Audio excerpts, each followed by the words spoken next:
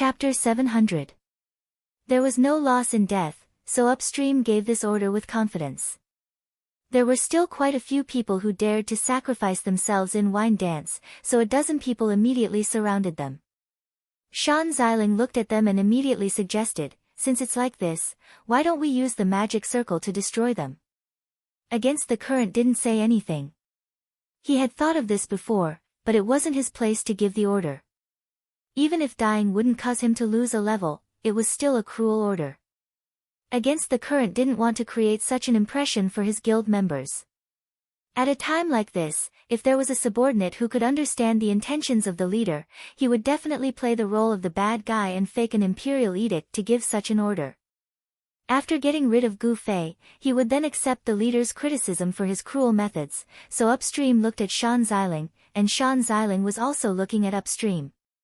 After seeing that the circle of people had all been killed by Gu Fei, Shan Xiling asked, "Isn't it like this?" Upstream sighed. He knew that Shan Xiling wouldn't be this kind of subordinate, so he could only sigh deeply and shake his head, saying, "No need." The second wave of Suicide Squad was sent out. Of course, everyone still tried their best to kill Gu Fei without sacrificing themselves. However, there was nothing they could do about it. Not only was Gu Fei's damage high, but his attack methods were even more powerful. His skills were the same, but whether it was slashes, or stabs, it was all up to the player. How could an ordinary person compete with Gu Fei in this aspect? Wherever Gu Fei pointed, he would strike. Even when Gu Fei faced them, his sword would never miss.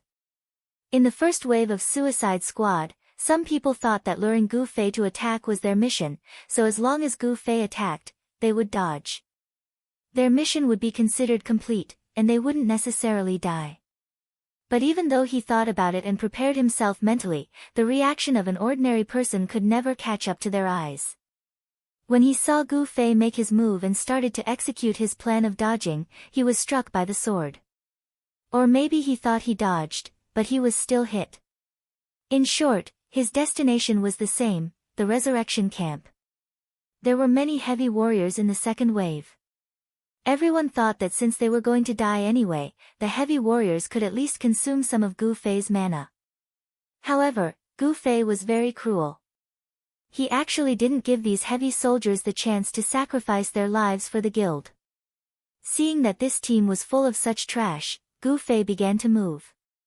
Heavy armored warriors would never be able to keep up with Gu Fei's movements. Even if they went against the flow, they wouldn't dare to watch as Gu Fei walked too crazily. If he ran to a corner and hid, replenished his mana, then came out to fight again, no matter how many people there were, it wouldn't be enough for him to take care of them. Some people analyzed Unhindered's defeat in the previous match, and Gu Fei taking advantage of this loophole was a major factor.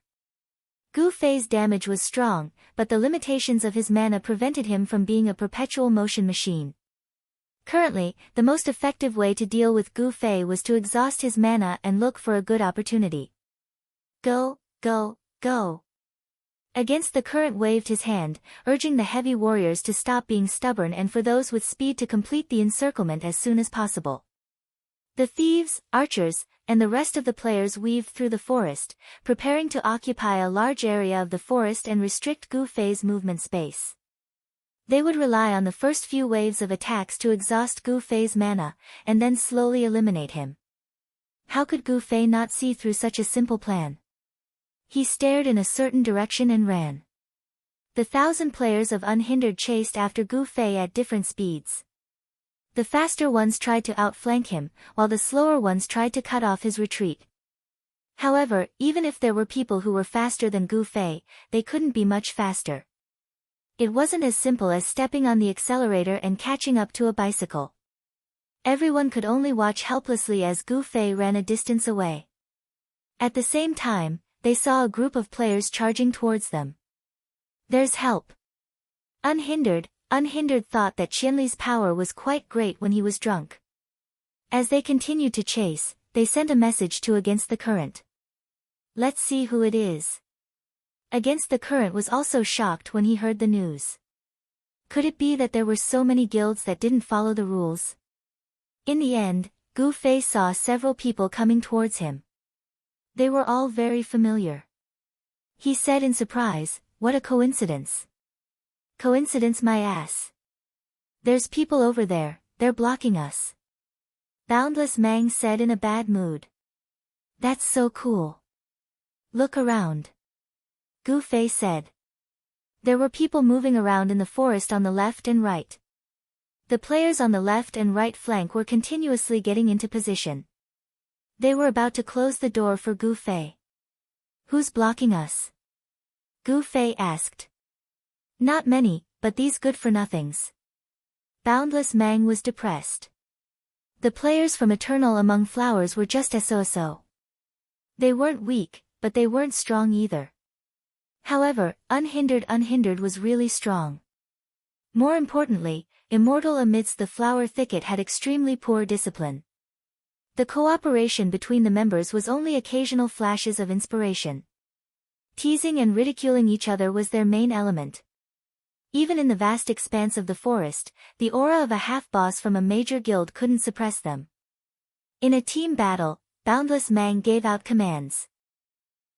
However, these commands were actually just a bit of deployment before the battle started.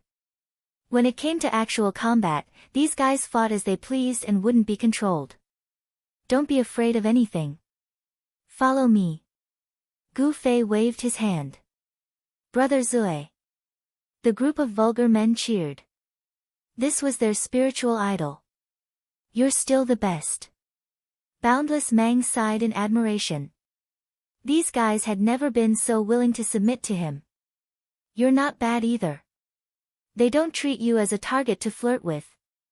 They're already treating you as someone important." Gu Fei comforted Mang. "You're courting death." Boundless Mang's temper was still the same as when he was in Moonlit Night City.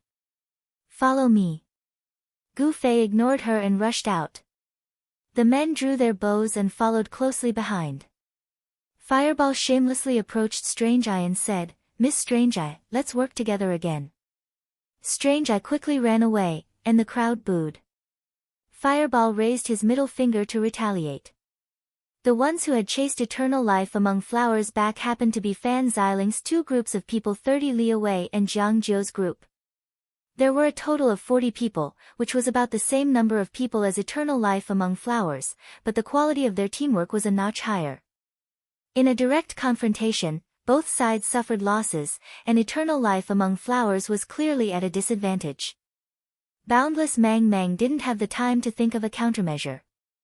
This group of fellows all shouted, "The situation is urgent," and fled in all directions. They were so angry that Boundless Mang vomited blood. After much difficulty, they managed to gather everyone together again. Gu Fei arrived. With a wave of his hand and a wave of his sword, the wind calmed down and he charged forward with his idol. 30 Li away, Jiang Jiu defeated the enemy in one move. He was full of confidence as he chased after them. Suddenly, the enemy turned around and attacked. The two of them were overjoyed. They thought that the enemy must have run into their main force, so they had nowhere to run. Both sides were composed of long-range archers, and they were already fighting from a distance of tens of meters. The bandits on Dancing for Wine's side began to sneak in from both sides, but in the middle of the two sides, a person charged out on a horse. Jiang Jiu, who was 30 li away, immediately ordered his men to focus fire on this person. However, this person's movements were abnormally agile, and he took advantage of the forest's many trees to easily avoid the attacks. When he saw the person's face clearly, he shouted from 30 li away, "It's Qianli drunk. Why are you panicking?" Jiang Jiu was calmer than he was from 30 li away. "Don't let him get close." Shouting from 30 li away, they only had a group of archers. If he got close, they would be finished. If Qianli drunk got close, then they would be finished. "Why aren't you running?" Jiang Jiu turned around and ran very quickly. So this was the reason why he wasn't panicking. As Gu Fei rushed over, he also picked out a few bandits along the way. Eternal Life in Flowers and Gu Fei had a tacit understanding, and the people he picked out were all killed by their concentrated fire. When Gu Fei finished rushing, he had killed a total of 8 bandits, and the remaining 10 or so didn't dare to move. When they came back and saw their mother team, they had already turned around and ran. My God, Jiang Jiu, why are you so fast? Jiang Jiu, who was 30 li away, was pulled down 5 meters. He was very anxious, very anxious. It's actually not a big deal, I won't lose a level even if I die. Jiang Jiu turned around and said. Then why are you running? Asked 30 li away. To stall for time. Our people are definitely behind us. If we go up and get killed instantly, then we don't even exist. It's better to run and stall for time. Jiang Jiu said. Excuses? Is that an excuse? Whatever you think. Jiang Jiu pretended to be cool. In terms of speed, these people were better than Gu Fei. Gu Fei couldn't bear to use teleportation, so he drove the sheep from behind. Eternal Life in Flowers followed closely behind. Shooting arrows while running was too difficult. Among the players, Gu Fei could only see the veterans led by Yi Xiaowu do it smoothly. Of course, the men in Flowers didn't have this skill, but they could taunt and attack. They used all the energy they used to tease girls. Strange Eye frowned as he listened, and Hazy Mang's face darkened. Tsubasa Sakuratsuka stood in front of her, as if he didn't want to mix with the mud. Yen Xiaozhu ran to Gu Fei and asked, Your friend? Gu Fei's face was covered in tears. Surround them. Surround them. Why aren't they surrounded? When Gu Fei and Eternal Life in Flowers rushed out of the forest, Jiang Jiu shouted angrily. 2 waves of people were killed by Qianli's drunkenness. The player in charge of this quest reported. What's going on? Didn't you say there were people blocking the way? Didn't they use up all of Qianli's mana? Jiang Jiu asked. Those people ran away as soon as they saw Qianli's drunkenness. Someone reported. What's wrong with your people? Jiang Jiu questioned Shan Xiling. Shan Xiling was depressed. He was the one who brought them to chase after Qianli's drunkenness. How did they become his people? While he was depressed, he had to send a message to Jiang Jiu who was 30 li away, Where are you two? Jiang Jiu who was 30 li away asked, Did you get the message? Yes. Jiang Jiu said. How do you explain? Running away, I don't have time to explain. Jiang Jiu said. You're amazing. Jiang Jiu sighed and closed the message, pretending he didn't see it. Shan Xiling waited for a long time but didn't get a reply, so he shouted in the channel, Jiang Jiu, you too, where are you running to? Go back and stop Qianli's drunkenness for me. The 2 pretended they didn't see it, but the people following them weren't blind and quietly asked, Shan Xiling told us to stop and stop the enemy. Stop who? Jiang Jiu who was 30 li away asked. Qianli's drunkenness. Someone said.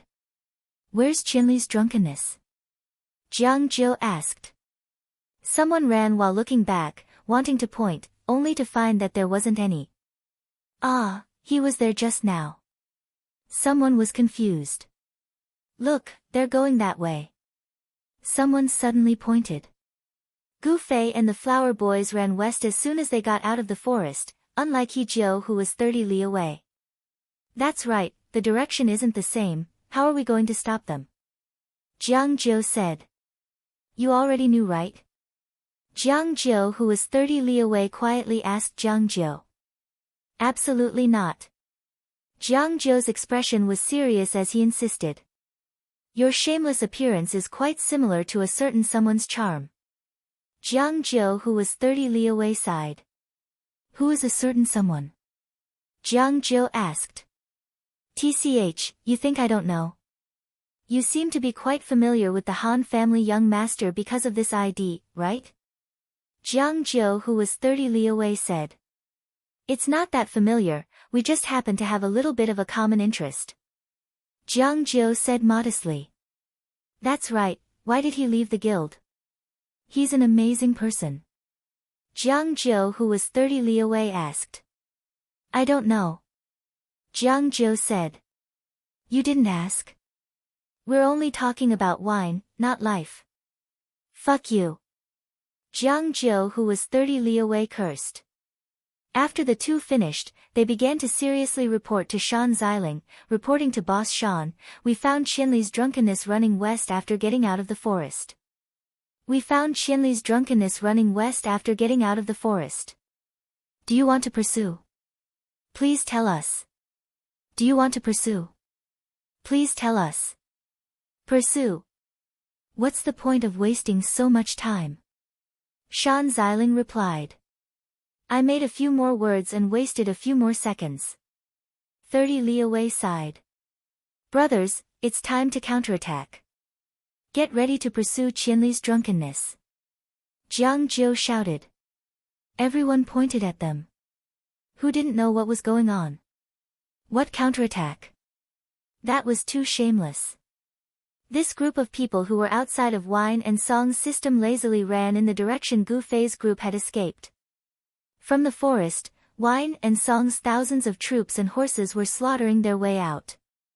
Their killing intent soared to the heavens, and they immediately turned west without any hesitation. "Hurry, that forest on the west side!" Boundless Mang Mang shouted from the group. "What are you shouting for?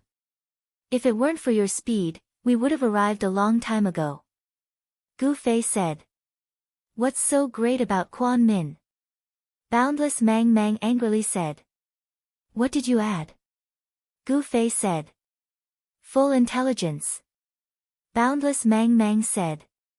"This could be considered an extreme addition." "It's useless," Gu Fei said. "Fuck, do you have the right to say that?" Boundless Mang Mang's cheeks streamed with tears. A mage who added points to agility actually had the face to say that other people's points were useless. "Add agility," Gu Fei said.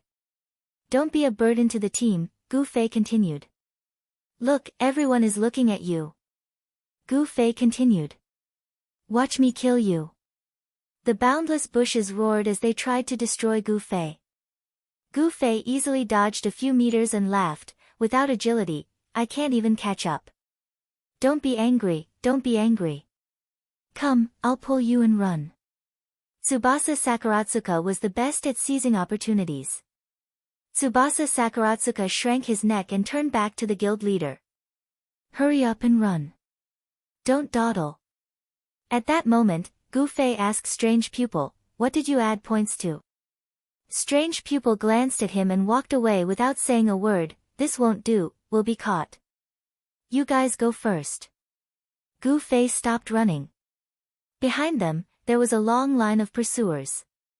There was also a gap between the speed of the players from drinking and singing. The vanguard was about to catch up. "Don't die here." The boundless bushes glared at Gu Fei, but he did not stop running. He continued to run. In his heart, he was thinking about the problem that Gu Fei had mentioned. Eternal Life in Flowers was an agility-based class. Since he was with such a special team, it seemed like he should really consider adding some extra points to agility. But it was so difficult to level up now. It was too late to start adding agility now. The system did not have a refresher service. Could he get agility equipment? How much could he add? The boundless bushes ran as he calculated. Gu Fei seized the time to fill up the fruits. This little bit of time was not enough to recover much mana. Strange Pupil saw this. After a slight hesitation, he finally took off a pair of rings from his hand. "Hey!" Strange Pupil shouted. Gu Fei turned around. Strange Pupil had already thrown 2 rings at him. Gu Fei took it and looked at it. It was a set of green words, and it was a mana loop. The left ring reduced mana consumption by 20%. The right ring increased the maximum mana by 20%. The left and right ring added additional attributes and recovered 2% mana per second. Gu Fei quickly calculated. Now that he had full mana, he would have some mana left after using Double Flame Flash 4 times. On average, a Double Flame Flash would consume 22% of his mana. Now that the consumption had been reduced by 20%, he would consume 18% of his mana. Double Flame Flash could be used 5 times, and the upper limit had been increased by 20%. If he could recover 2% mana per second, he would have full mana in 50 seconds. He could use Double Flame Flash 6 times in 50 seconds, an average of 1 every 8 seconds, Double Flame Flash every 8 seconds. Gu Fei was excited. As long as he could maintain this pace, he would never have to worry about mana. Gu Fei's arithmetic was not that good. He came to this conclusion after a rough calculation. He immediately turned around and called out to the others, "Stop running." "Are you serious? What did Miss Strange Pupil give you? An atomic bomb?" Everyone was shocked. It's an equipment that increases the maximum mana capacity, reduces mana consumption, and recovers mana. As long as you control your output well, you can ensure that your mana will never run out, Strange Pupil said. Yes, I've done the calculations. Gu Fei had not only done the calculations, but he had also put the rings on. But my mana is not full now. Gu Fei frowned. Seeing that the people were already close, he waved at them. "You guys run first. Then you be careful." Everyone did not hesitate and immediately ran, flying as fast as they could. Gu Fei gobbled down the fruits, hoping to recover as much as he could. When the first arrow reached him, Gu Fei's mana had recovered by 48%. Under these circumstances, how could he control his output so that his mana would not decrease but increase instead? Gu Fei was not a mathematician. He felt that he needed at least a piece of paper to solve this problem. But there was no time. The pursuers were close. 50%. The evasive arrow stopped the effect of the fruits, but the mana loop had begun to take effect. Gu Fei's mana had recovered by 2%. If he used Double Flame Flash every 8 seconds, his mana would not decrease. Gu Fei thought. Wait a minute. Doesn't this mean that if he used Double Flame Flash every 8 seconds, his mana would recover? Stupid, he actually needed a piece of paper for this kind of problem. Gu Fei felt ashamed. Chapter 701. Attacking once every 8 seconds and never running out of mana, this sounded like a very satisfying thing. But there was one thing that wasn't satisfying, and that was how many attacks he would receive in 8 seconds. Theoretically speaking, Singing Wine had 1,000 players. Even if everyone only attacked once every 8 seconds, that would still be 1,000 attacks. Not to mention, it was impossible for them to have such a slow rhythm. Of course, this was only the most superficial theory.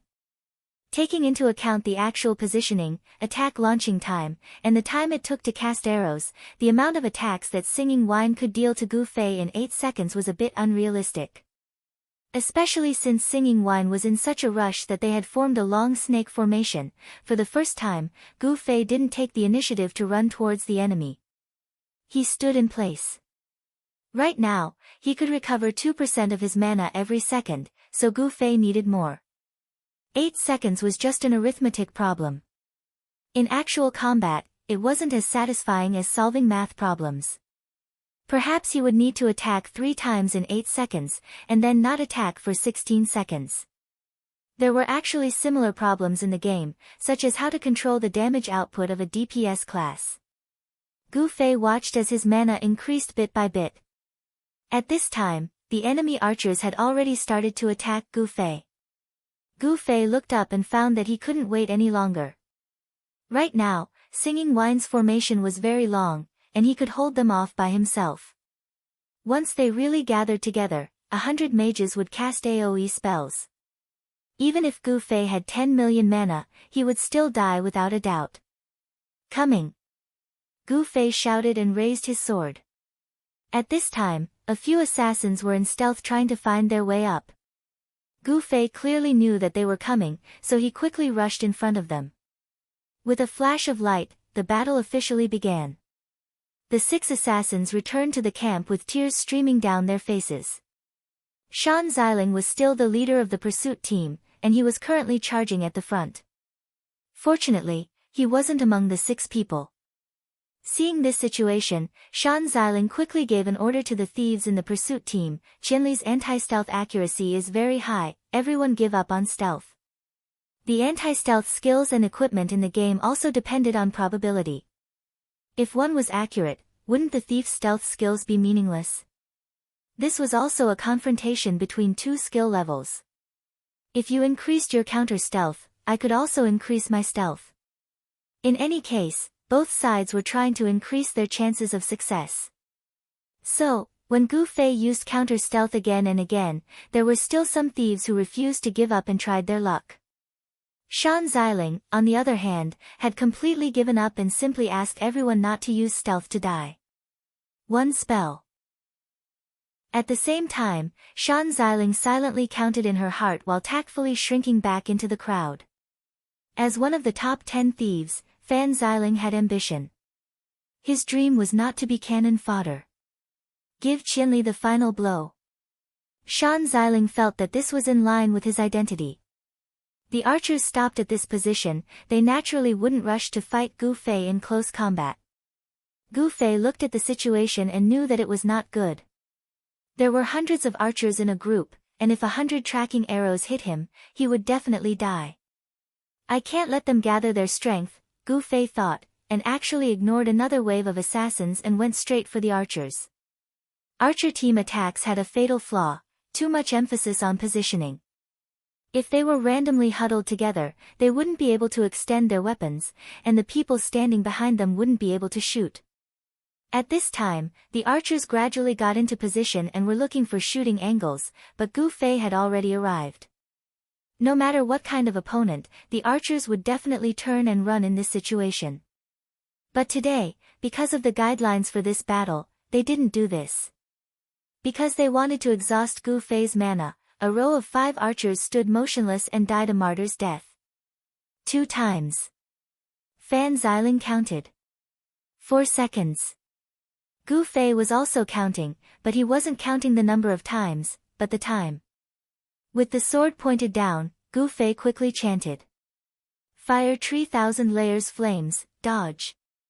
Someone from Song of Wine immediately shouted. Gu Fei was surprised for a moment. He did secretly cast this spell, but he didn't think that the people from Song of Wine would be so closely watching his every move. The players a few meters in front of Gu Fei scattered. Gu Fei's sneak attack failed and wasted a spell. He was very distressed. But the opponent's formation was also messed up. The archers needed to get into position again. Gu Fei dodged and retreated, helping Song of Wine to maintain the formation.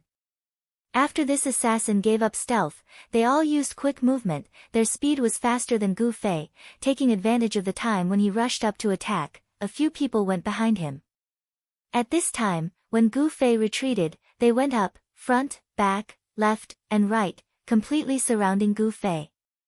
Gu Fei didn't care. He found a direction and rushed up. His attacks were extremely fast. A few slashes, the opponent saw that it was only a single target. This person really didn't use mana. They could only helplessly rush up and sacrifice themselves to lure Gu Fei to use his ultimate skill. Gu Fei wasn't polite. He swung his hand in a circle. Dual flame flash. The result was that there was an assassin in this group who unexpectedly didn't die.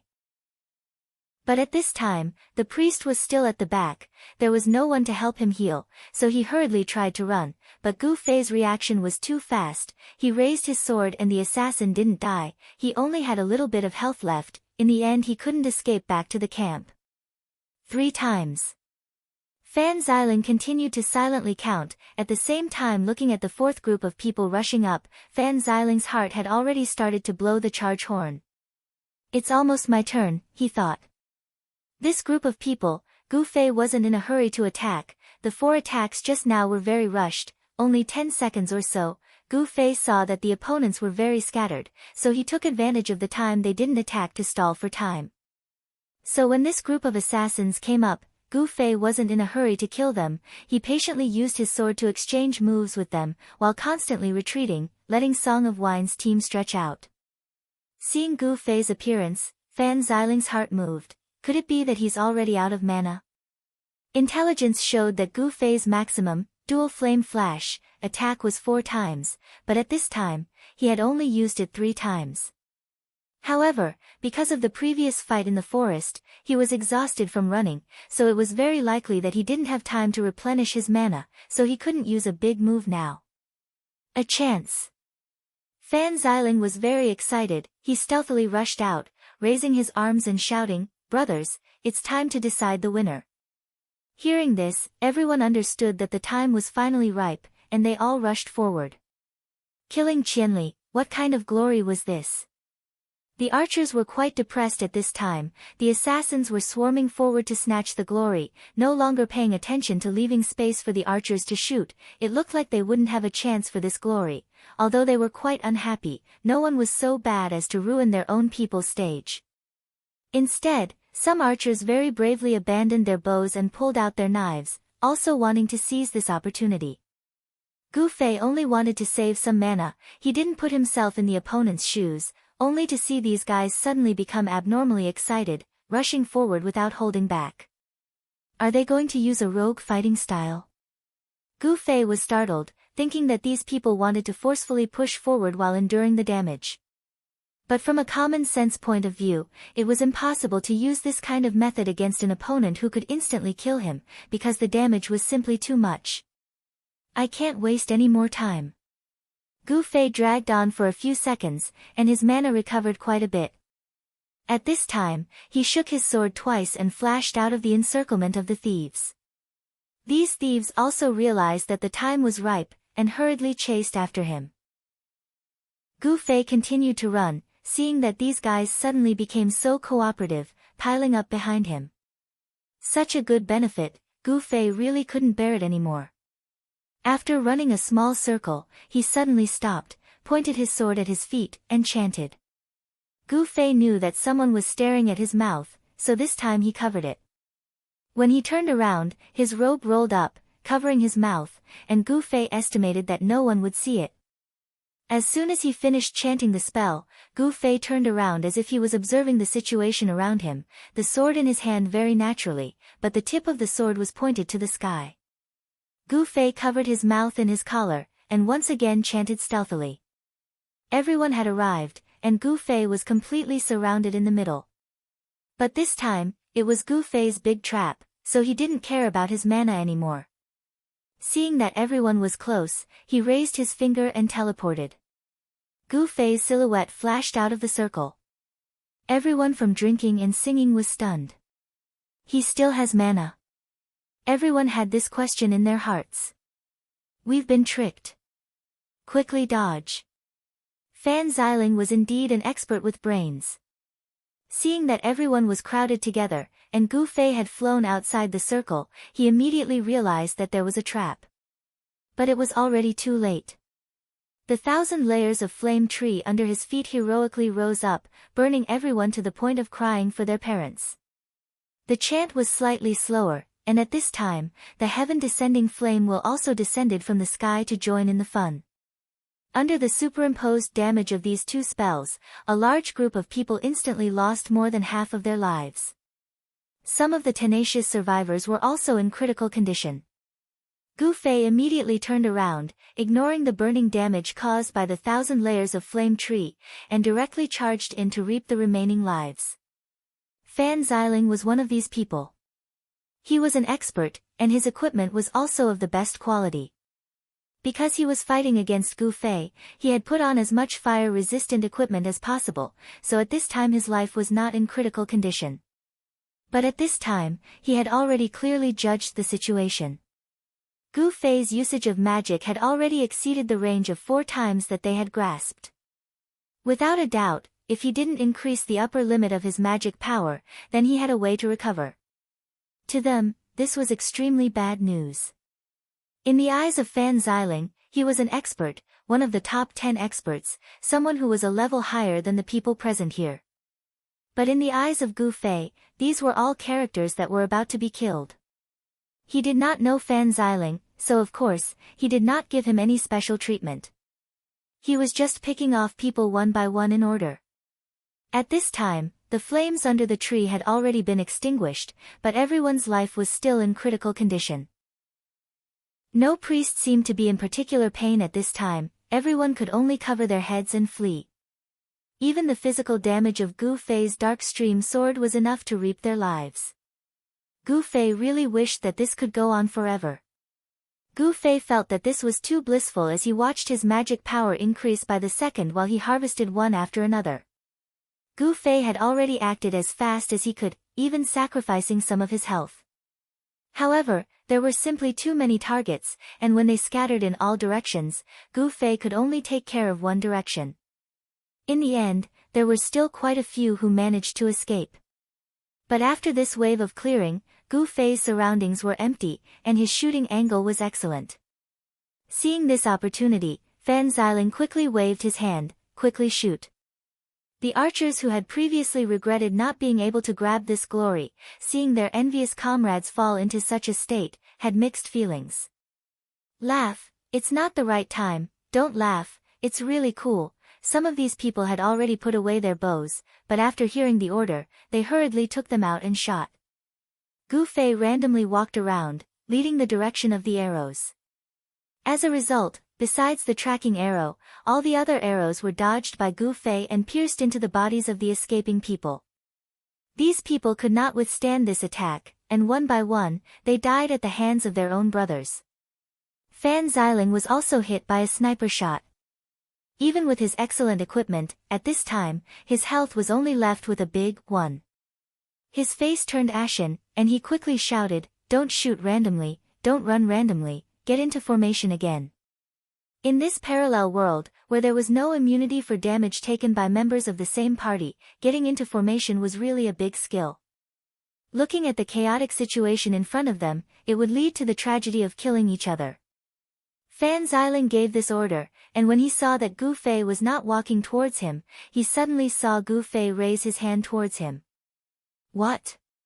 Fan Xiling was confused for a moment, but a tattered dagger had already smashed into his head. Fan Xiling only had 1 health, and at this time, he was not able to dodge the attack, so he was forcefully deducted. Fan Xiling's face was full of tears. He was one of the top 10 thieves, but in the end, he was killed by a mage's throwing attack, and what he threw was absolute garbage that he could not even see through. That dagger was still rusty. As for Gu Fei, killing Fan Xiling was just a matter of convenience. He had intentionally drawn the arrow, so Fan Xiling had also fallen into his trap. But when he found out that this guy was not dead after being hit by the arrow, Gu Fei guessed that he did not have much health left, so he casually threw a flying dagger at him.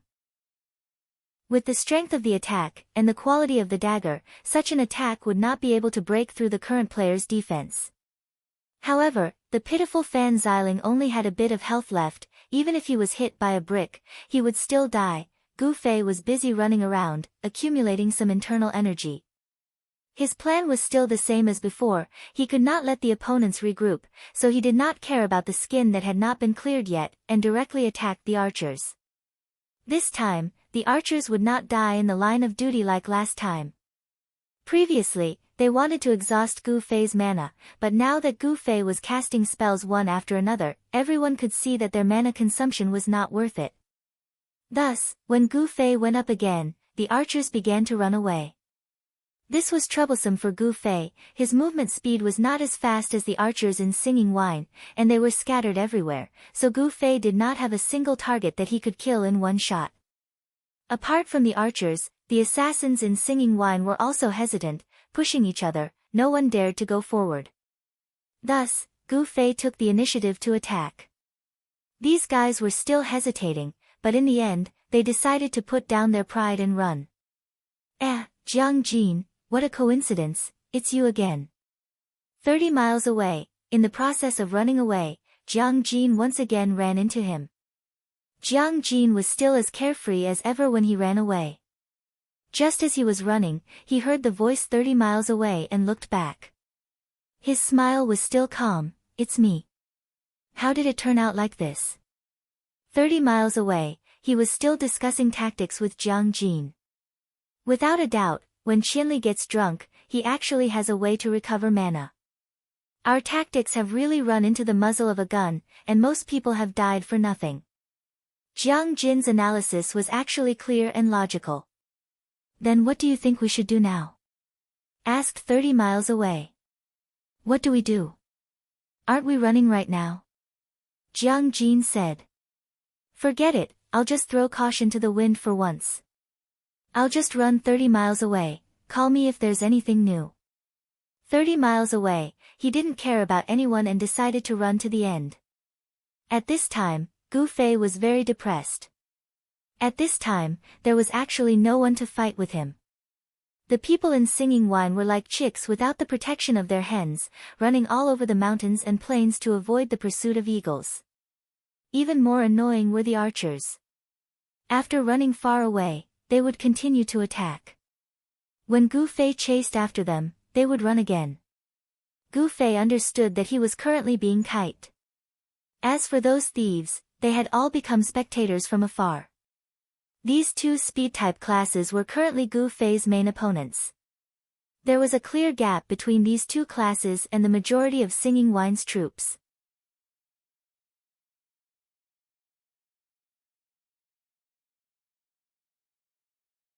Chapter 702.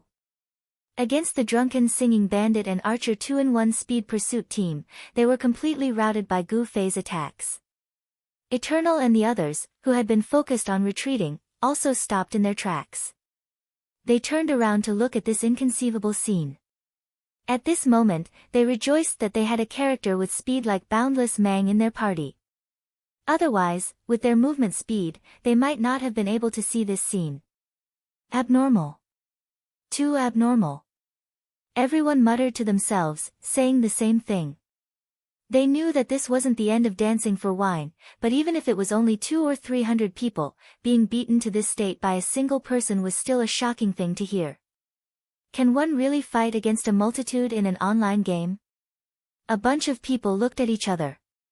Any normal gamer would never be able to keep up with Gu Fei's valiance.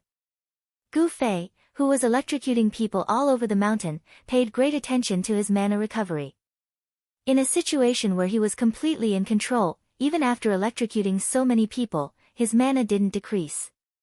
Instead, it increased. At this moment, it was already full. With Upstream's command, everyone seemed to have found the right direction. They turned around and ran into the embrace of the main group. Gu Fei didn't let them go. He continued to chase behind them, releasing lightning and thunder. Upstream's face was like a sky filled with lightning, flickering between bright and dark. Magic formation. Upstream took a step forward and roared angrily. As the guild leader, Dancing for Wine's magic formation was personally led by him. It was their signature dish in group battles. As long as one stepped into the range of their magic formation, no one had the ability to escape. As their coordination grew more and more proficient, the magic formation's attack range reached its maximum. The positions that their magic formation couldn't reach wasn't a problem with their skill, but rather a setting of the game. Mage's magic control could only reach so far. The thief and archer team returned to their party with their heads lowered, not daring to speak. They also felt very embarrassed, and were even too embarrassed to raise their heads to ask for a reply from the priest. No one paid attention to them. The mages obeyed the summons of Countercurrent and stood at the front. Everyone raised their staffs high, waiting for Gu Fei to come over and then stew him in a pot of fire. However, when Gu Fei was about 30 meters away from them, he stopped moving. The mages gripped their staffs so tightly that their hands were sweating. They stared at Gu Fei, but... Yes, Gu Fei did not take another step forward. 30 meters was outside of a mage's attack range. As expected of a mage, he understood this data very well. All the mages had been holding back their energy, waiting to erupt. In the end, Gu Fei stopped just as they were about to spit out blood. Everyone held their breaths and suffered internal injuries. Countercurrent was indeed worthy of being the guild leader. When the mages were about to spit out blood, he still maintained his calm and shot a chain of fireballs towards the sky, sending a message, "Advance." The mages lined up and moved forward. If the enemy doesn't advance, I'll advance. With this thought in mind, the enemy retreated. Fuck. Countercurrent finally couldn't hold it in anymore and spat out blood. With Gu Fei's movement speed, in the time it took for them to advance, he had already taken 3 steps back. It was impossible to close the distance between them and Gu Fei. The only ones who could close the distance were the thieves and archers. But this team. Going against the flow and looking back, the thieves and archers were all like withered willows. They didn't even dare to raise their heads. They couldn't be counted on at all. According to Shan Ziling's understanding, if they had a priest to heal them at that time, they wouldn't have been so utterly defeated. But the problem was that they didn't have one, and when Qianli got drunk, his movements were erratic, making it difficult for them to figure out what to do. Moreover, his eyes were sharp. Everyone wanted to take turns to eat bread, but in the end, he would attack whoever ate the bread. Countercurrent finally understood. A team without a priest couldn't suppress Qianli's drunken, and a team with a priest couldn't catch up to Qianli's drunken. This was a dead end. Countercurrent looked at his team and asked a question, "Do you have a priest that adds agility?" The guild was silent. The knowledgeable people realized this problem at this time. To suppress Qianli's drunken, they had to have a speed that could keep up with him. From this perspective, it seemed like they had 1,000 people fighting against Qianli's drunken, but in reality, there were only 300 people. The short-legged warriors, mages, and priests didn't have a chance to fight the opponent at all. Even if there were some who added agility, how could these professions be so extreme as to put all their points into agility? Without this speed as a guarantee, they wouldn't even be able to face Qianli's drunken face to face. Having more people didn't mean that you had more power. Having more useful people was more power. By the time Countercurrent realized this, it was already too late. The 300 people they had were no match for a single Gu Fei. In Shan Ziling's report, not only did he point out that Gu Fei definitely had the ability to recover his mana, he also suspected that Gu Fei even had equipment that could recover his health. Coupled with his agility, he was able to dodge more than 95% of the attacks that were aimed at him. He was basically immortal.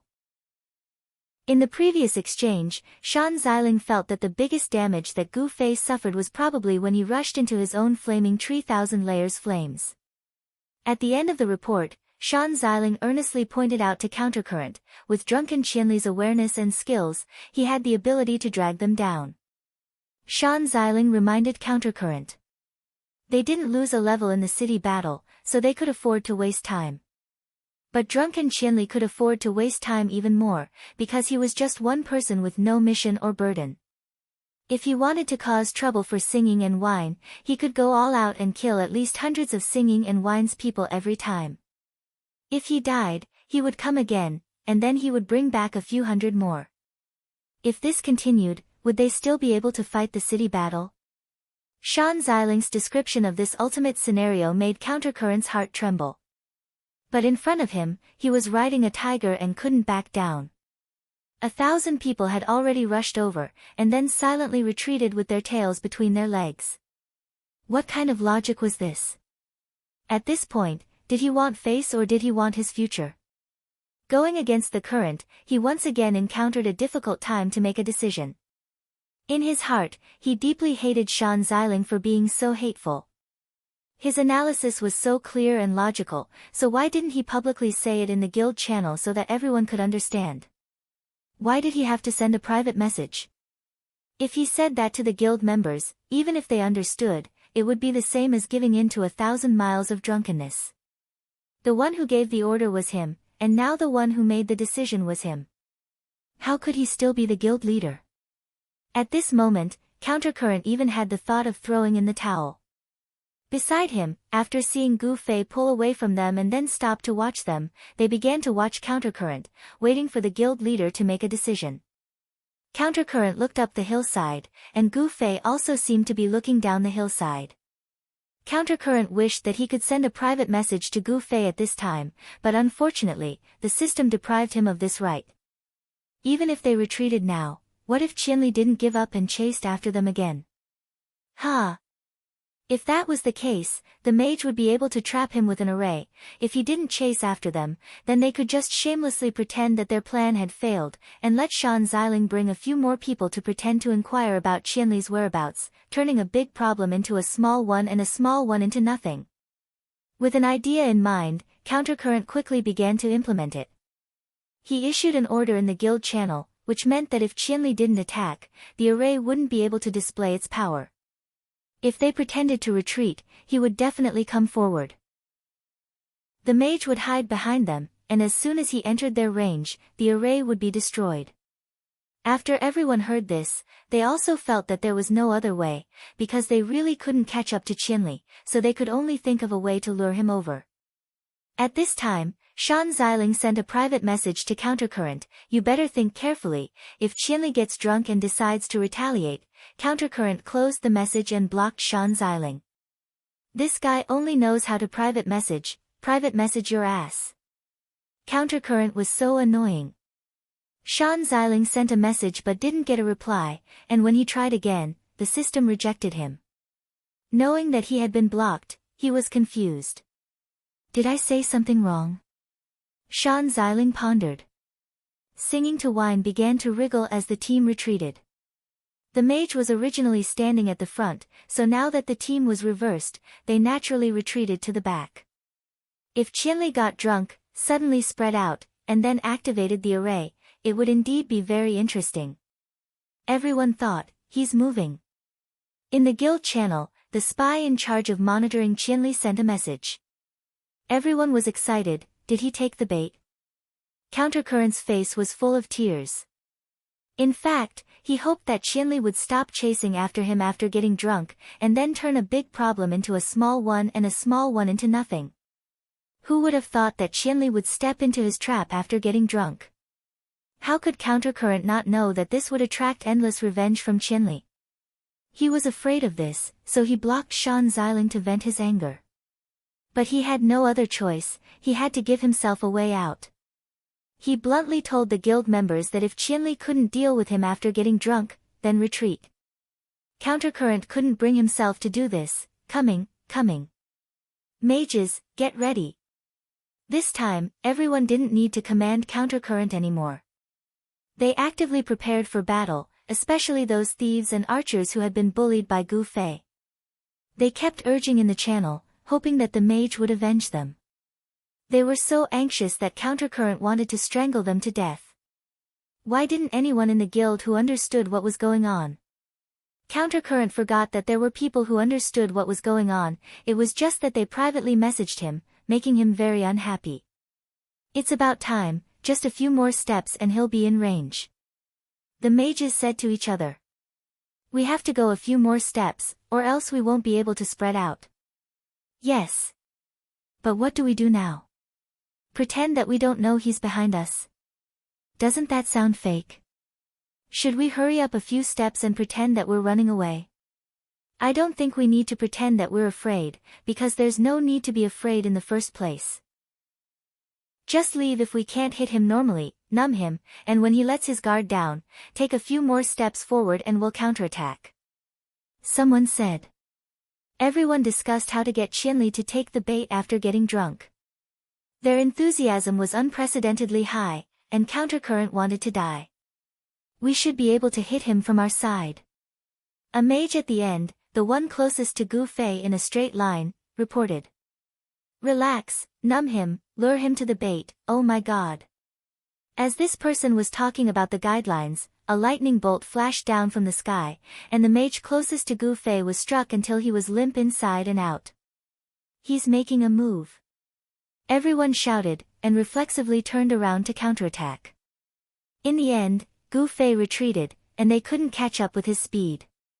Gu Fei was still out of their spell range, and the mages could only watch helplessly. "What do you mean by that?" Everyone was dumbfounded. Gu Fei suddenly closed in, and with another lightning bolt, he struck that person again. Priests!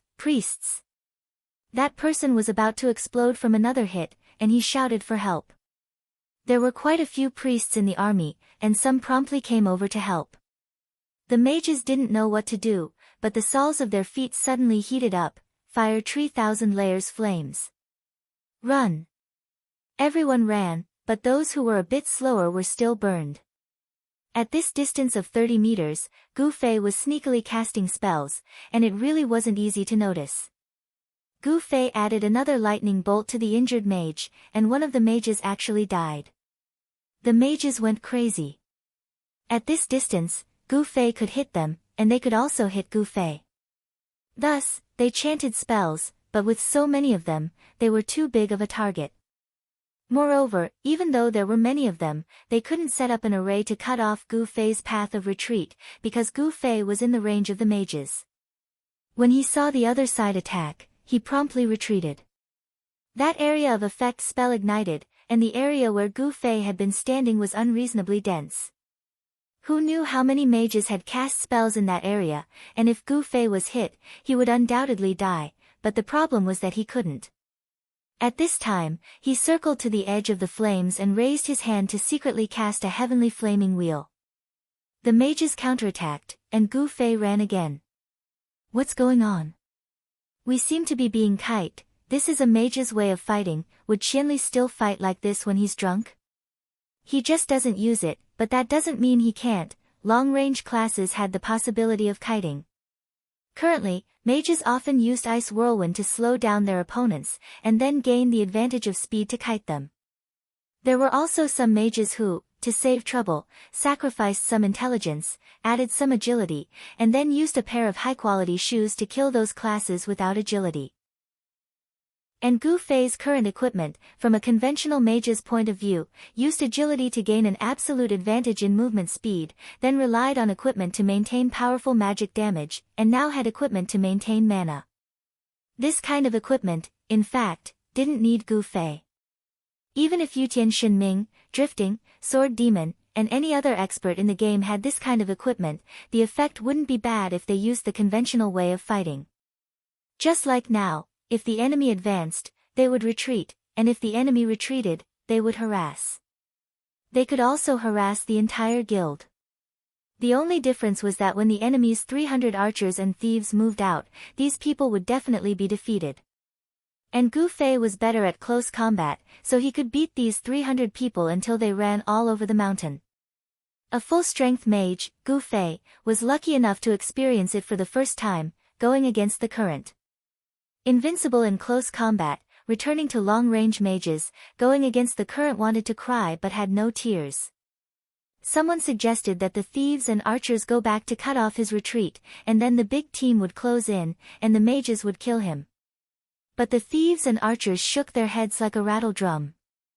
Their reasoning was also realistic. If they could stop him, they would have done it already. Why would they need to teach them? So someone suggested that they divide into several groups to surround him, and then slowly shrink back, but it was also rejected. This was a hillside, and Qianli was drunk looking down from above.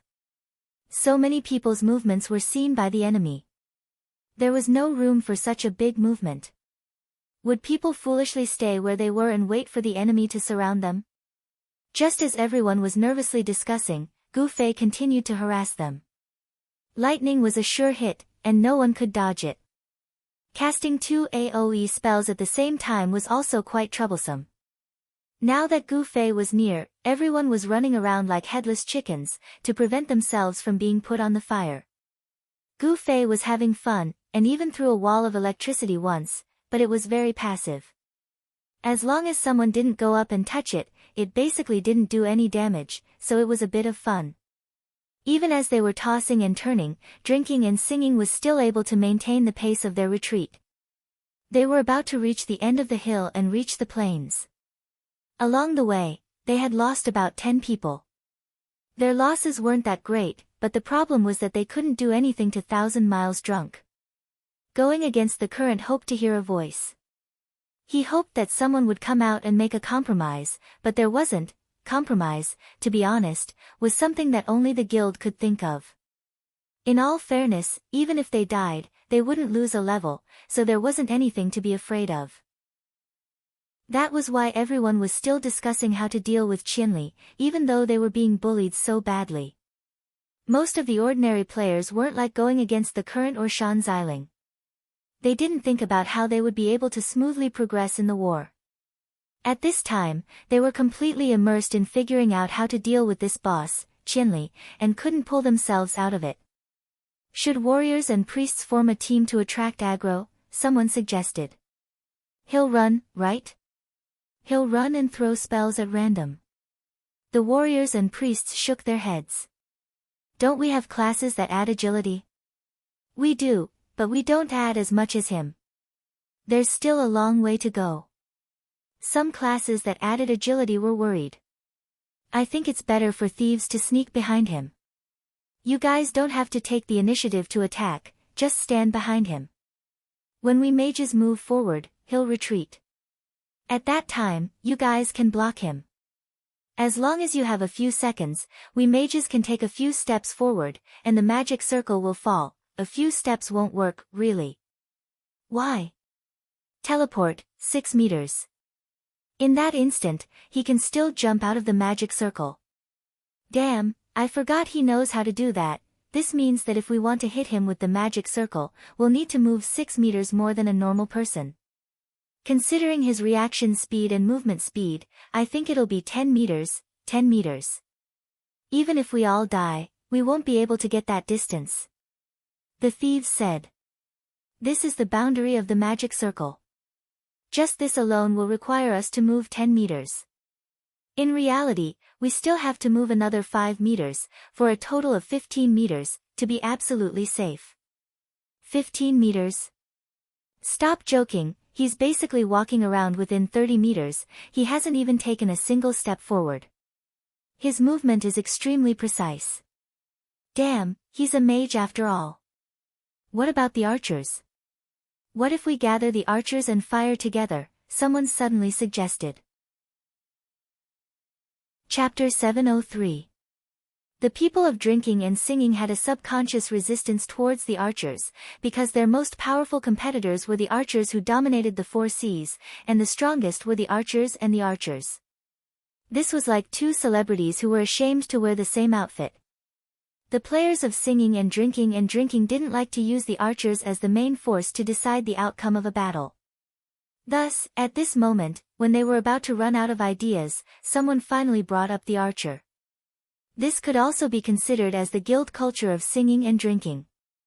At this moment, if it was any other guild, at this moment, in this situation, the archer would have long since been used. The archers had a longer range than the mages, and could attack Gu Fei from a position where Gu Fei couldn't hit them. Previously, because Gu Fei had intentionally stretched the formation, the archers hadn't been able to form a group. But now, they had long since joined forces with the people of the guild. Archers! Archers! The guild was calling out to them from top to bottom.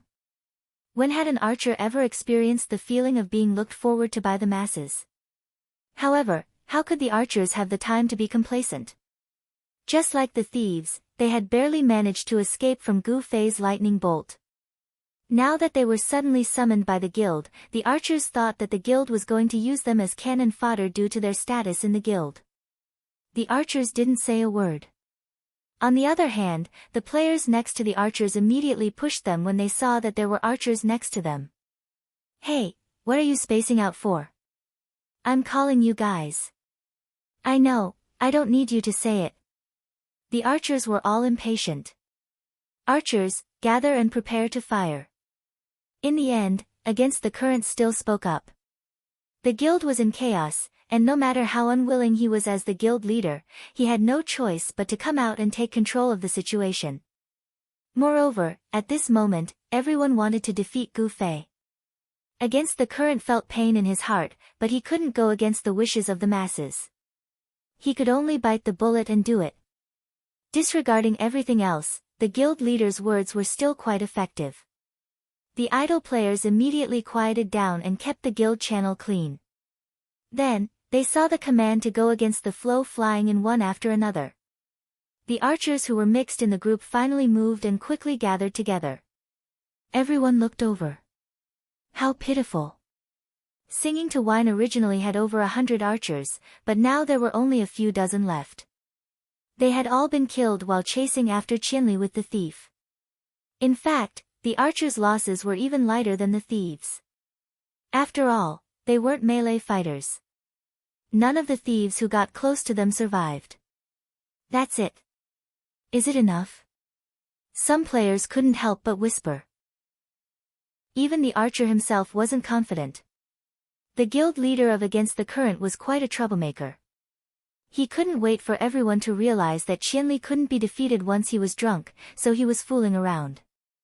When everyone had gathered, he yelled, "Ready, shoot!" Although the archers had gathered together, they still had to be in position to attack.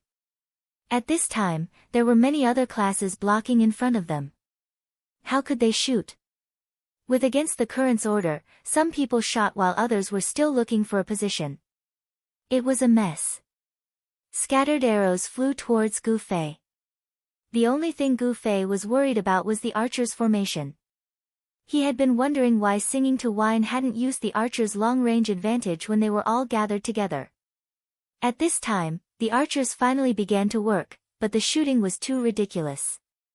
Gu Fei felt that it would be better to call all the men in the brothel over to shoot a wave than this. Gu Fei either shot or dodged. In the end, if an arrow didn't hit its target, he would find the time to throw an area of effect spell. Against Singing for Wine's chaotic dodging, Gu Fei targeted an archer and happily threw a lightning bolt. No need to dodge, his AoE spell can't kill anyone. Someone in the guild shouted. One won't kill him. What if he throws two at the same time? Someone questioned. Where are the archers? Interrupt his casting. The archers had tears streaming down their faces. Interrupting meant hitting the target. If they could hit the target, why would they bother interrupting? They could just kill Gu Fei at the same time. Homing arrows, use homing arrows. Someone shouted. As a result, white arrows shot out from Singing to Wine's formation. When Gu Fei saw that they were homing arrows and there were a lot of them, he turned around and ran. An archer was different from a mage. Different archery skills had different firing speeds and ranges. In addition, the archer's skill points also had an effect on these attributes. But in any case, a skill like homing arrow had a 100% hit rate, so other aspects would naturally be greatly restricted. At this time, Gu Fei had a 30-meter starting advantage. After that, he sprinted and used teleportation. As a result, the homing arrows were naturally dejected. Singing to Wine's members saw that even the archers couldn't do anything to Gu Fei and became dispirited. Taking advantage of Countercurrent's revival in the channel, someone immediately asked, "Guild leader, what do we do?" Countercurrent was going crazy. Each and every one of them only knew, what to do. In such a big guild, how could there be no one who understood the ways of the world? At this time, did they know to give their guild leader a ladder so that he could escape? Countercurrent glared at the brothers around him. These dogs usually followed him around, but they didn't even know how to play the bad guy. Countercurrent felt that he had failed in cultivating talents. He heard that in Reigning the Seas, Reflection of Years would often play the bad guy for Sworn Sword. His guild was lacking such a talent. Just as Countercurrent and the others around him were staring at him in confusion, there was finally a voice in the guild. Fan Xiling was still Fan Xiling after all. Shan Xiling's loyalty to the guild was undoubtedly very high. When he considered a problem, he would always consider the guild's interests. He knew that he could no longer compete with Gu Fei, but he didn't guess that Countercurrent's intentions. He thought that Countercurrent still wanted to fight Gu Fei, so he sent a private message to Countercurrent to persuade him to give up. He didn't know that Countercurrent already had such intentions, but he couldn't bring himself to take back the battle order that he had previously issued. Fan Xiling was truly selfless. After being blocked by Countercurrent in a fit of anger, he was still worried for the guild.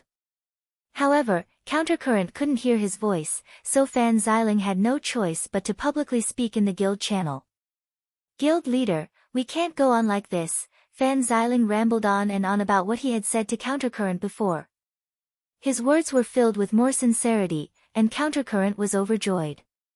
Before Fan Xiling could finish speaking, he had already sent a message saying, "Fan Xiling's words make sense." Fan Xiling was stunned. "Did I make sense? Didn't I say the same thing before? Why didn't he respond?" Fan Xiling was at a loss.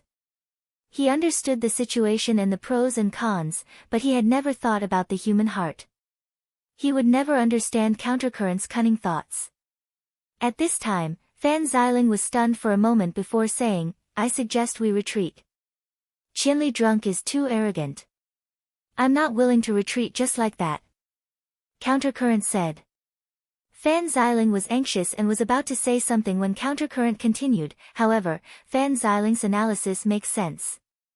Right now, we are in the middle of a city war.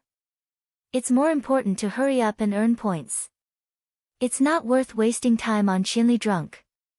We should retreat first and go back to fight the city war. There will be plenty of opportunities to settle accounts with Qianli drunk in the future. Fan Xiling was quite puzzled. What Countercurrent said seemed to be the same as his original intention, but it was also different.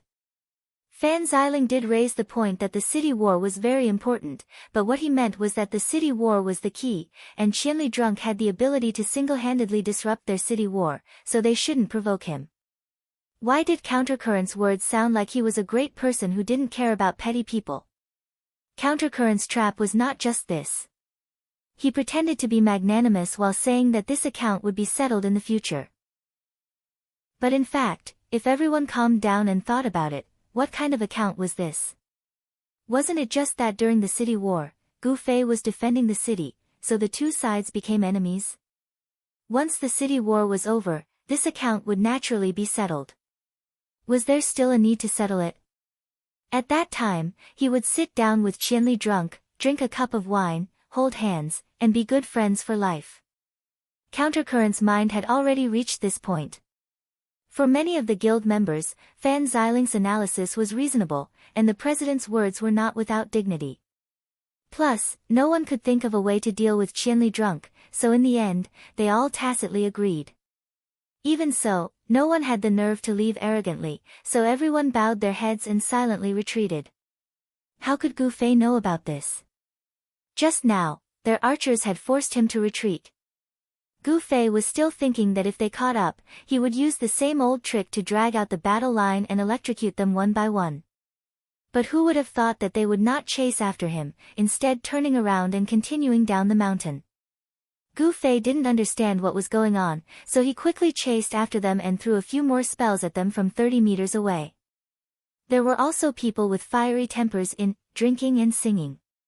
Seeing that Gu Fei was still going on, roaring angrily and shouting to kill, but things had already reached this point, going against the current would not allow anyone to incite the flames of war. Immediately, they used the city war as an excuse, asking everyone to ignore Gu Fei. "Are we just going to let him electrocute us one by one?" someone said indignantly. "Don't be surprised, the strange will defeat itself." Countercurrent was quite a good phrase. And this phrase was very suitable for Gu Fei. Gu Fei chased after him for a while, but when he saw that drinking and singing completely ignored him and didn't react at all, he knew that the other party had silently admitted defeat. Should he continue chasing?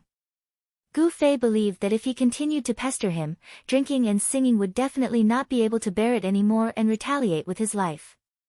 Under the rules of the city war, both sides were meant to kill each other. Even if Gu Fei did this, there was nothing wrong with it. But why would Gu Fei care about the rules of the game? In his opinion, doing this was going too far. In the end, he stopped and watched drinking and singing slowly leave. Countercurrent let out a long sigh of relief. He was really afraid that Qianli would get drunk and continue to take points from their guild. Now it seemed that as long as you didn't anger him, he would know his limits. Seeing that everyone in the guild was quite dispirited, Countercurrent felt that he needed to say something to cheer them up, so he sent a message in the channel. "Did Qianli stop chasing after us after getting drunk?" He doesn't dare to go too far." I think it's not that he doesn't dare to, he just doesn't want to, right?"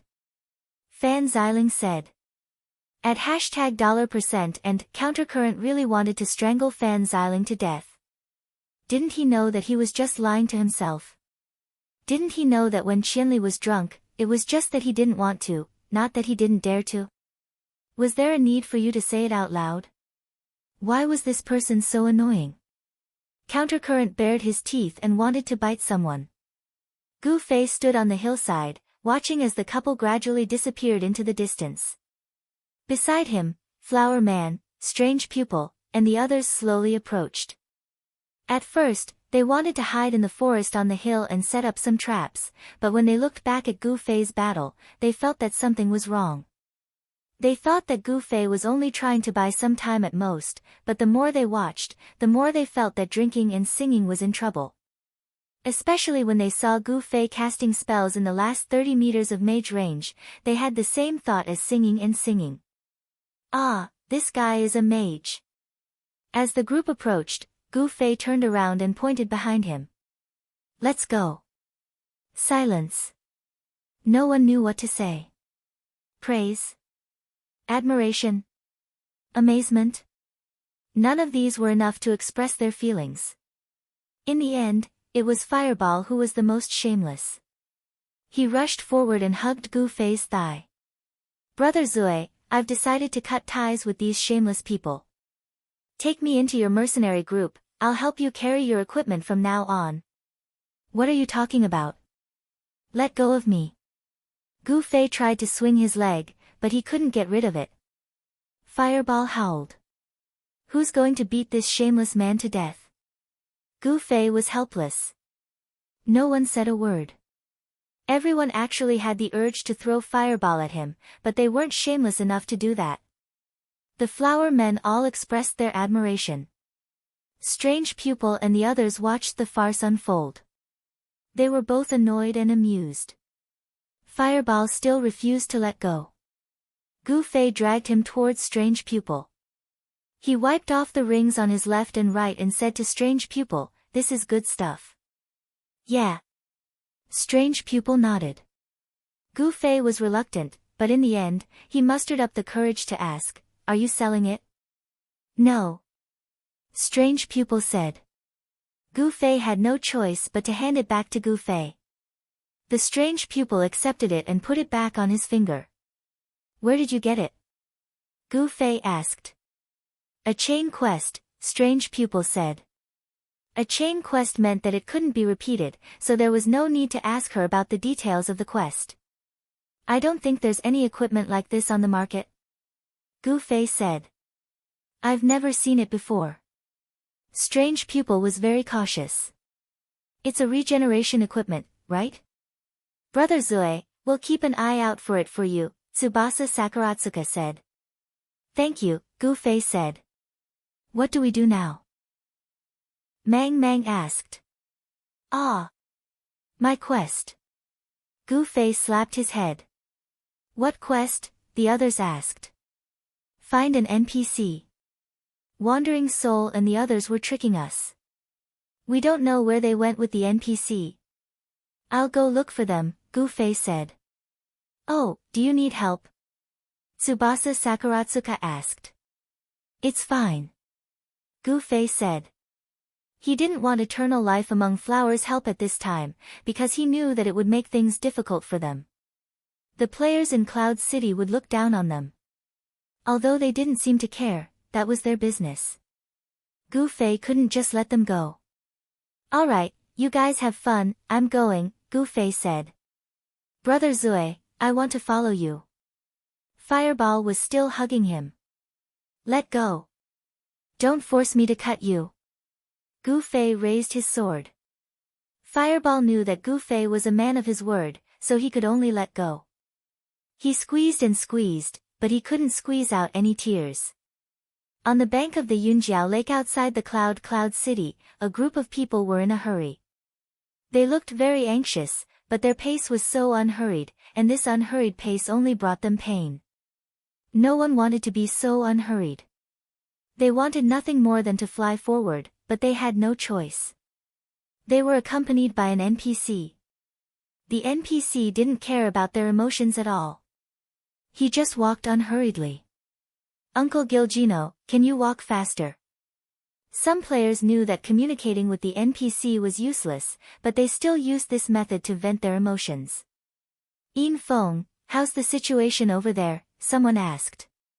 They've already been wiped out by singing to wine, Yin Feng said, however, they probably didn't notice our trap.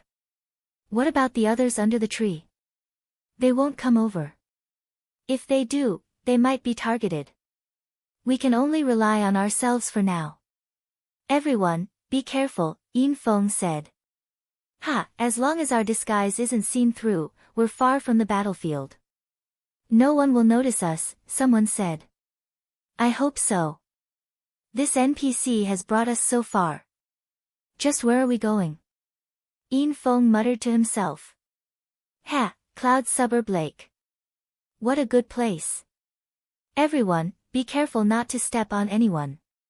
One of them smiled lewdly. There were indeed countless people in the underbrush, but as long as they did not encounter someone like Gu Fei, the crazy men and women here would not come out to be curious about anything. However, at this time, there were two pairs of eyes staring unblinkingly at this group of people, and the mouths and noses under these two pairs of eyes were also panting heavily. Good boy, you ran quite far. You can't really be thinking of going 30 miles away, can you? Jiang Jin said. Of course not. That's enough. I say, why are you following me? Someone said from 30 miles away. Coincidence. Jiang Jin said. Did you see that group? Someone said from 30 miles away. I saw them. Do you recognize them? That's Yin Feng. Someone said from 30 miles away. That Yin Feng who's messing around with the quest? Jiang Jin asked. Yes. The main culprit of our current troubles. So the pit was just a cover. They've already led the NPC here. Someone said from 30 miles away. Hurry and notify the guild. Are you crazy? You notified the guild that Yin Feng is at Cloud Suburb Lake? How did you know? You saw it. But the problem is that we should be chasing after Qianli in Cloud Ridge, right? Do you have eyes for Qianli? Jiang Jin said. Don't drag me into it. Jiang Jin said. The quest is important. If we tell the guild leader might not blame us. Someone said from 30 miles away. Ha, if the quest can be snatched back, then the guild leader might give you a credit. The problem is that there's no such setting. I think the guild leader will kill you and Yin Feng together. Do you still want to say it? If you want to say it, then I'll be on my way. Let's wait and see. Chapter 704. 30 li away, Jiang Jinzhou discovered the diversion mission under the guild tree. However, due to his status as a deserter, he was too embarrassed to report it to the guild. Since he didn't need to report it to the guild, there was nothing to worry about. If he continued to watch, it would just be gossip. 8, or not 8, that was the question. They're gone. They're gone. 30 li away, Jiang Jinzhou shouted. Louder. Jiang Jinzhou said. They're gone. 30 li away whispered. I won't report it to the guild anyways. What they do has nothing to do with me. They can go wherever they want. Jiang Jinzhou was quite open-minded. He laid down comfortably in the grass and looked up at the sky. His hand searched his pocket and finally pulled out half a bottle of wine. You can drink while lying down. 30 li away seemed to have discovered something even more interesting. Jiang Jinzhou didn't reply. He just took a sip for 30 li to see. Impressive. 30 li away nodded. Then, he sneakily raised half his head and looked outside. Hey. They really left. Let's go take a look. What's there to look at? Jiang Jinzhou was impatient. We can't snatch this segment. Maybe we can start from here for the next segment. 30 li away seemed to love the guild more than Jiang Jinzhou. He was more concerned about the guild's interests, especially when he wasn't in too much danger. When Jiang Jinzhou heard this, he felt that it made sense.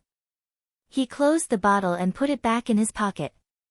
He got up and said, let's go take a look. The two slowly moved through the grass, occasionally peeking their heads out to observe what was in front of them. However, as they moved, they couldn't see what was in front of them. Several times, they accidentally pushed aside a pile of grass in front of them and saw a man and a woman looking at them in fear. Sorry. 30 li away said. You guys continue. Jiang Jinzhou closed the grass and added. 2 men. The man and woman thought to themselves, Yin Feng and the others followed Gokino. They were crawling along the shore of the lake. They weren't much faster than Jiang Jinzhou, who was crawling through the grass. This made it easy for the 2 of them to follow. The 2 of them could tell that their group was most likely an escort or follower quest. The NPC would decide where they would go, so they felt more at ease. Gradually, Gokino's direction became clearer and clearer. He was heading towards a small wooden house by the lakeside. 30 miles away, Jiang Jinzhou and Jiang Jinzhou had also noticed this. However, the small wooden house was not surrounded by such dense weeds, so it was very difficult to hide. The 2 of them looked around, trying to find a position that was as close as possible. Do you want to sneak over there? You don't know the one tomorrow. There's anti-stealth. Jiang Jinzhou said. Which one? Behind Yin Feng, the one who's always sneakily looking around. Jiang Jinzhou said. A few of Yin Feng's party had gone out to drink and sing. Jiang Jinzhou recognized Yin Feng from 30 miles away, while Jiang Jinzhou recognized the player called tomorrow. Oh, then let's find a place to take a look. The 2 of them continued to look around in the underbrush. Suddenly, after pushing aside a clump of grass, they saw a fully armed player hiding in the underbrush. He didn't look like a player who belonged to this world. Players who mingled around the Cloud suburb lakeside didn't care about equipment or stats. They only cared about elegance and elegance. This person had clearly heard the commotion behind him. He hurriedly turned around and swung his iron sword in front of him. 30 miles away, Jiang Jinzhou hurriedly pulled him back.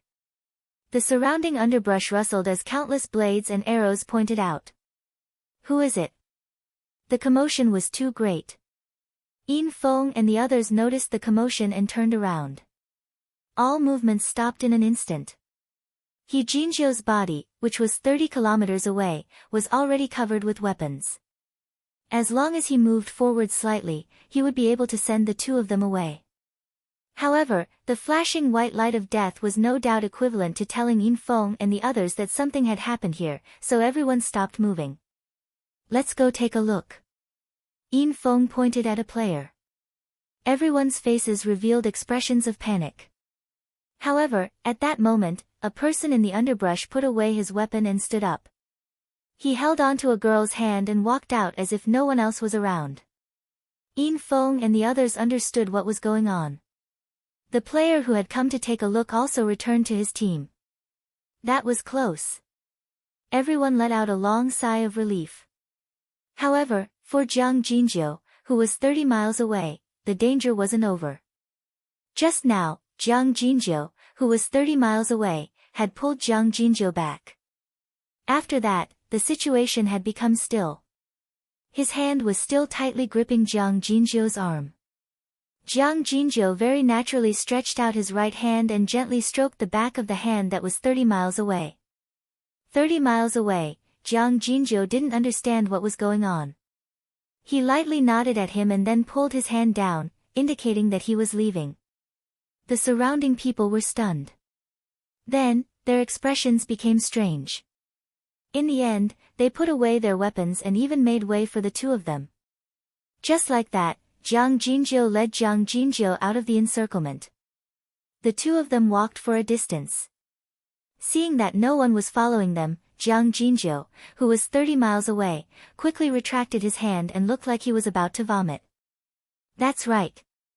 Jiang Jinzhou nodded in agreement. He took out his half-empty bottle of wine and wet his entire right hand.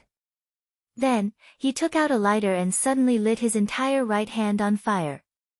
30 miles away, Jiang Jinzhou was shocked. However, the flame was extinguished almost immediately. Jiang Jinzhou's expression was calm. Disinfect it. I'd rather die. 30 miles away said. I think so too. However, I'm a bit curious about their intentions. Let's discuss them for a bit. Jiang Jinzhou said. What kind of wine is that? How can it still be lit? The taverns in the game mostly sold red wine and sweet wines. Without a high alcohol content, it wouldn't be lit. I made it myself, Jiang Jinzhou said as he put away the bottle. Did you see those people clearly? I saw them clearly. They were among the colorful clouds. 30 miles away, Jiang Jinzhou recognized their guild emblem. At the same time, he was glad that he and Jiang Jinzhou didn't wear their guild emblems. They were deserters, after all. They had to hide their identities. Yeah. They seem to be here for Yin Feng's group, Jiang Jinzhou said. That's strange. Yin Feng's group should be very secretive. How did they receive the news? It seems like they knew beforehand. It seems so. Jiang Jinzhou nodded. The two of them didn't dare to get too close. They obediently crouched in their current position, each peeking out half their heads to look at the small wooden house. They're about to go in. 30 miles away said. Gilgino stepped into the small wooden house.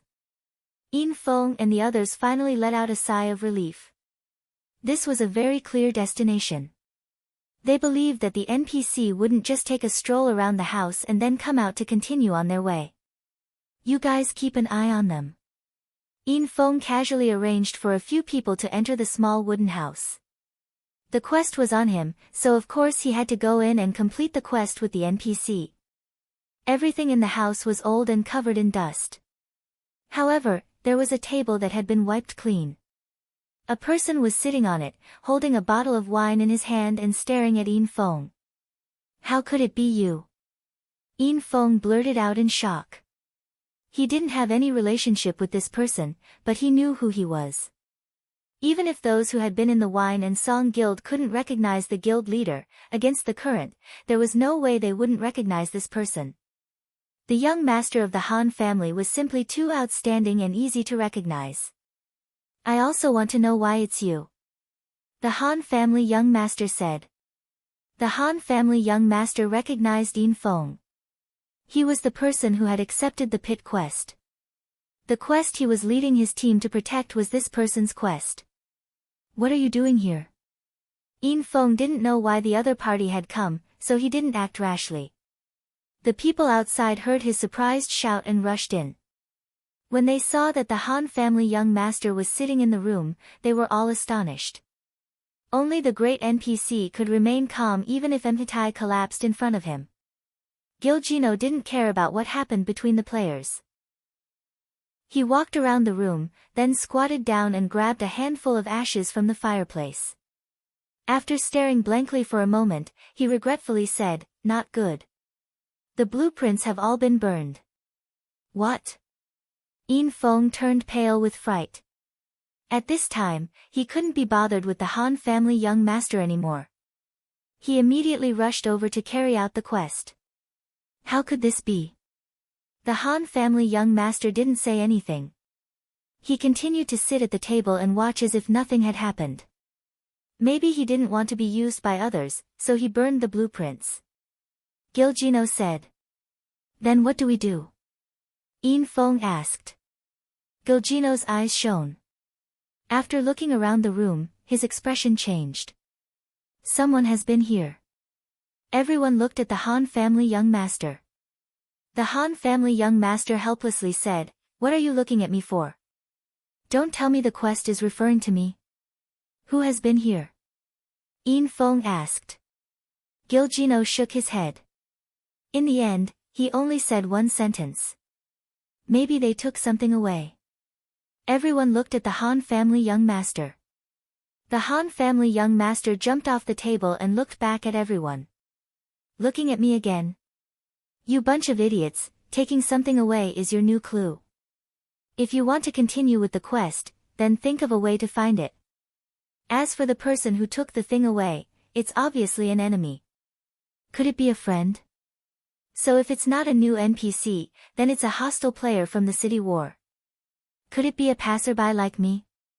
Thus, Yin Feng and the others asked Gilgino who he was, what he took away, where he went, and so on. However, Gilgino could only answer a few things about what he took away. The Han family young master shook his head and said, "What else is there to ask? It's definitely Qianli who got drunk or Sword Demon who took away the thing. Only the player's actions can't be answered by the NPC. If it really was the NPC's quest, wouldn't it tell you where you went?" When the others heard this, they felt that it made sense. However, they were still very confused about the Han family young master's appearance here.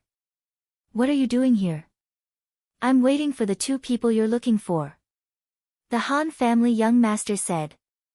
"They'll come here." The eyes of Yin Feng and the others lit up. The Han family young master swept his gaze over them. "With just you guys, what can they do even if they come?" Yin Feng smiled. Of course, they were alone, but they could call for help. Skygazer was still waiting for their news. "You guys seem pretty confident. There's a backer behind this." "Ha, you haven't received the news yet, right? The entire guild has been taken down by Qianli," the Han family young master said. "What?" Yin Feng and the others widened their eyes. "You didn't hear wrong. It's the entire guild." On Yinling's side, the archer and thief classes lost more than half of their forces. In the end, they chose to retreat. "Their only opponent is Qianli," the Han family young master said. The others looked at each other in dismay. "Brat, what's up with you?" the Han family young master asked. "You're not Skygazer anymore, right? Did you jump ship with a quest? Who bribed you?" "That's my freedom." "Didn't you leave the guild as well?" Yin Feng said. "That's true. But I didn't go back on my word. I didn't betray the guild for benefits," the Han family young master said with disdain. "Don't be so harsh. I sold it to the guild." Yin Feng flew into a rage out of humiliation. "You're your own person, but the quest belongs to the guild. Don't forget, you received this quest as a member of the guild," the Han family young master said.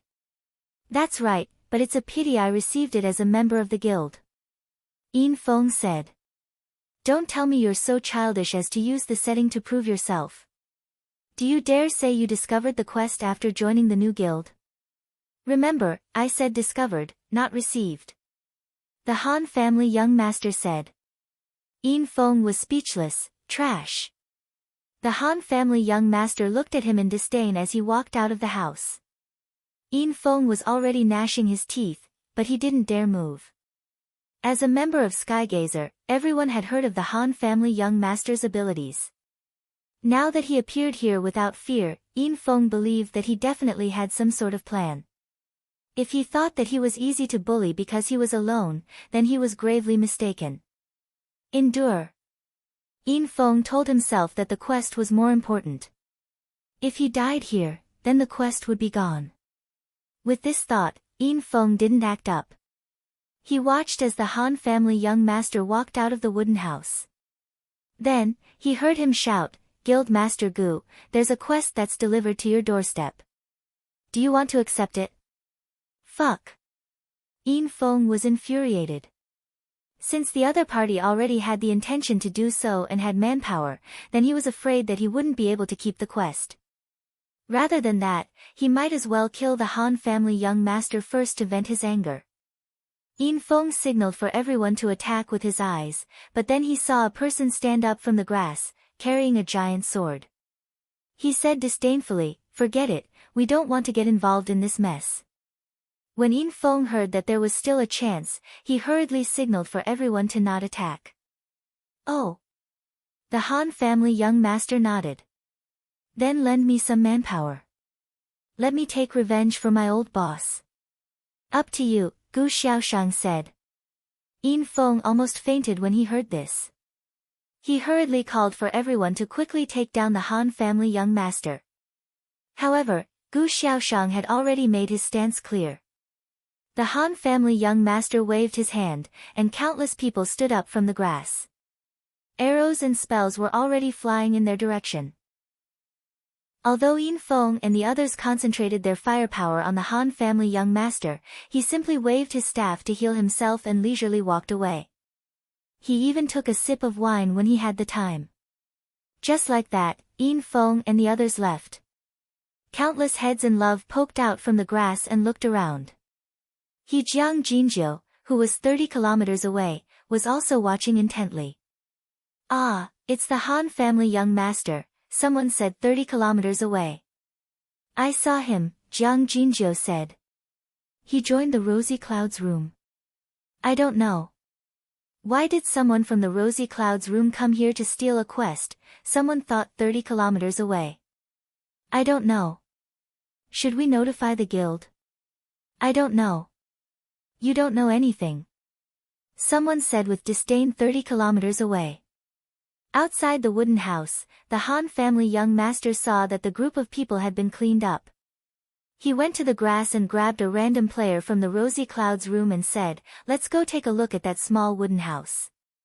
I highly suspect that there's a quest there." Gu Xiaoshang was on the side and glared at him. "You're not allowed to go. We said we wouldn't do it. The problem is that no one will believe you even if you don't do it now." "I don't care. This is our principle," Gu Xiaoshang said. "Okay, it's like this. Just now, I overheard a bit of the conversation between the NPC and them. This quest is most likely related to the quest for Drunk Qianli and Sword Demon, so if we accept it, we'll definitely cross paths with those two. No matter how much they hide, they'll have to face us," Han family young master said. "I don't care. We don't want this kind of quest." Gu Xiaoshang was stubborn. The members of her guild listened to her. Seeing that the guild leader had said this, no one paid any more attention to the Han family young master and they all returned to their original positions. Han family young master was also helpless. "If you don't accept it, someone else will. Then let them come," Gu Xiaoshang said. "How troublesome." Han family young master shook his head and took out his binoculars. He looked in a direction and shouted, "Jiang Jinjiu, come out. I saw your hairstyle." "Fuck." Jiang Jinjiu was depressed. He was about to get up when someone pulled him back from 30 miles away. "Don't fall for it. It's a trick. Big brother," I even called out his name. Jiang Jinjiu said. 30 miles away, he realized that he was an idiot. Helpless, he stood up from the grass with Jiang Jinjiu and walked towards the Han family young master. The people in the colorful clouds who had surrounded the two of them had a strange look on their faces. They started whispering to the people around them, and the people around them looked for the people around them. In a short while, everyone had their eyes on the two of them. Someone whispered, "They're not holding hands." "I'm sorry. That's true. There are so many people." Previously, the two of them had to crawl through the bushes. Cough, really, what happened? Did you run away again? Han family young master had an accurate prediction.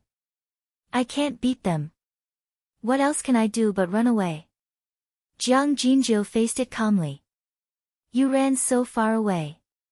I heard that they fought in Yunling."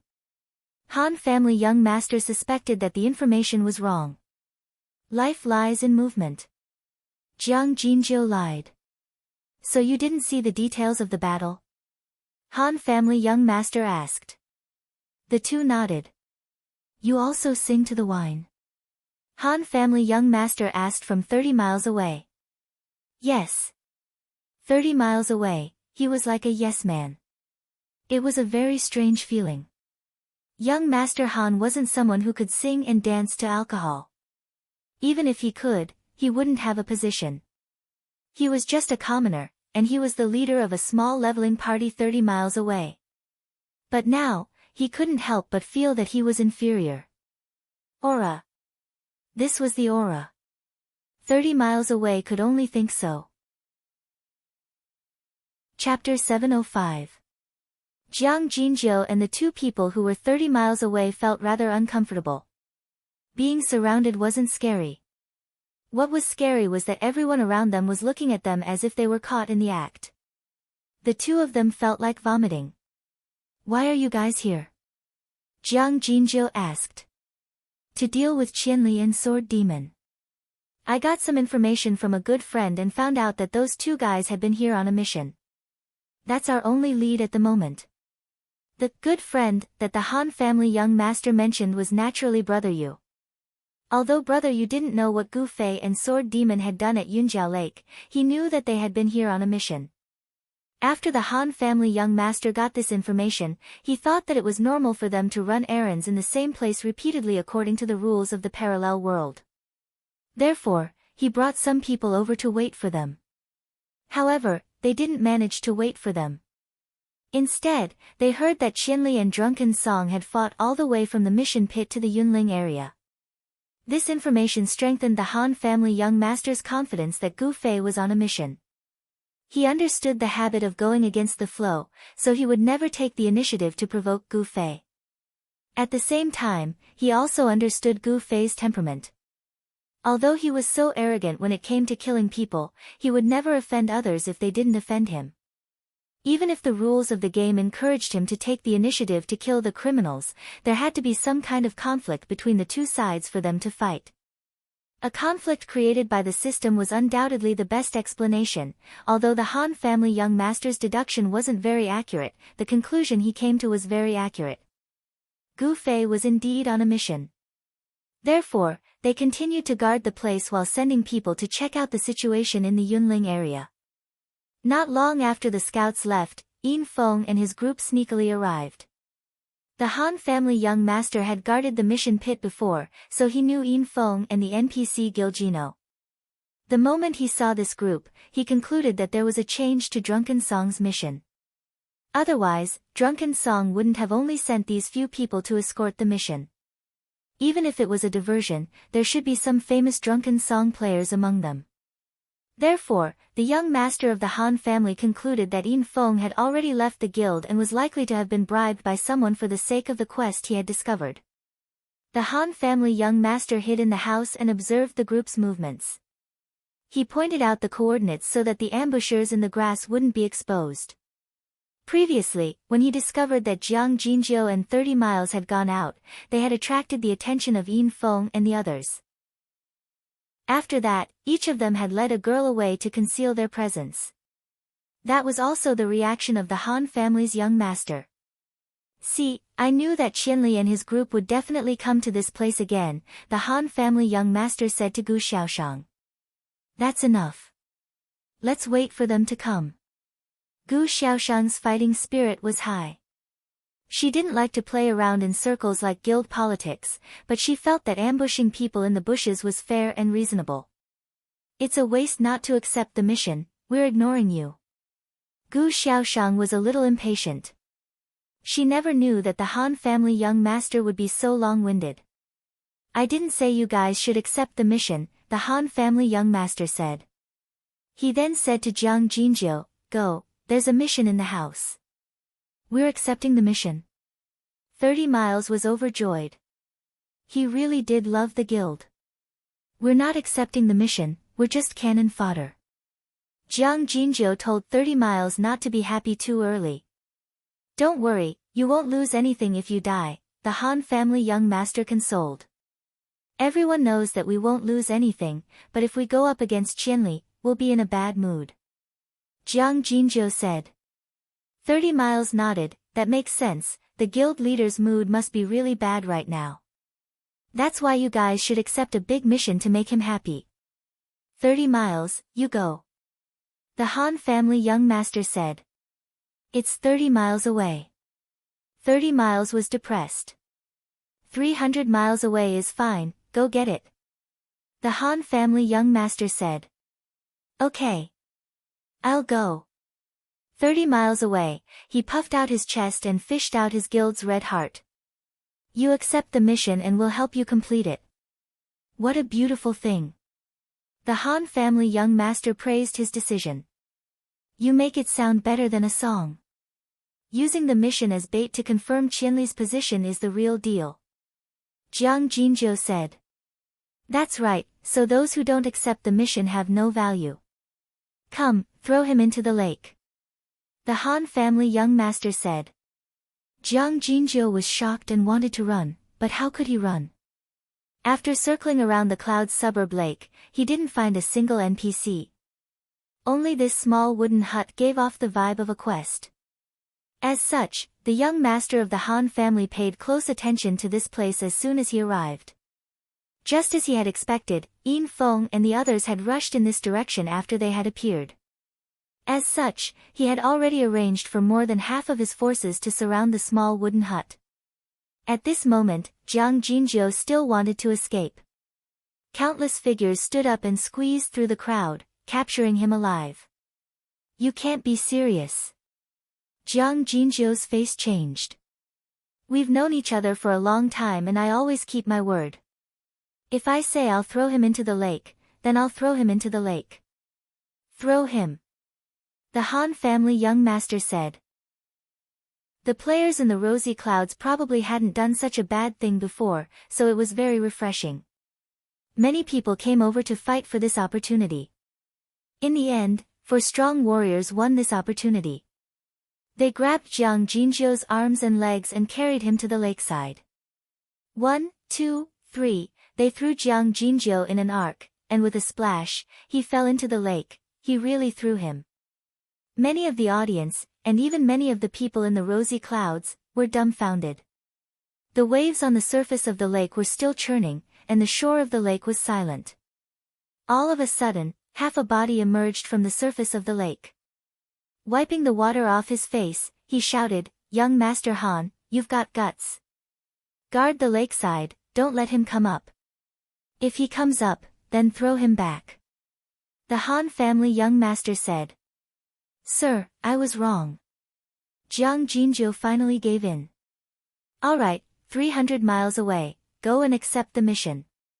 The Han family young master patted Jiang Jinzhou, who was in a daze, and said with a pleasant expression.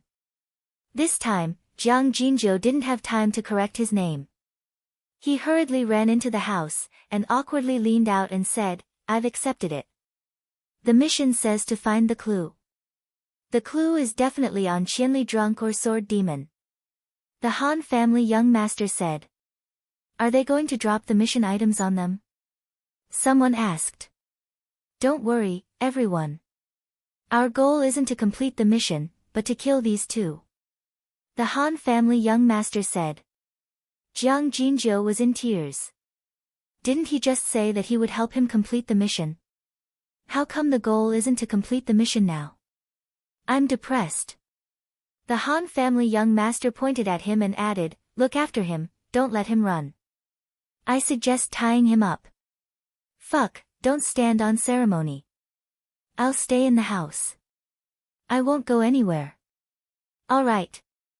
Jiang Jinzhou finally witnessed the methods of the Han family young master. He was indeed as cruel and terrifying as the rumors said. "Everyone, continue to wait for orders," the Han family young master said as he entered the small wooden house. This was a very good cover. From the corner of the window, one could observe many directions with binoculars. It was very difficult for people outside to discover that there was someone in the house from afar. The Han family young master entered the house. Jiang Jinzhou shrank into a corner in fear. The Han family young master ignored him. He turned around and saw that Gu Xiaoshang had also entered the house. "Qianli Drunk and Sword Demon will definitely come here," the Han family young master said. "And it's only a matter of time," Gu Xiaoshang said as he looked out the window at Jiang Jinzhou, who was still splashing in the lake. "Are we just going to leave him like that?" "Of course not," the Han family young master said, "that would be too conspicuous.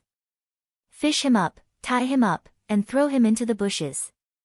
You're too inhumane," Gu Xiaoshang said.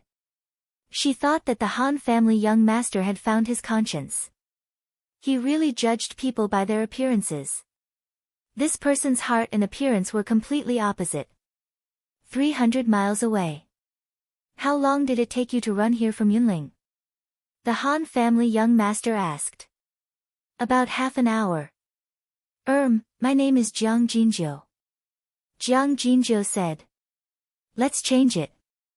300 miles is more imposing," the Han family young master said.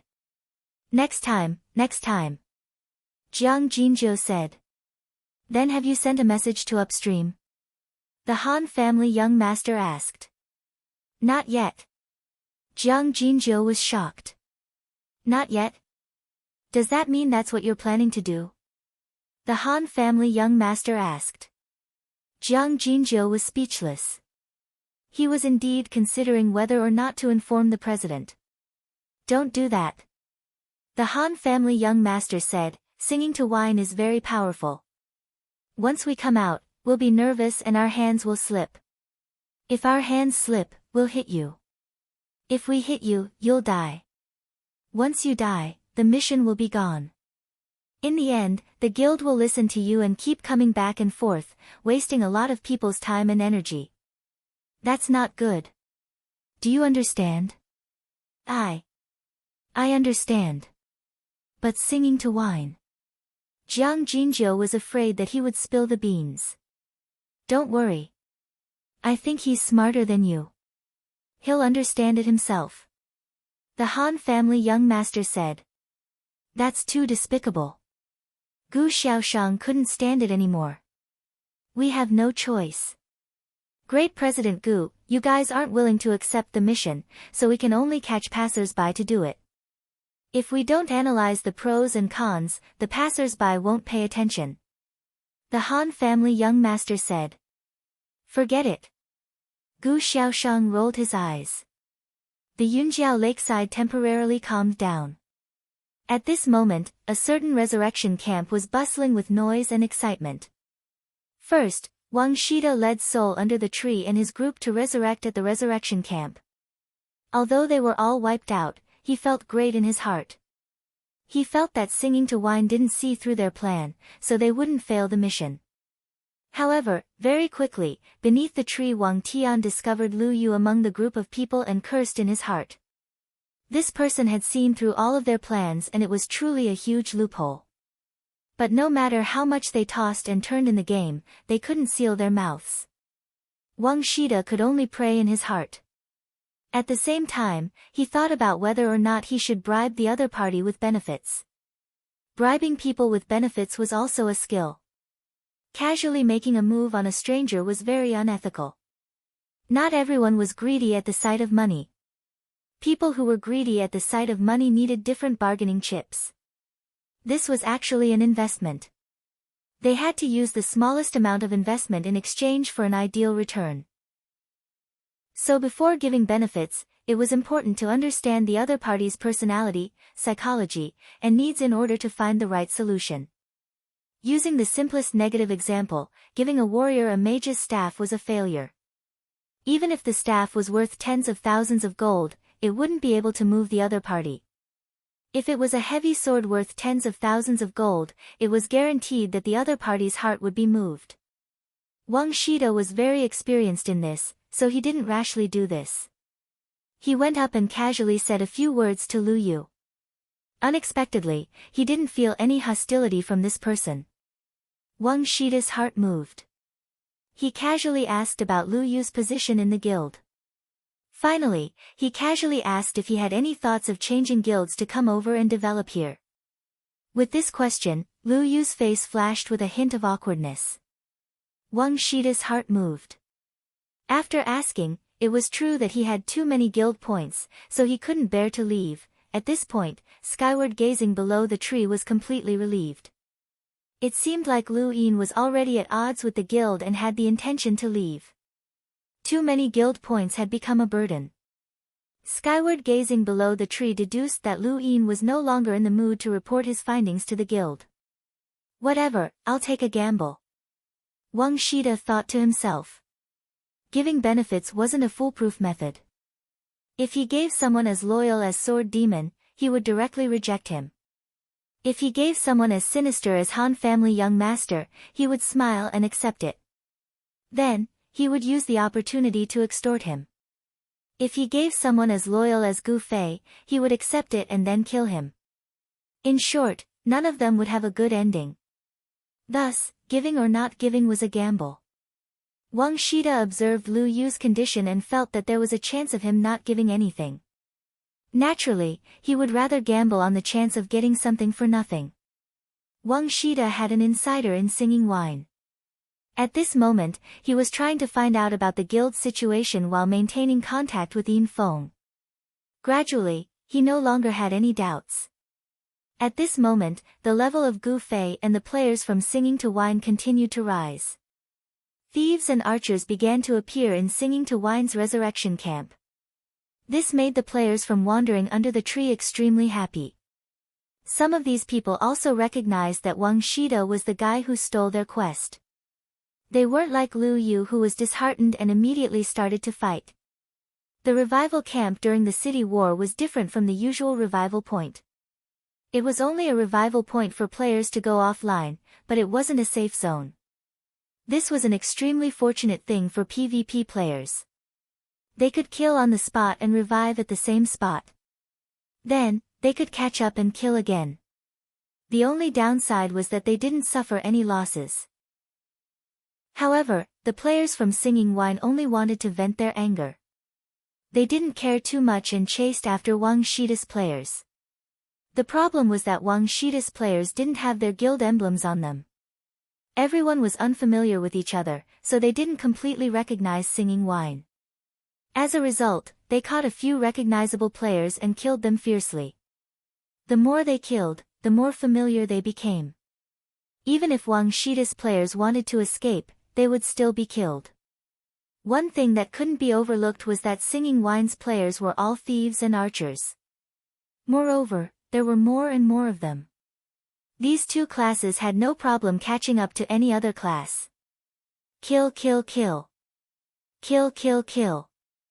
Wang Shida was a bit unlucky. He was recognized and tortured to death. He could be considered a half-baked expert. He had tried to kill the other side, but he couldn't beat the other side in numbers. Wang Shida couldn't help but admit that he didn't expect such a situation.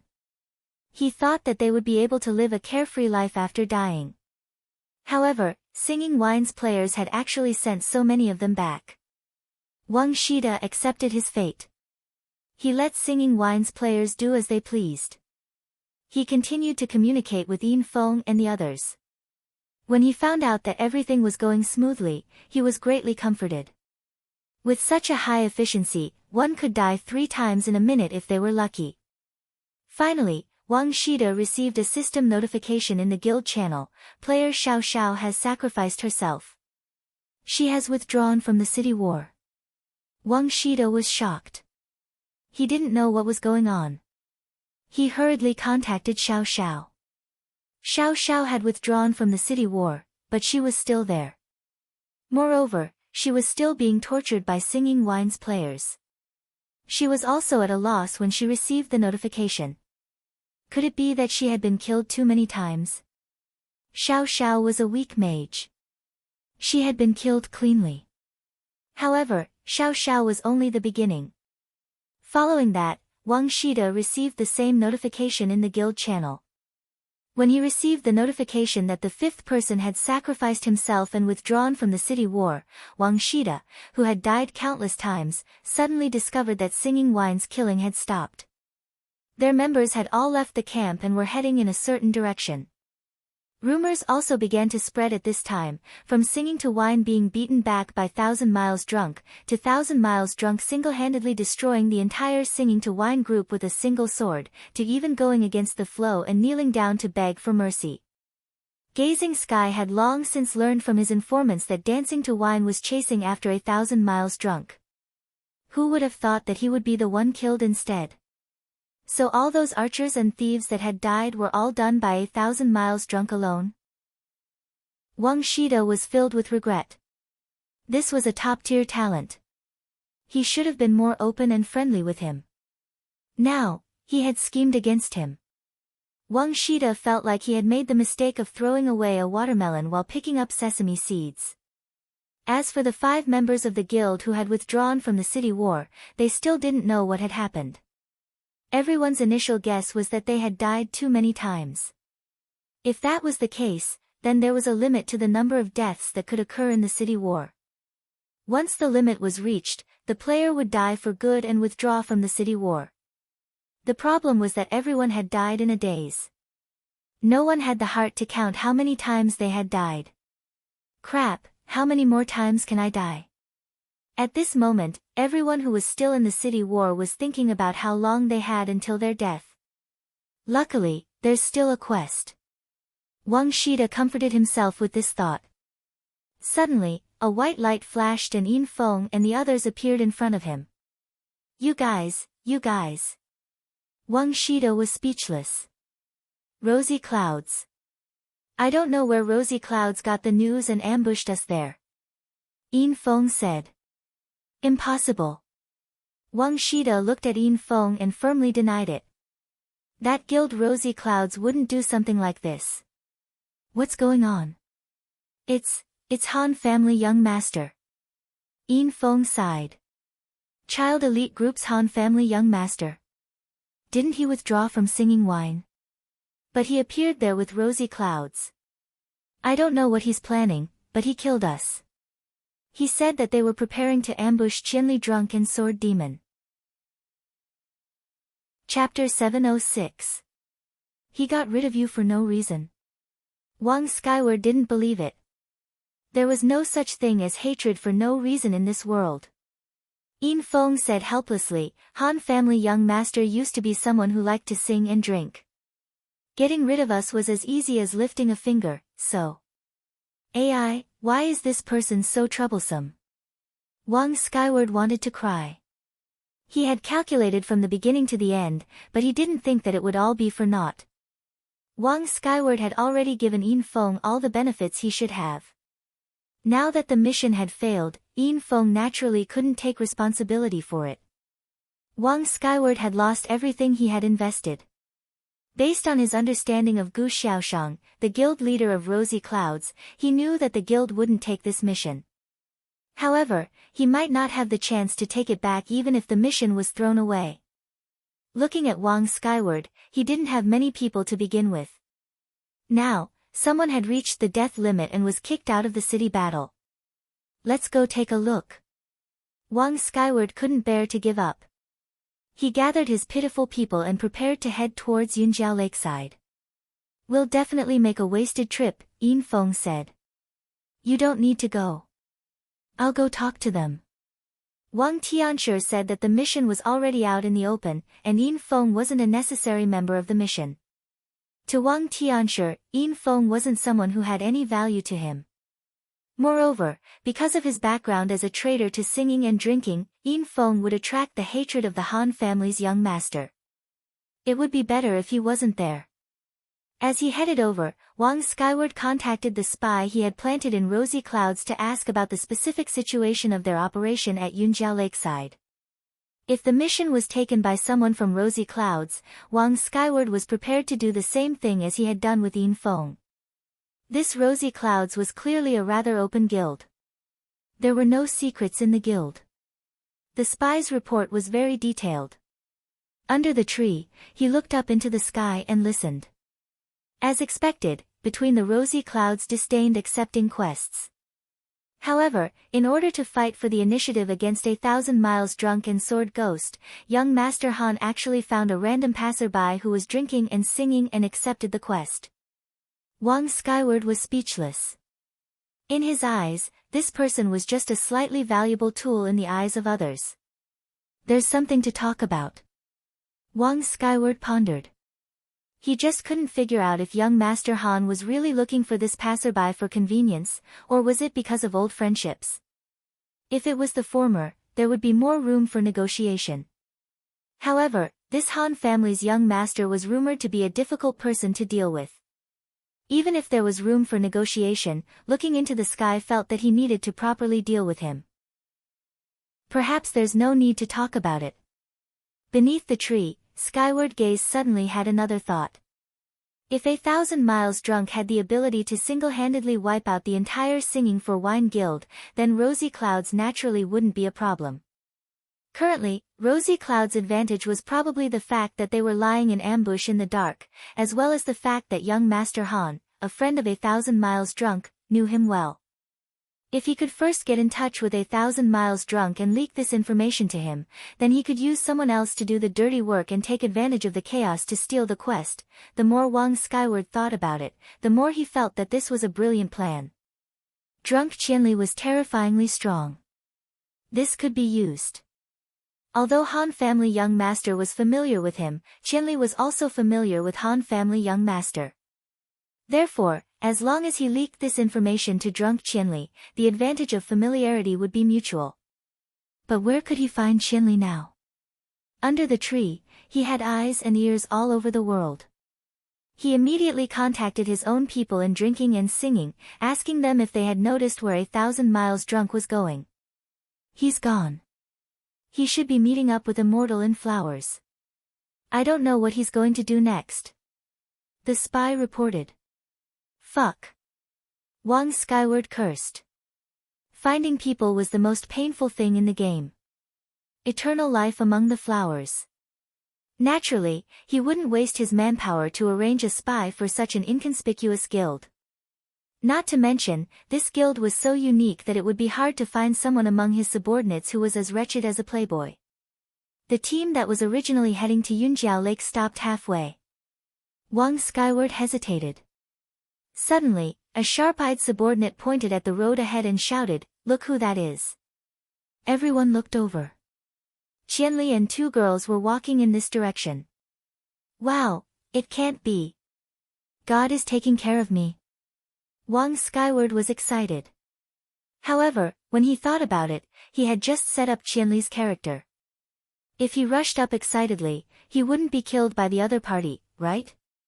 At the thought of this, Wang Shida randomly selected two of his subordinates and decided to let them negotiate. He only needed to let 1,000 miles drunk know that there was a trap set up by Yunjiao Lake. There was no need for him to do it himself. When the two players heard their guild leader's command, they did not show any fear. After all, they had been tortured by the drunken songs players back at the resurrection camp. They had long since become numb to death. Hence, they did not mind dying a second time. Hence, they boldly walked towards Gu Fei's trio. There are two people coming. Gu Fei noticed them very quickly. I think they're coming for us. Gu Fei unsheathed his sword. Don't panic. They might have something to say. Strange pupil said. How do you know? Gu Fei asked. I don't think it's just two people who want to fight you. Strange pupil said. That makes sense. Gu Fei nodded. At this time, the two of them had also arrived in front of the three.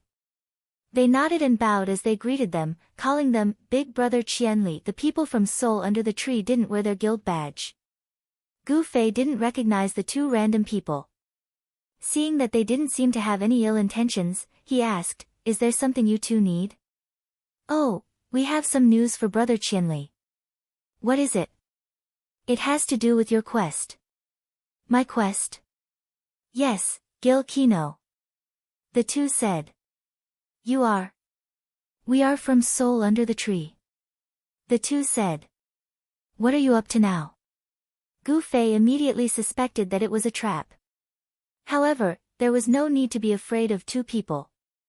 The surroundings didn't look like there was an ambush. Not at all. Our quest has already failed. The two said. Oh, how did that happen? Sai, the person who received the quest, followed Gilkino's people to Yunjiao Lakeside. In the end, there were other guilds lying in ambush. After we were wiped out, the quest was gone. However, Gilkino is now in a small wooden house. Our guild leader said that since we didn't have the chance to do the quest, he wanted to make it convenient for Brother Qianli. He was going to send you an email. Didn't we bump into you? The two had thought of this beforehand. Skyfall was too good at using resources. On one hand, he wanted to use Qianli to kill them. On the other hand, he wanted him to return the favor. Oh, I see. Gu Fei said. Thank you. You're welcome. The two hurriedly said, we also recognize the other guild. They're from Rosy Clouds. The other person seems to be your friend, the cleric called Han family young master. Oh, I guessed it was them too. Gu Fei said. That's about it. Brother Qianli, be careful. We're leaving. The two said. Oh. Where are you going? Gu Fei asked. Ah. Over there. The two didn't have a specific place to go. They couldn't answer for a moment, so they randomly pointed. Over there. Oh, over there. I'll send you there. It's closer to the resurrection camp. After Gu Fei said this, he unsheathed his sword. His eyes flashed. You. What are you doing? Yan Xiaozhu was shocked. Child, you're too naive. They just want to kill you with a borrowed knife. Gu Fei said. Yes, it's obvious. Strange, I nodded. Actually, under normal circumstances, I don't have the ability to fight against an entire guild. Gu Fei said. What are you hinting at? Strange, I glanced at him. I'm not talking about your equipment. Even if you have that pair of rings, with this kind of preparation, fighting against 1,000 people is too much of a challenge. The reason we were able to beat back Singing Wine was because of a lot of conditions. There were a lot of mistakes in their leadership. Right now, I'm afraid that the person over there won't make that many mistakes. But the Yunjiao Lakeside is an easy place to make use of. Strange, I said. Yes, let's talk about it later. The resurrection camp is not far away. Gu Fei, Strange Eye, and Yan Xiaozhu walked on this path because they were already prepared to go offline. Although it was during the city war, Gu Fei was still very restrained. Moreover, he didn't know where to find Gilgino at that time. He only wanted to go offline tomorrow. But now that he received this news, he couldn't help but hesitate. After Wang Skyfall and the others had sent 2 people to engage the enemy, the others had all fled far away. Now that 2 of them had been killed, one of them had even withdrawn from the battle. Wang Skyfall wiped the sweat off his brow. Fortunately, he had not gone. If he, as the guild leader of his guild, had withdrawn from the battle, he wondered if his entire guild would withdraw from the battle as well. Although he saw through our intention to kill with a borrowed knife, he still had to do this quest. As long as we do this, we'll have a chance to fish in troubled waters. With this thought, Skygazer and the others continued to head towards the Yunjiao Lakeside. Along the way, they constantly made arrangements. Gu Fei and the others continued to walk towards the resurrection camp. Seeing the camp in front of them, Strange Eye asked, "Can you also go offline at this camp?" "I don't know. I'll give it a try," Gu Fei said. As enemies, it wasn't too much to not log off at the campsite. Gu Fei was just too lazy to go to the city because it was closer to the campsite. There were many players inside and outside the camp. The guilds that didn't make any moves would choose to set up camp in or around the resurrection camp. It was already very arrogant of Gu Fei to appear here. In reality, quite a few players from other guilds had noticed him, and some had even confirmed his identity. However, the rumors of Gu Fei destroying Singing to Wine were getting more and more frightening. As long as Gu Fei wasn't a threat to them, these players didn't dare to provoke trouble for themselves. They all pretended not to see him. Too arrogant. Strange, I couldn't help but say. She regretted coming to this camp with Gu Fei. Now, she and Yan Xiaozhu were exposed. Now that Gu Fei was around, these guild players didn't dare to act rashly. What if Gu Fei wasn't around? Strange, I couldn't imagine what kind of treatment she and Yan Xiaozhu, who looked like Gu Fei's helpers, would receive. "We're here." Gu Fei stepped into the resurrection camp. As he spoke to the 2 of them, he heard a system notification: "Successfully occupied enemy camp. Hold for 5 minutes. Camp will be abandoned." What's this? As Gu Fei was studying it, the players around him suddenly became restless. This was because they also received a system notification: Camp 3 has been occupied. Kill the intruder in 5 minutes. Camp successfully defended. Gu Fei walked in under the watchful eyes of the players. The players were not slow to react. When they received the notification, they immediately realized that the intruder was referring to Gu Fei. Gu Fei, on the other hand, was a little confused. This was not the first time he had stepped into the resurrection camp of the attacking side. He was sure that when he entered, there was no notification from the system. At that time, it was the guards from the system who shouted that there was a spy. When he thought of this, Gu Fei looked around. There were no guards. This was the camp that he had caused the misunderstanding. The guards were all killed by the arrogant guild players as they resurrected on the spot. It turned out that after all the guards were killed, the camp would be occupied for 5 minutes. Gu Fei had undoubtedly triggered a new setting. However, at this time, the attackers were already screaming and staring at him. Strange Eye and Yen Xiaozhu were both neutral players. They did not receive any notification. What's wrong? We're going to fight. Log off now. At this crucial moment, Gu Fei shamelessly wanted to log off. However, the system notification said, any damage caused by forcefully logging off will be borne by the player. Are you sure you want to forcefully log off? I can't log off here. Gu Fei's face was covered in tears. In just a short while, some players had already started attacking.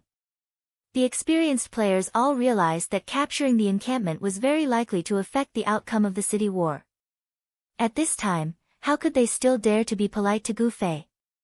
As the crowd surged forward, everyone realized that there were so many companions, which dispelled the fear in their hearts. Spells, arrows, and long-range attacks were always the fastest. Teleportation. Gu Fei pointed and teleported. When he looked back, he saw that Strange Eye and Yen Xiaozhu were both flashing with white light. When he looked at his friend list, they were still lit up. It was obvious that they had not been able to log off and had been killed instantly.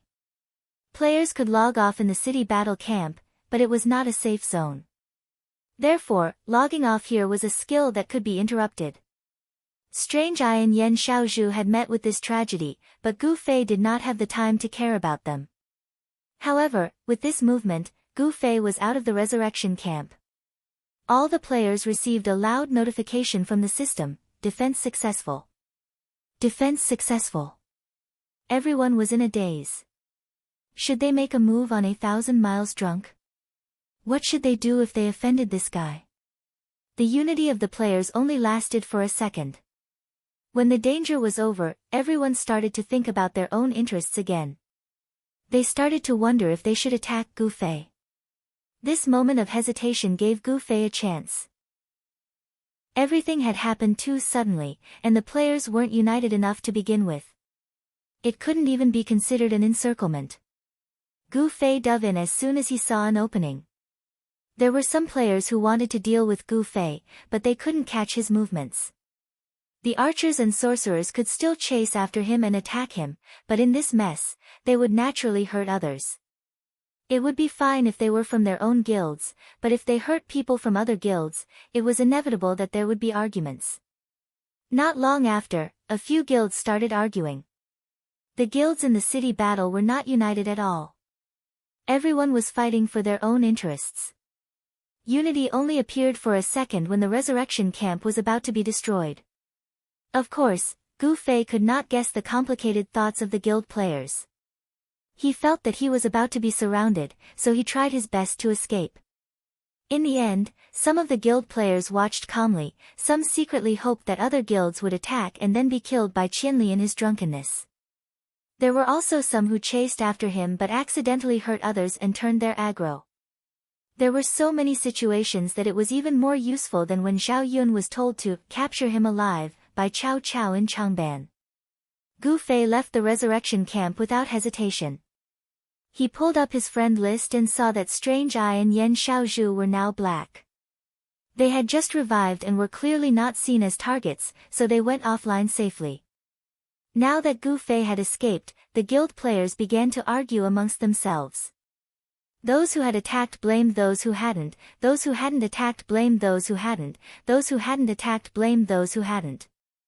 Those who had been accidentally injured blamed those who had injured others, and those who had injured others blamed those who had been accidentally injured for being narrow-minded.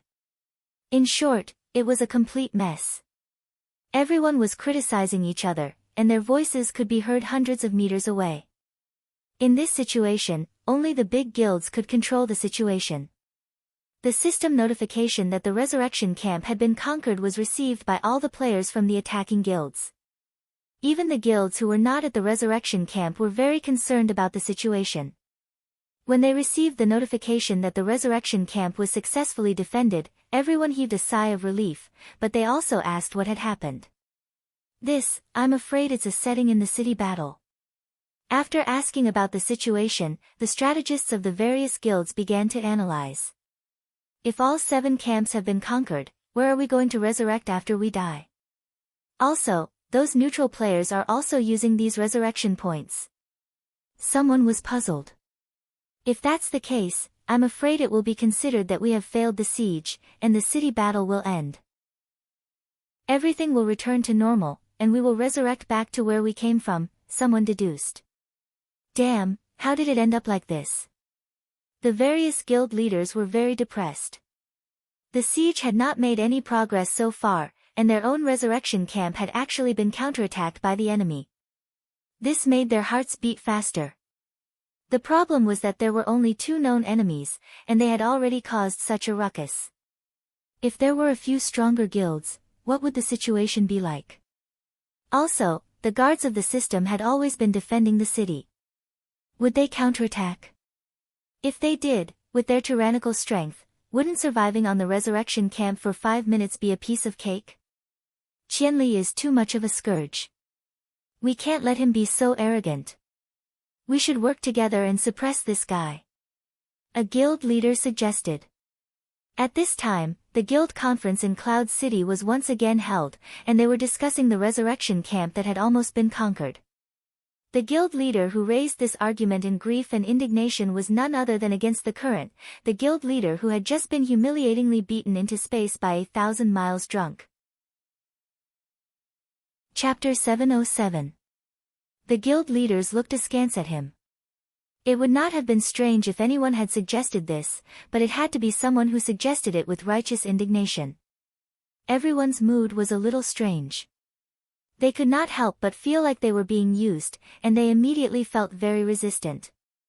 Below the Tree Souls guild leader, Skyward Tree, was aware of a setting that the other guilds did not know about, and that was that there was a death limit for players who participated in the city war.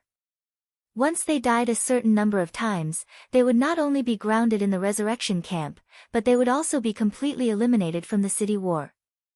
Skyward Tree knew that these guild leaders were hesitant to chase after Qianli's drunken. A large part of the reason was that they felt that even if they killed him, so what? After killing him, he would resurrect, and whoever came out to kill him would get revenge. When faced with Qianli's drunken, everyone became cowardly, hoping for good luck to take care of them. As long as Qianli's drunken's aggro target was not them, and as for causing trouble for other guilds, most of them were probably secretly happy. For example, when Unhindered 4 Seas was messed with, Singing to Wine was definitely very happy. Now that Singing to Wine was killed, Skyward Tree noticed that Unsworn Sword was in a good mood. If he revealed this setting that he knew, it would definitely be a cardiac stimulant to the other guilds. When everyone knew that as long as they killed Qianli's drunken a few times, they would be able to kick him out of the city war, they might really unite. However, the problem was that Skyward Tree did not want Qianli to quit after getting drunk. He was still hoping that Qianli would cause a ruckus at the Cloud Suburb Lake while he waited for the opportunity to get that quest back. Although the Skygazing Guild was small, it had great ambitions. Moreover, he had no place to speak at this time. His guild was so small, and there were hundreds of guild leaders at this time. He was at the bottom of the list. If it wasn't for his wide network, he might not even have received this news. Although he was here now, the guild leaders of small guilds like him were basically spectators at this time. They just had to wait for the big guilds to make a decision and decide whether or not they wanted to carry it out together. In terms of speaking rights, they didn't even have as much say as the core members of the big guilds other than the guild leaders. As one of the 5 guild leaders of level 6 guilds, Gu Xiaoshang was, of course, specially invited. When he heard that everyone was talking about dealing with Qianli's drunken and saw that most of them were cowering, he could not help but feel angry. He stood up and glared at everyone. Isn't it just chasing after Qianli's drunken? Our guild has been chasing after him. If you want to kill him, then come with me. What's the point of having a meeting? When Time Reflection saw that Gu Xiaoshang had stepped out to speak, he immediately felt that things were going to be bad. As expected, Unsworn Sword also stepped out and said solemnly, "That's right. Qianli's drunken is the defending side, and there's no doubt that he's an enemy. Do we even need a meeting to discuss whether or not to kill him? What a joke. Reigning 4 Seas has nothing to say. If we see him, we definitely won't let him go." Ha, is it you guys who won't let Qianli's drunken go, or is it Qianli who won't let you guys go? A mocking voice came from somewhere in the crowd. Who is it? Unsworn Sword roared. These words were undoubtedly poking at his scars. Guild leader Unsworn. At this moment, Countercurrent actually stepped forward and patted Unsworn's sword, a look of understanding in his eyes. He felt like the fox mourning the death of a rabbit. Right now, just like Reigning 4 Seas, he had suffered a huge setback. 1,000 people couldn't even beat Qianli's drunken. Moreover, his situation was even more tragic than Unsworn Sword's. At the very least, Reigning 4 Seas still had the environment of catapults and the like in city battles, while they were truly fighting one-on-one against 1,000. Although a mistake in their tactical arrangements allowed Qianli's drunken to take advantage of a loophole, this kind of explanation was untenable. Moreover, their defeat magnified the terror of Qianli's drunken. In any case, it was all negative effects. Everyone knows what happened between us and Qianli.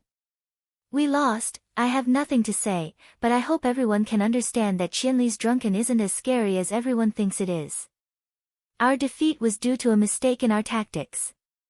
All this while, we have grasped an important piece of information, and that is that Qianli's drunken is quite lacking in mana. After many observations in actual combat, we can see that his mana output is 4 dual flame flash or AoE spells, followed by a fireball or lightning spell. We originally planned to swarm him after exhausting his mana, but we didn't expect that his mana problem had already been solved. Our miscalculation was ruthlessly dealt a heavy blow by him, and the 2 major classes, thieves and archers, suffered heavy losses.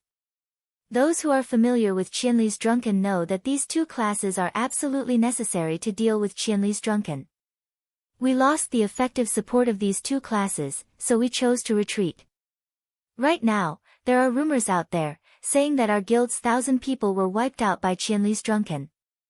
It's not like no one saw the Battle of Cloud Ridge. As for what the truth is, everyone can go and inquire. Qianli's drunken is very difficult to deal with, but as long as we unite as one and attack as a group, hundreds of thousands of people are afraid of one person. Don't you all feel ashamed?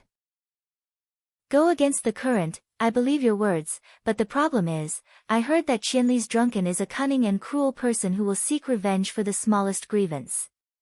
To be honest, I don't know what the other guild leaders are thinking, but I am quite afraid of his revenge in the future. It's fine if it's the city war now, at worst, we won't get any points because of him, but what if his revenge continues in the future?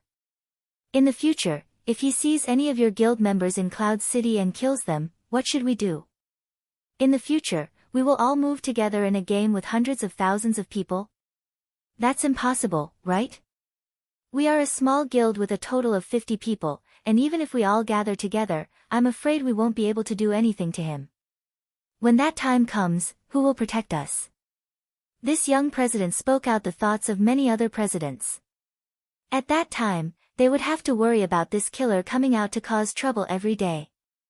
How would they be able to continue the game? However, when Upstream heard this, he laughed.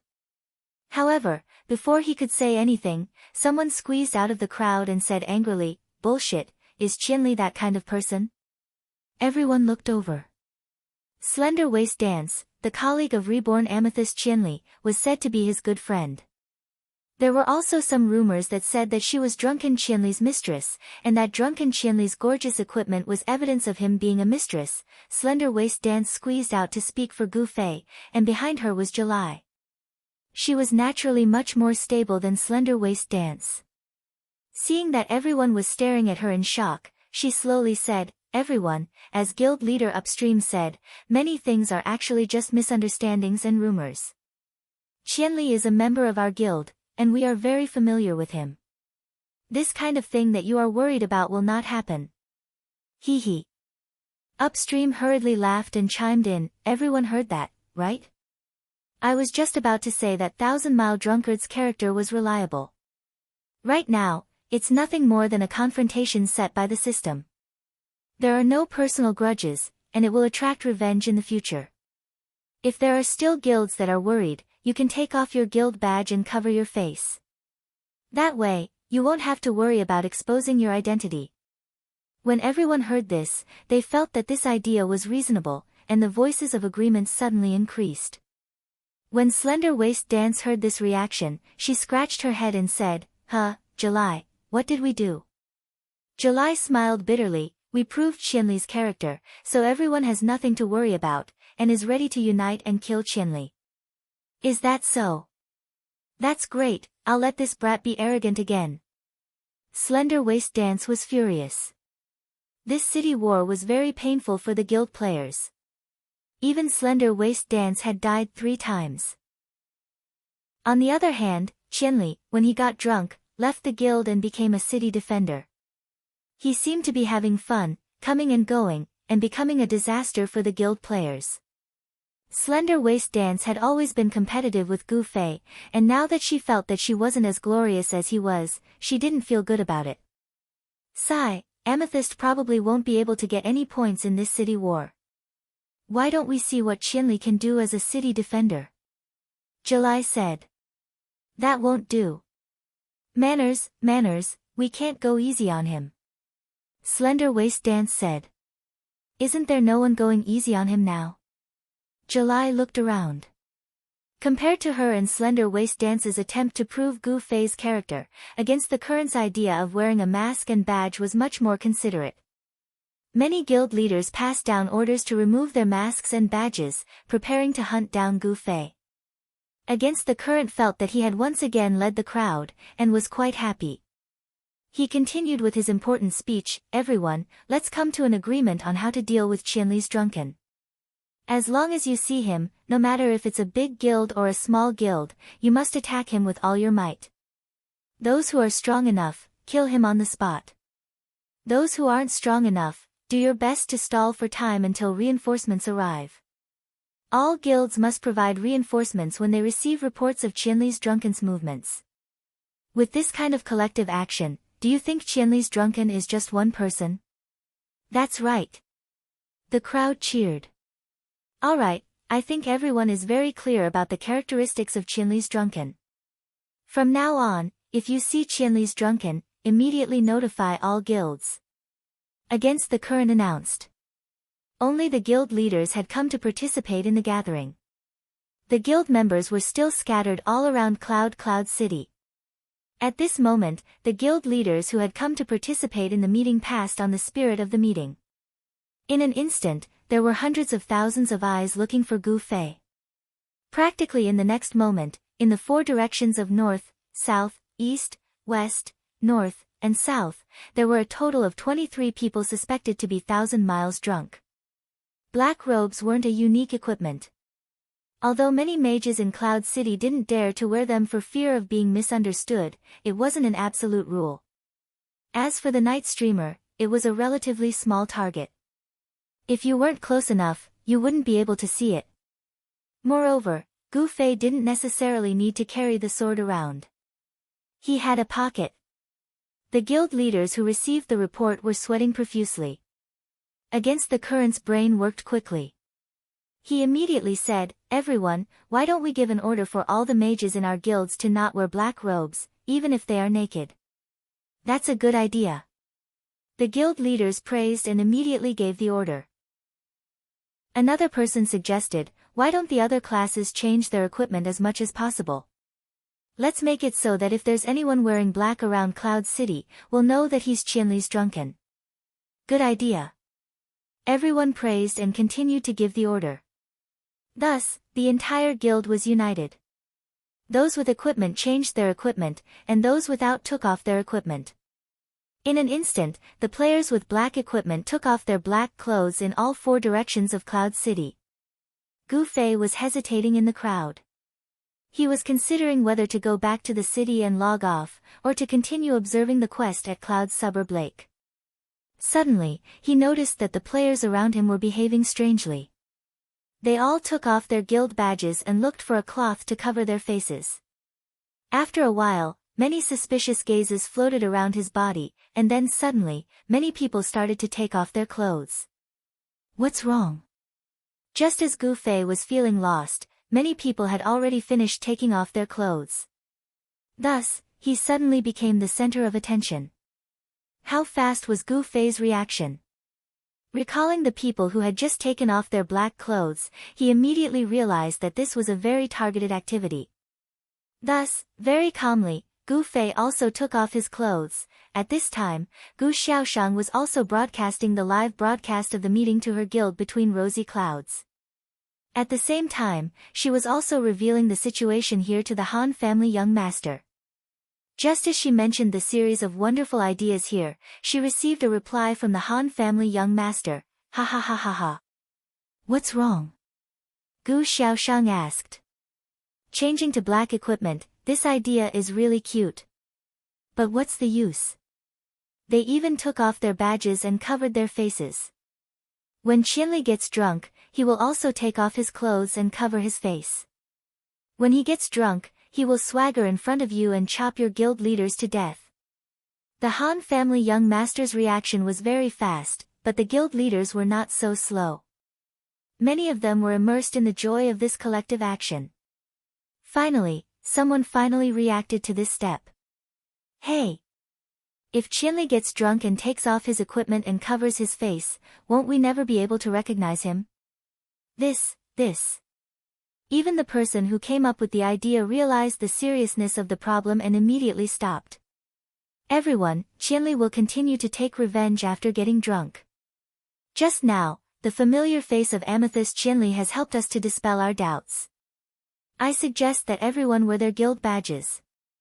This is our main identification tool. If anyone doesn't wear their badge, we will kill them. What do you think? Against the Current said. The surroundings were silent again.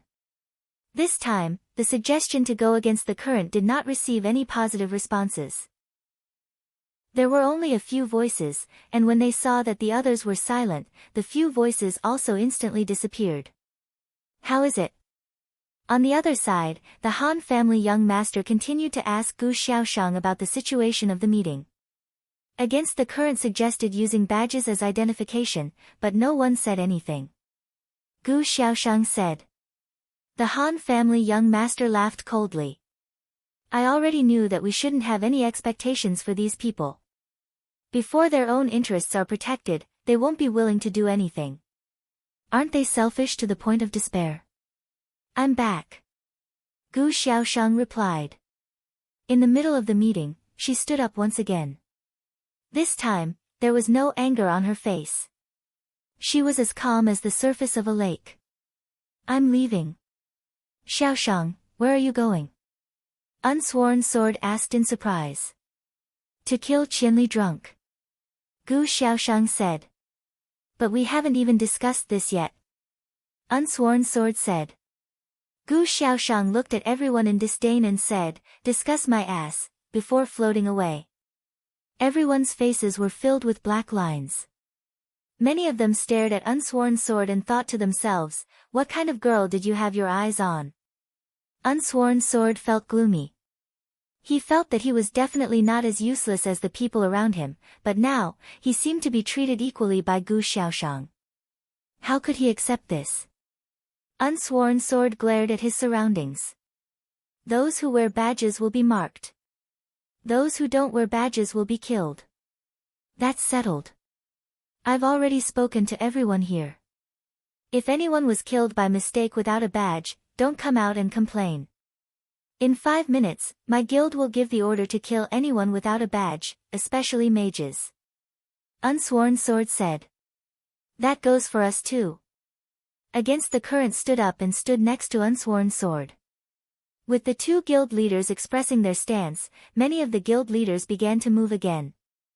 They observed the reactions of the people around them. At this time, some of the smaller guilds that were on good terms with reigning the 4 seas and against the Current also stood out to express their support. However, there were 5 rank 6 guilds in total. Gu Xiaoshang had left first. Unchung Mutsu and Black Index Finger were still there, but they had yet to express their stance. Unsworn Sword and Against the Current were both looking at them. Black Index Finger sighed and stood out. Guild leaders, you suffered at the hands of Qinli Drunk. Must you vent your anger on us? What did you say? The 2 were startled. They did not expect Black Index Finger to say something like that. To be honest, I've had dealings with Qinli Drunk before. I think the reincarnated amethyst said that he's a good person. Hee, to be honest, everyone here would put up a good front in front of a beautiful woman. Based on my impression of Qinli Drunk, I don't believe that he's a good person. I think he'll take revenge. So, for the sake of my guild brothers, I have to be careful. You can call me cowardly or afraid. I don't care. Anyway, I'm fine with you if you want to bring your badge, but we won't be accompanying you in attacking Qinli Drunk. Black Index Finger said. Fuck me, Black Index Finger, you're a motherfucker. Unsworn Sword said angrily. Guild leader Unsworn, if you have the balls, then don't try to rope in so many people. Just lead your guild to get drunk with Qinli Drunk. Black Index Finger said. Did I not fucking look for him? Unsworn Sword said angrily. Yes, you did. Guild leader Countercurrent did too. It was very meaningful. From now on, the 2 of you don't have to fight over who is the strongest guild in Cloud City. Without a doubt, reincarnated Amethyst Drunk will not be able to surpass you. Black Index Finger said. Fuck me. Unsworn Sword was truly enraged. He unsheathed his sword and attacked Black Index Finger, but Black Index Finger was already prepared for this. He raised his sword to block and took a few steps back. Unsworn Sword wanted to chase after him, but Black Index Finger's side already had people following him. Unsworn Sword's brothers immediately followed. Let's go. Black Index Finger had no intention of fighting Unsworn Sword. With a single sentence, he turned around and left. Even the level 6 guild, Black Alliance, had retreated. The guild leaders who were worried immediately saw a perfect plan. That's right, I'll wear the badge, but I won't participate in the hunt. This way, neither side will be able to find me. That's it. And so, the second joint operation of the guilds in Cloud City was declared bankrupt during the negotiation. Chapter 708. They gathered quickly, but they dispersed even faster. Both Unsworn Sword and Against the Current didn't think that a few words from Black Index Finger would cause most of the hundreds of guilds to leave. Before they left, they all came over and said, we'll wear the badge, but don't count us in when it comes to killing Qinli. What the hell is Black Index Finger doing? Unsworn Sword slashed a small tree in anger. It looks like he's waiting for us to make a fool out of ourselves. Against the Current said. I really hope that Qinli gets a quest that targets him. Let's see if he still dares to say that. Unsworn Sword said. Sigh. Against the Current sighed deeply.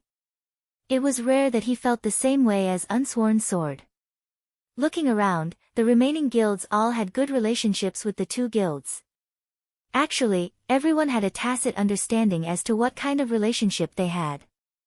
These guilds were actually created by the support of both Against the 4 Seas and Singing for Wine. Since the 2 guilds had reached the maximum number of members, there was still an endless amount of talent waiting for them to plunder in the main city. Of course, kicking people and adding people every day wasn't an option. Thus, they established these small guilds with some experts. Once against the four seas and Singing for Wine leveled up, they would immediately be added to the main guilds. There were also a few newbies in the small guilds. Since they saw that the game was crazy and had a lot of potential, they didn't mind nurturing them from a young age. The guild leaders of these small guilds were basically reliable people sent by the two guilds. Of course, they would stand with the two guilds at this time. The players in the small guilds also knew that their own guilds were, to put it bluntly, the reserve army of Against the Four Seas and Singing for Wine. Since they had no chance of joining these two big guilds, becoming a reserve army was better than randomly joining a trash guild. Thus, they all acknowledged their status. At this time, the two guild leaders saw that other than their own reserve army, there was no extra guild. Thus, the two were filled with righteous indignation and cursed the selfishness of these people. Ever since the establishment of Against the Four Seas and Singing for Wine in Cloud City, these two had never truly communicated with each other like today. After all this time, we still have to do it ourselves. Xiaoshang has been chasing us for so long, I wonder if there are any clues. Let me ask him. Unsworn Sword would not let go of any opportunity to interact with Gu Xiaoshang. Countercurrent really wanted to mock him. He was the guild leader of such a big guild, but he lost his sense of propriety the moment he met Gu Xiaoshang. He might be happy about it, but he had to think about his brothers. Against the Current really wanted to laugh at him. Against the Current, he didn't understand. Guild didn't feel embarrassed every time Unsworn Gu against Gu Xiaoshang. Countercurrent felt that Unsworn Sword's reputation as the guild leader of Unsworn Sword was more than enough to sweep the floor. However, at this time, Unsworn Sword was busy trying to contact Gu Xiaoshang. Countercurrent looked to his left and right and saw that Feng Xing, Time's Reflection, and the others all looked as if they were used to this. So they're already used to it. Damn, how did they get through this? Against the Current sighed in admiration. He was a guild leader who cared a lot about his image and reputation. In any case, Unsworn Sword would never do something like this. So, he really couldn't understand how Unsworn Sword managed to lead Against the Four Seas to where it was now, and even better than his Singing for Wine. As a warrior, Gu Xiaoshang didn't walk too quickly. Along the way, he received a message from Unsworn Sword, asking if there were any clues about Qinli's drunk. You also need clues? Gu Xiaoshang asked curiously. Of course. Unsworn Sword said. Did you forget? Qinli's drunk still has a quest to kill you. You don't need to look for him. He'll come looking for you sooner or later. Gu Xiaoshang said. Ah. That. Unsworn Sword had really forgotten about this. So, it's hard to say whether he'll come to our side or yours. Gu Xiaoshang said. So, let's gather together. That way, we won't lose anything. Unsworn Sword tried his best. Oh. We're at Cloud Suburb Lakeside. Gu Xiaoshang said. Cloud Suburb Lakeside. Unsworn Sword was excited. That was a holy land. His biggest dream was to hold Gu Xiaoshang's hand and stroll along Cloud Suburb Lakeside. He didn't think that the opportunity would come so quickly. He wasn't prepared at all. Unsworn Sword's excited expression quickly showed on his face. Reflection of Time, Against the Current, and the others all looked at him. Windwalker was a straightforward person, so he asked, What are you so happy about? Cloud Suburb Lakeside, holding hands with little Shang. Oh, no, joining hands. Unsworn Sword said excitedly. Why are we going there? Everyone was confused. That place was far away from the battlefield. Probably because the environment is good? Unsworn Sword was almost drooling. His thoughts were completely different from everyone else's. Reflection of Time and the others rolled their eyes. As for Gu Fei, when he realized that all the players in the city had started to target him, and even changed his equipment to become Black Cloak in order to isolate him, he happily took off his equipment and continued to blend into the sea of people. However, this situation didn't last for a few minutes. Not long after, everyone changed their equipment again. More importantly, they carefully put on their guild badges. Brother, which guild are you from? A kind-hearted player saw Gu Fei in a daze and came over to talk to him. Huh? Gu Fei looked at him. Hurry up and put on your badge. You're a mage. If you don't put on your badge, you'll be mistaken for Qianli drunk. You won't even be able to complain if you die. The other person said. I'm Qianli drunk. Gu Fei said. The other person stared blankly at Gu Fei. His hand that was in the middle of putting on his guild badge stopped. After a while, he softly said, Big brother, what big brother? Gu Fei was going crazy. The other person didn't say anything. Slowly, step by step, he retreated, his eyes still fixed on Gu Fei. Gu Fei caught up with him in 2 steps and asked, Let me ask you, one moment they take off their equipment, the next moment they put it back on, and the other moment they don't wear their badges and they're Qianli drunk. What's going on? This has nothing to do with me. The other person said anxiously. I know, I'm just asking. Gu Fei hurriedly said. It's all what Unhindered and Singing Wine and the other big guilds want. They want us to go against you. We won't do it, but they still want us to cooperate. One moment they want us to take off our equipment, the next moment they want us to wear our badges. I think it's all to find you. The other person said. These people are so strange. Gu Fei said, when I was fighting with drinking and singing, they were the ones who ran away. Why are they looking for me now? That's weird. This has nothing to do with us, really. The other person said. I know. What's your name? Gu Fei said. I'm called Little Bottle Cap. I'm here to buy soy sauce.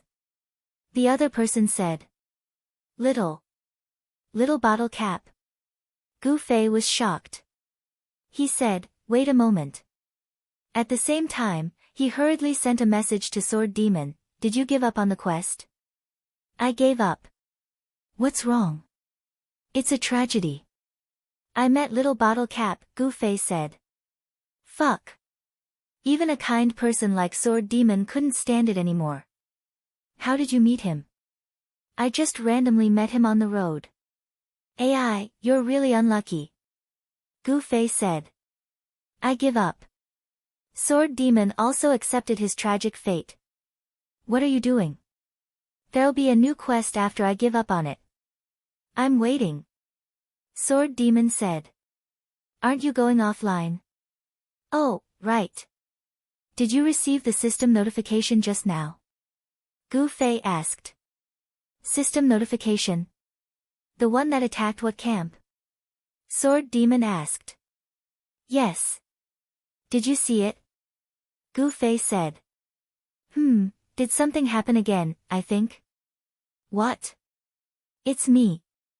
Gu Fei said. Ah. Didn't I go offline with Strange Pupil and Xiaozhu just now? I just entered the resurrection camp and this notification appeared. Gu Fei said. Right. We can't go offline at the camp outside. Wait. You said you attacked the resurrection camp the moment you stepped into it.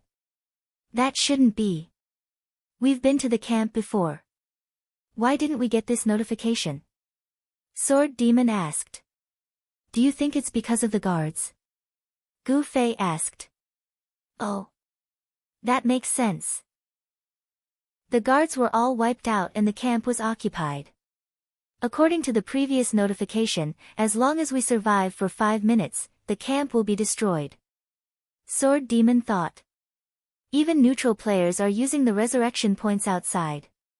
If all 7 of them are destroyed, how are so many people going to go offline? Bug? Gu Fei was a professional now. He could even say that it was a bug. If they're all occupied, then the defenders will probably win, right? Is this the standard for winning a city war? Sword Demon was excited. Ah, it must be. Gu Fei also reacted. I can try. If I go into stealth, maybe no one will notice me for 5 minutes. Sword Demon said. That makes sense. I'm too conspicuous now. I heard that reigning the four seas and singing to wine and the others will treat any mage who doesn't wear a badge as me and kill them. Gu Fei said. Not wearing a badge. Guild badge. You also have that thing. The sword ghost said. Yeah, that's why I'm also curious. I'm hesitating whether or not to wear it. No one will kill me if I wear it. Won't I be lonely? Gu Fei said. I'll go take a look outside. Which camp did you go to? Sword Demon didn't want to accompany Gu Fei and be lonely. He felt that he hadn't reached that level yet. It was better to just play the game. The one in the north. Gu Fei said. Okay, I'll go take a look. After the ruckus we caused, it seems like there aren't many NPCs left in the northeast camp, right? Gu Fei said. I don't know. I didn't turn around to look. Sword Demon said. Brother Yu? Tell Brother Yu to go take a look. Gu Fei said. I still can't open the private chat. Sword Demon sighed. I can't use the mercenary channel. It's too revealing. Gu Fei said. Of course. I'll go take a look myself. Gu Fei said. Then be careful. Sword Demon said. Who knows who'll be the one to be careful? Gu Fei said. Reigning the four seas, singing for wine, and their vassal guilds marched majestically towards Yunjiao Lakeside. Gu Fei and Sword Ghoul, on the other hand, were sneaking towards the two resurrection camps. The resurrection camp was in danger of being taken over. This setting should have alerted the guild players, but because they only cared about their own interests and weren't united, no one brought it up as a topic of discussion after that incident. After discussing the issue of Qianli's drunkenness, everyone went their own way. This setting that once caused everyone to panic didn't attract the attention it deserved. Sword Demon had always been the most patient. To be cautious, he activated stealth as soon as he exited the north gate and slowly moved towards the resurrection camp in the north. Gu Fei was still as arrogant as ever. He changed his equipment and didn't even wear his badge. He wanted to crawl on the road. The passers-by all avoided him. Their fear of Gu Fei had been pushed to the peak. The closer they were to a team, the more afraid they were. Gu Fei thought that there would be people who would draw their swords at him on the way, but there was none. None at all. Everyone who could recognize him avoided his gaze. Those who really wanted to kill Gu Fei had all run to the Yunjiao Lake. Gu Fei did not know about this, so he ignored everything and took the shortest route to the northeast camp. The sword specter who was stealthily following him saw how arrogant and despotic this guy was, and it was full of admiration. Gu Fei was fast and arrived at the northeast camp first. He walked around and didn't see any system guards. But as soon as he entered, he heard a familiar roar, "There's a spy." Gu Fei looked around and still didn't see any system guards. This was where the system was shameless. It discovered the player's existence from its omniscient view. There were many players in the resurrection camp. Gu Fei didn't hide his arrogance at all, so everyone was watching him. Now that he had openly entered their territory, the system was furious. The players looked at each other and didn't know whether they should go forward or not. Throughout the day, because of this Qianli, the guild's orders were constantly changing. Such a high degree of importance brought about a high degree of caution. Now that Gu Fei had set foot in their camp, the system had already notified them, but the players still chose to wait and see. Gu Fei waited for a long time and finally saw the system guards charge out. How pitiful. Such a large resurrection camp, but there were only 4 system guards left. The rest had been killed by Gu Fei and the sword demon. When the players saw the system guards attack, they were quite happy. This way, they could just watch the show. If the system attacked you, it wouldn't be blamed on the other guilds, right? The city guards guarding the resurrection point were much weaker than the city guards that were responsible for maintaining law and order. They were basically on par with the city guards defending the city. To the current players, it would be difficult, but not impossible. Otherwise, they wouldn't even be able to fight the city war. Against an opponent that could only be defeated by normal players in a group fight, Gu Fei naturally could take it on alone. However, there were 4 system guards in front of him. Gu Fei went up to test his sword and felt that the situation wasn't looking good. The system guards weren't strong, but they had a lot of HP, Gu Fei could only slowly whittle them down. However, the players around him were all enemies. If he didn't move now, who knew when they would all charge at him? If that happened, his efforts would be in vain. Gu Fei didn't want to do such a useless thing, so he fainted a few times and ran out. The guild players were still watching in a daze. The system guards bravely chased after him. Gu Fei tried to lure the 4 guards away, but after running more than 10 meters out of the camp, the system guards stopped and returned to their posts. I can't lure them out. Gu Fei said in a self-deprecating manner when he saw that many people were looking at him. The players didn't know what to say. What was going on? This person was an enemy, an enemy, an enemy. But why were we just watching? Watching him play around with our NPCs in front of us. What kind of logic was this? Thinking of this, a few hot-blooded heroes could no longer hold back and suddenly attacked. Gu Fei did not hold back and happily counterattacked. As the flames swept past, a few people lost their lives.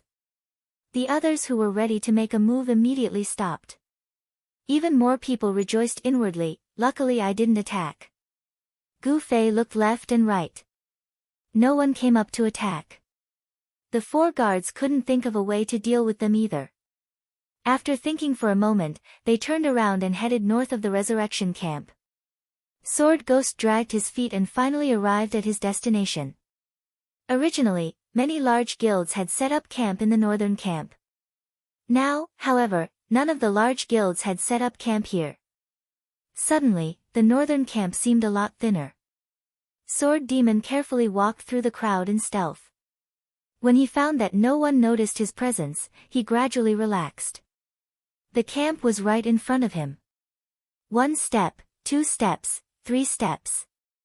Sword Demon stepped forward. System notification, successfully occupied enemy camp. Hold for 5 minutes. Camp will be abandoned. The complimentary notifications naturally appeared in the system notifications for the players who were attacking the city. The players from reigning the 4 seas were halfway to the Cloud suburb lake. When they received the notification, they immediately realized that Qianli was planning to attack their resurrection camp. How could they have forgotten about such a big loophole? For a moment, the guild channel was filled with screams and screams. Some people even wanted to run back to the guild. Only 5 minutes left. I can't make it in time. Against the current side. Who's there? Sort of Unsworn asked. Who knows? Reflection of Time shrugged.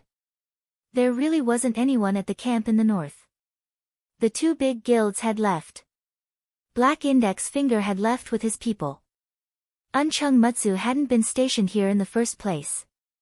There really wasn't a guild in charge here. When they suddenly heard the system notification, everyone was shocked and searched the camp in a panic. This time was different from the last time. Last time, Gu Fei openly walked into the camp. No one paid attention to him and only focused on him. When the system notification appeared, it was like an order to attack. Everyone immediately opened fire. This time, everyone ran around, but they couldn't find this figure. Sword Demon was depressed. Very depressed.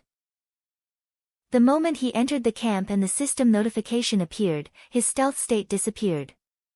It was obviously a forced setting by the system to not allow this kind of hide-and-seek method to occupy the camp. But the problem was that Sword Demon was standing at the edge of the camp. No one paid attention to him. Countless players came in and out of his side. No one even looked at him for a second. In everyone's mind, there was only the figure in the black robe. Sword Demon had a taste of being a passerby. 3 mages in the same black robe were killed as a precaution. But the system warning still didn't go off. Every minute, the system would give a notification. At the last minute, it actually started a 60-second countdown. Sword Demon was still standing at the edge of the camp, counting down the seconds with the system. Butterfly Knot, well, let me make an announcement again. Yesterday's chapter number and name were wrong. The content has been changed. It doesn't affect reading. Chapter 709. All the players in Cloud City were going crazy. The 60-second countdown was like a needle poking at their hearts. The big guilds like Unhindered and Wine and Song were too far away to help. They learned about the development of the situation through effective channels, but they couldn't find the target. The players were furious. Players who were used to traditional games couldn't stand this situation. The enemy didn't have a red name notification, nor was there a notification that he could be killed. It all depended on the player's eyes to judge. Qianli drunk, we haven't seen this person before, how do we know if he's a human or a dog? Countless people thought so in grief and indignation, but it was to no avail. 7 mages wearing black robes had been mistakenly killed, and the players were at their wits' end. They were basically trying any doctor they could find in a desperate situation. There's still 30 seconds left, and still no one cares about me. Sword Demon continued to be sad. In fact, he was also wearing a black robe. In fact, he didn't have a guild badge. In fact, he had been standing still. These were all suspicious characteristics, but the problem was that he wasn't a mage. Under Qianli Drunk's halo, Sword Demon had to become invisible and was ignored by the players. At this moment, some knowledgeable person finally remembered that among the non-attacking players, besides Qianli Drunk, there was also a Sword Demon. Sword Demon, thief. As soon as they thought of this class, everyone shouted, "Where's the anti-stealth? Anti-stealth, come out. The target is likely to be in stealth." This was a classic example of being too smart for one's own good. The sword ghost was speechless. Seeing these people busying about, he had the urge to introduce himself, but he held himself back. He felt that doing so would be too lowly. There's still 20 seconds. Sword Demon thought, at this point, I'll deliberately act like I'm going to waste these 20 seconds. So Sword Demon no longer stood there foolishly as a target. Like a player looking for a target, he began to run. 10 more seconds. After the Sword Demon counted to 10 more seconds, he suddenly bumped into a player while running around. Sword Demon didn't pay attention to him. He went around and wanted to leave, but that person suddenly chased after him. Wait, which guild are you from? Where's your badge? Sword Demon was excited. Had someone finally noticed him? It was already a countdown of 10 seconds. He could finally show off a little, instead of just standing there and running around like a fool to maintain his existence. The Sword Demon slowly turned around and clenched the dagger in his hand. Fog Shadow ambushed him. As Sword Demon was thinking this, he suddenly heard someone shout from the crowd, "Qianli is drunk. It's here. Fuck." The man in front of Sword Demon jumped 2 meters high, turned around, and ran in the direction of the shout. The Sword Demon was still ignored. Tears streamed down Sword Demon's face. 5 seconds countdown. Gu Fei was found at the edge of the resurrection camp. 4 seconds countdown. The attacking players quickly rushed there. 3 seconds countdown. The players attacked Gu Fei.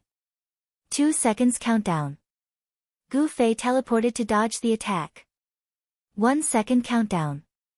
Someone found that Gu Fei was not standing in the resurrection camp. 0 seconds countdown. Someone shouted gloomily, "We fell into a trap. It's a diversion." Gu Fei was at a loss. What's with the diversion? I just got here, the system made a citywide announcement, the 3rd camp of the rebel army has fallen.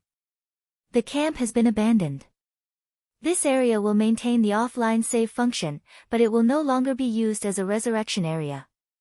The originally simple but imposing camp instantly changed its style after the announcement. The word abandoned became its new theme. Although there were still so many players here, it did not change its bleak background. The flags became tattered, the tents became crooked, the watchtowers and wooden fences were surrounded by weeds, and some even had mushrooms growing on them. This was the scene of the camp after it fell. Whether it was the victorious side, Gu Fei and Sword Demon, or the defeated attacking players, they all admired the scene after the change in surprise. Sword Demon did not continue to stay. He quietly activated stealth and prepared to retreat. As for Gu Fei, after hearing the system notification, his face lit up and he suddenly took a few steps forward. What else does he want? Many people were still paying attention to Gu Fei. The invasion had succeeded and the camp had been abandoned. But this guy still wanted to step forward. What was he trying to do? A white light flashed. He committed suicide. Someone exclaimed. Is this the loneliness of an expert? Can't find an opponent? He ended his own life. In the end, he went offline. Someone said angrily. The abandoned camp was obviously no longer the camp of the attacking side. It retained the offline function. The attackers could use it, the free third party could use it, and the defending side, Gu Fei, could also use it. Gu Fei had gone offline for a long time. Now that there was a place for him to go offline, he had no reason not to cherish it. Why did he log off? Sword Ghost muttered to himself as he quietly moved away. He had wanted to discuss with Gu Fei about how occupying the enemy's camp would affect the city war, but who would have thought that the first effect would be to give Gu Fei an area where he could log off. So, he quickly took advantage of it. Fuck. Han family young master, who was far away by the Yunjiao lake, smashed his fist angrily. This can't be helped. There is no system assistance in identifying targets in the game. It's not easy to find a specific target in 5 minutes with just the eyes of a player, especially when the target is likely to deliberately disguise himself, Gu Xiaoshang said. Han family young master was expressionless. I'm not targeting this. Then what? Gu Xiaoshang was puzzled. Fuck, Qianli went offline after getting drunk. Tell me, is there such a player? It's the weekend, and the battle is such a big thing, yet he still keeps going offline on time. What kind of quality is that? Huh? Han family young master was furious. This. Gu Xiaoshang didn't understand either. For example, in her Rosy Clouds guild, there were more than 1,000 people. About half of them were crazy about the game, while the other half were more restrained. They only treated the game as a supplement to their lives, not the focus of their lives. It was these people who expressed their determination to persevere during the battle. Everyone drank and ate to their heart's content, got enough sleep, and went online to participate in the battle. Maybe he just went offline to relieve himself. Gu Xiaoshang said. If one was hungry, sleepy, or needed to pee in real life, they would feel it in the game. They had to go offline to relieve themselves. When a team was active in a parallel world, they were most afraid of people going to the toilet. They couldn't force people to go offline. If they wanted to go to the toilet, they had to rush back to the main city to go offline. In fact, it wasn't just for team activities. Even individual games hated this problem.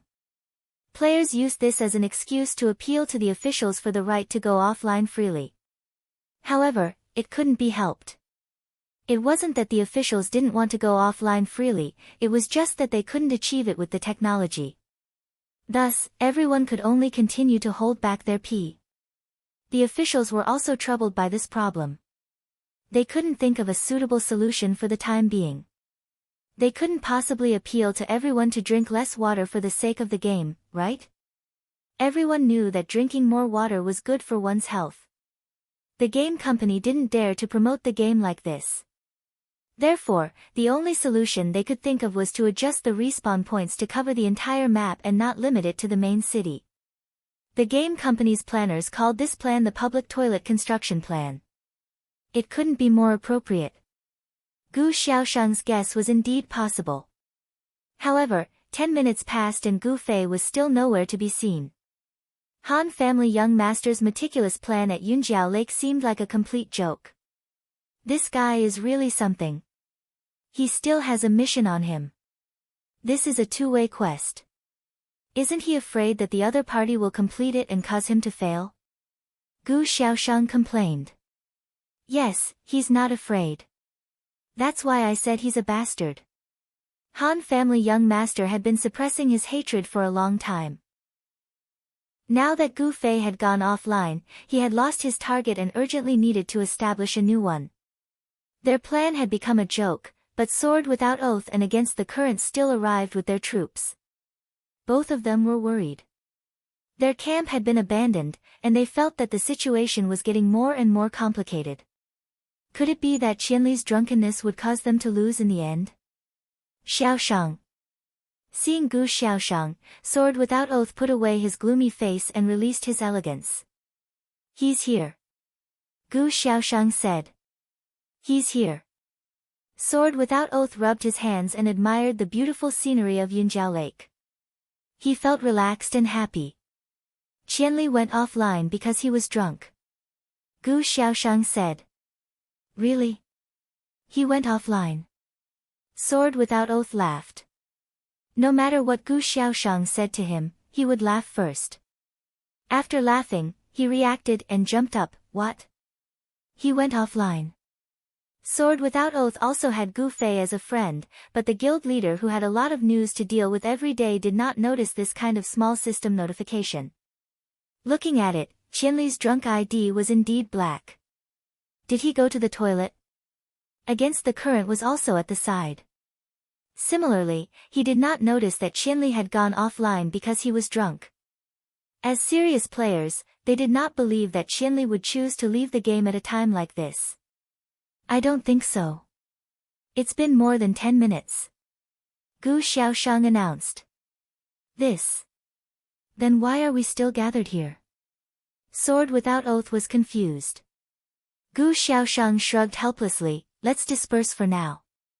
This was really a case of coming in high spirits and returning in disappointment. Sword Without Oath wanted to say that since they were already here, it would be pointless to just leave. Why don't they go sit in the bushes over there? But that was all he dared to say. He did not dare to say it out loud. He could only sneak a glance at Gu Xiaoshang. If he saw that Gu Xiaoshang was packing up his guild and preparing to retreat, he could only sigh and reorganize his own guild. Ever since his battle with Gu Fei, Reigning Four Seas had lost his fighting spirit and fighting spirit. Now that he had finally regained his composure, he was met with such an outcome. Many people were feeling emotional, and the guild channel was filled with complaints. However, they could not find the right direction to complain. So, they could only lament that the Battle of Sai City was boring and meaningless. Unsworn Sword could only look on helplessly, not knowing what to say. Now they were going to besiege a city. The siege activity had never stopped. However, the more players died, the less effective the destruction they caused. The players could tell that the quests that existed in the city war weren't just for decoration. It was impossible to take down the city just by charging and killing. Perhaps they had to complete certain quests in order to obtain victory in the city war. The problem was that the quests did not give any hints. Everyone was walking around aimlessly. Naturally, the more they walked, the more bored they became. However, there was a huge quest hidden at Yunjiao Lakeside. Crouching in a small wooden hut 30 miles away, seeing that his family members had arrived, he really wanted to go out and meet them. However, Han family young master was still in the hut and had no intention of going out. He did not know what to do at that moment. Gu Xiaoshang had come to discuss with him about Qianli getting drunk and going offline. He had also heard it. Now, he gathered his courage and went up to Han family young master and asked, Qianli got drunk and went offline? What should we do? What else can we do? Let's disperse. Han family young master finished the wine in his bottle, threw the empty bottle away, and walked out. He's leaving just like that. What should I do? 30 miles away was at a loss. Carefully looking around, he slowly walked out of the small wooden hut. Han family young master had already walked far away, ignoring him. 30 miles away was confused. He still had a quest. Wasn't he bait? Why didn't anyone want him anymore? Ambushing players kept coming out from the bushes, heading in the same direction. 30 miles away, he was looking for Jiang Jinzhou, his brother who had gone through thick and thin with him. However, he was not able to find Jiang Jinzhou. Instead, he was seen by Shan Xiling. 30 miles away. Fuck, where did you run off to? Why didn't you reply to my message? Shan Xiling ran over and grabbed him. It's a long story. 30 miles away said. Where's Jiang Jinzhou? Is he with you? Shan Xiling asked. Yeah, I'm looking for him. 30 miles away said. Did you two run away when the fight started? Shan Xiling's face darkened. I heard that Qianli got drunk and went offline. 30 miles away said. Don't talk nonsense, you two. Shan Xiling said with disdain. Let me tell you. 30 miles away secretly looked around and went up to Shan Xiling. I have a quest on me right now. Quest? What's there to be surprised about? I have one on me too. Shan Xiling said. TCH, it's not the kind of quest you're talking about. 30 miles away said. Large-scale quest. Shan Xiling paled. It's the quest that Yin Feng and the others took away. I got it back. 30 miles away said. You got it back? Shan Xiling repeated. Thanks to a series of opportunities, I got it back. 30 miles away said. Still looking around, he didn't see the Han family young master, Gu Xiaoshang, or anyone in the clouds paying attention to him.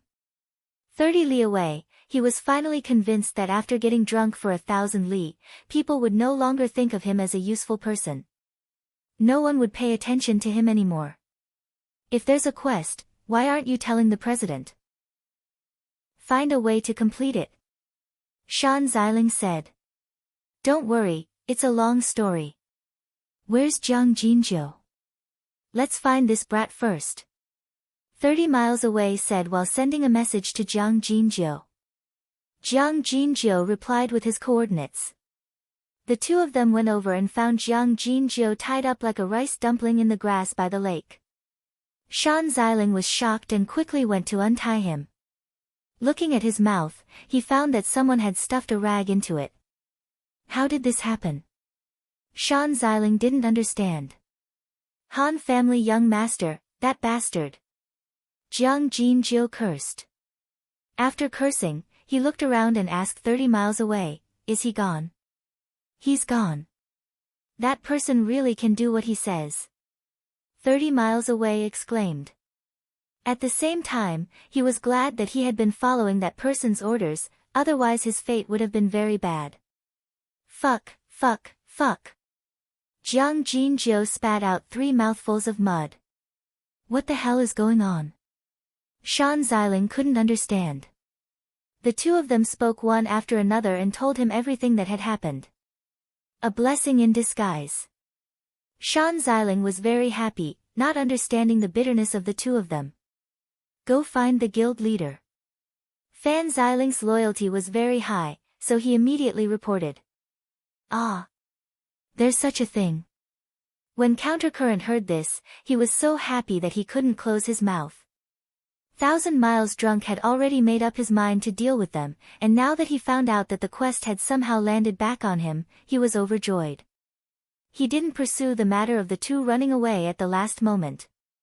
With this quest, Against the Current was even more concerned about Qianli. He hurriedly went to find Gu Xiaoshang. President Gu, tomorrow Qianli will definitely come online. How should we deal with him? Although the Sword of No Oath was carrying the unstoppable 4 Cs with it, its eyes were constantly searching for Gu Xiaoshang. When it saw that the Sword of No Oath had suddenly gone up to Gu Xiaoshang, it was very surprised and confused, and hurriedly went over as fast as it could. Just as Gu Xiaoshang was saying, "We'll talk about it tomorrow," Unsworn Sword had already come over with a cheeky smile. "What are you talking about?" Against the Current did not say anything. There was no doubt that Gu Xiaoshang knew about the quest. In fact, it could even be said that Gu Xiaoshang had no intention of stealing the quest, which was why the quest had fallen to him. However, Unsworn Sword was someone with a criminal record, so Gu Xiaoshang really did not want this kid to get involved. At the same time, Against the Current was afraid that Gu Xiaoshang would ignore him and tell him the truth. With this woman's unrestrained personality, she would definitely do that. Against the Current was a bit nervous. Tell me how we'll deal with Qianli when he gets drunk tomorrow. Gu Xiaoshang said. Little Shang, you arrange it. We'll listen to you. Unsworn Sword expressed his loyalty. We'll talk about it tomorrow. Gu Xiaoshang still said the same thing. Then what will your guild do now? Unsworn Sword saw that Against the Current was silent and was quite happy. It was enough that he was the only one talking to Gu Xiaoshang. You can just go and do whatever you want. Unsworn Sword thought as he ignored Against the Current and continued to talk nonsense with Gu Xiaoshang. Against the Current let out a sigh of relief, hoping that Unsworn Sword would ignore him. Thus, he told the two to call me if you need anything, and hid far away. And there was another group of people who hid even further away than he did.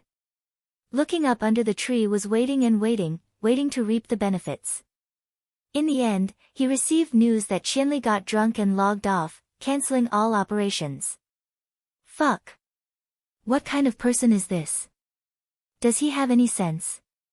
Looking up under the tree wanted to borrow someone else's knife to kill him, but his knife disappeared. How depressing was that? Chapter 710. Gu Fei's simple disconnection caused many people in Cloud City to be at a loss. Han family young master also crazily despised him in the mercenary channel. No one dared to reply. Yutian Xinming's tragedy was still fresh in everyone's mind. Han family young master pointed at Sword Demon and asked about their mission. Sword Demon pretended to be deaf and mute. He sneaked to the resurrection camp in the northeast, but even Gu Fei couldn't find a chance here. Sword Demon walked around twice and naturally didn't have a good opportunity to make a move.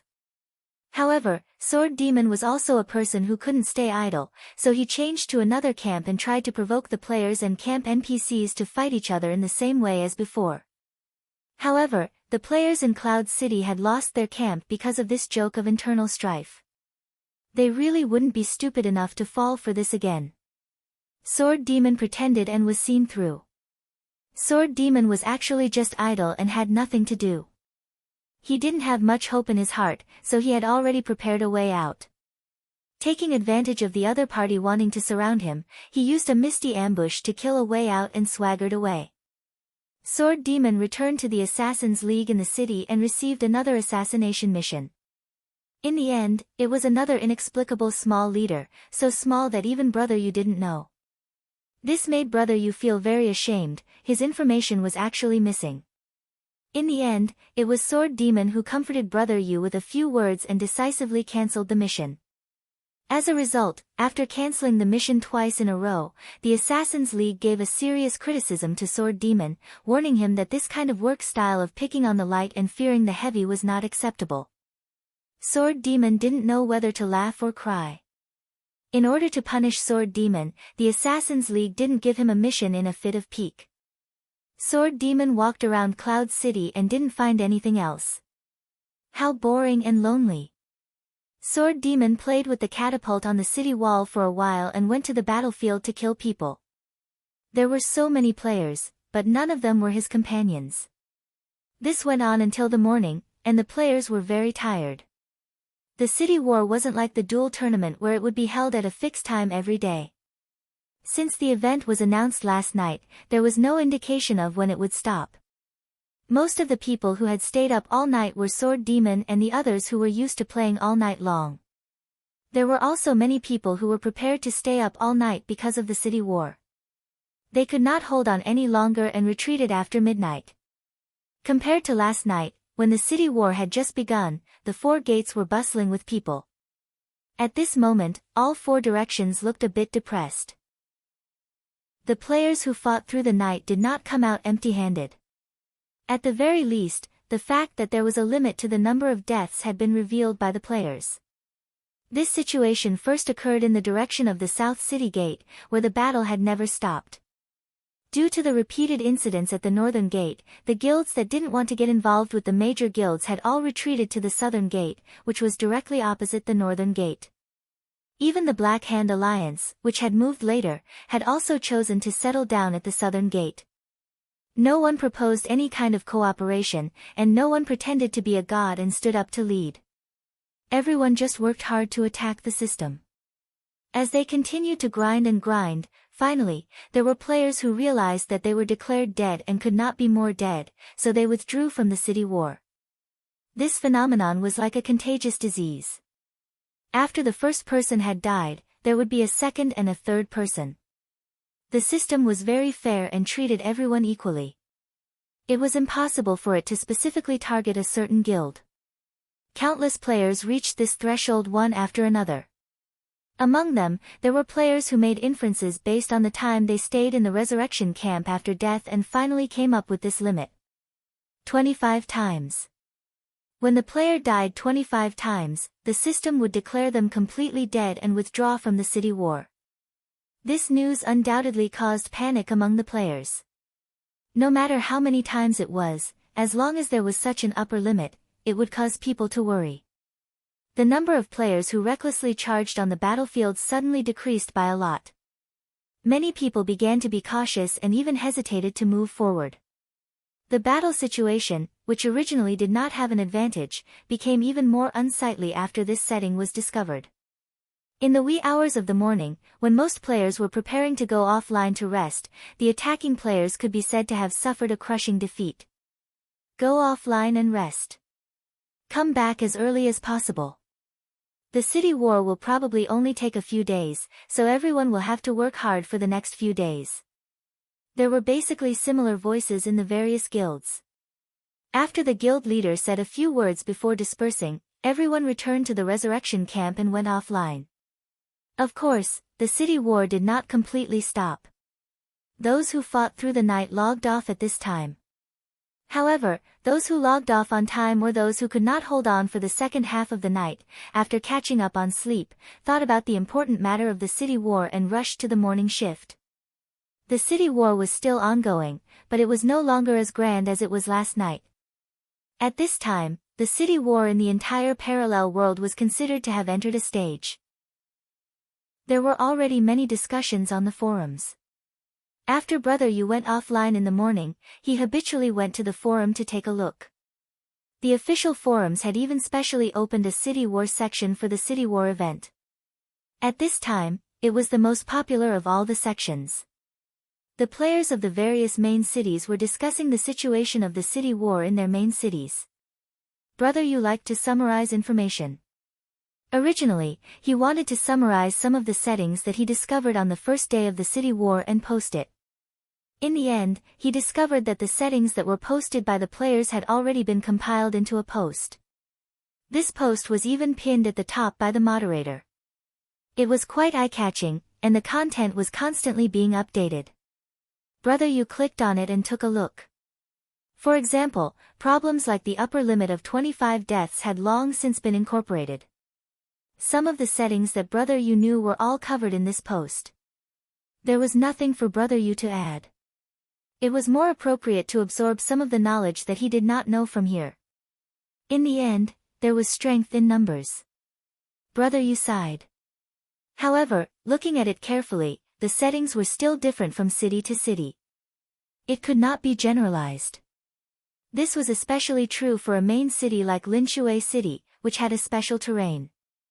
City War and Cloud City were completely different things. Their attacking players were scattered to the surrounding water islands. They sailed their ships to attack from the water, and the system also sailed their ships to meet the enemy on the water. It sounded very interesting, but the players of Linshui City did not think so. Apart from the pinned post, most of the posts that Brother Yu saw in the City War section were players complaining about the bloody and tearful history of the City War. The battle mode of each city was different, but the results were extremely similar. All of them were defeated by the system.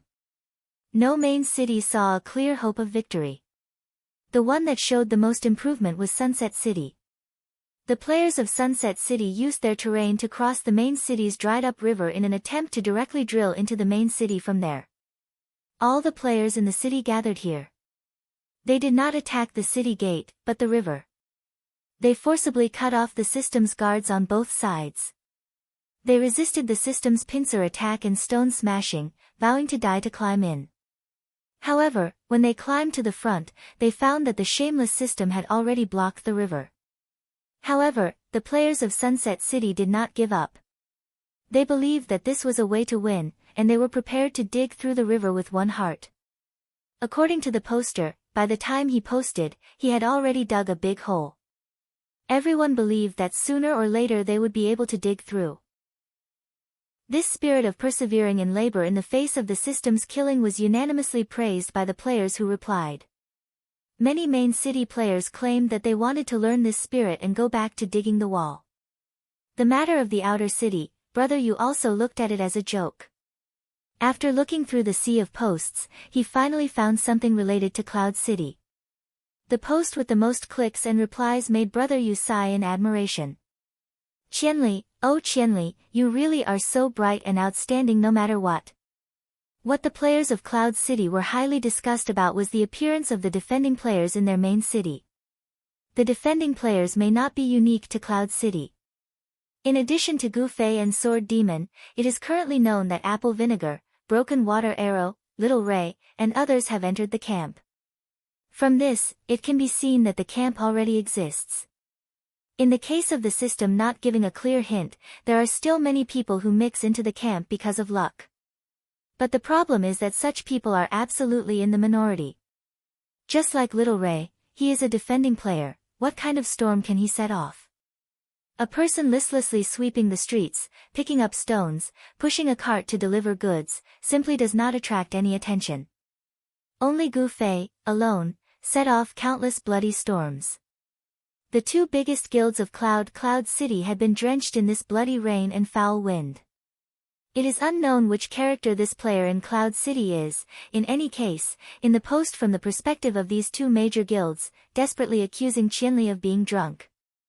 The more people read, the more they felt that this person should be the anti-hero of the two major guilds. Since the system has set up Qianli as the defending side, then it is not too much for him to attack the attacking players. What is there to complain about? It is just that he single-handedly overturned two guilds, just a little too strong, but when did being strong become a mistake?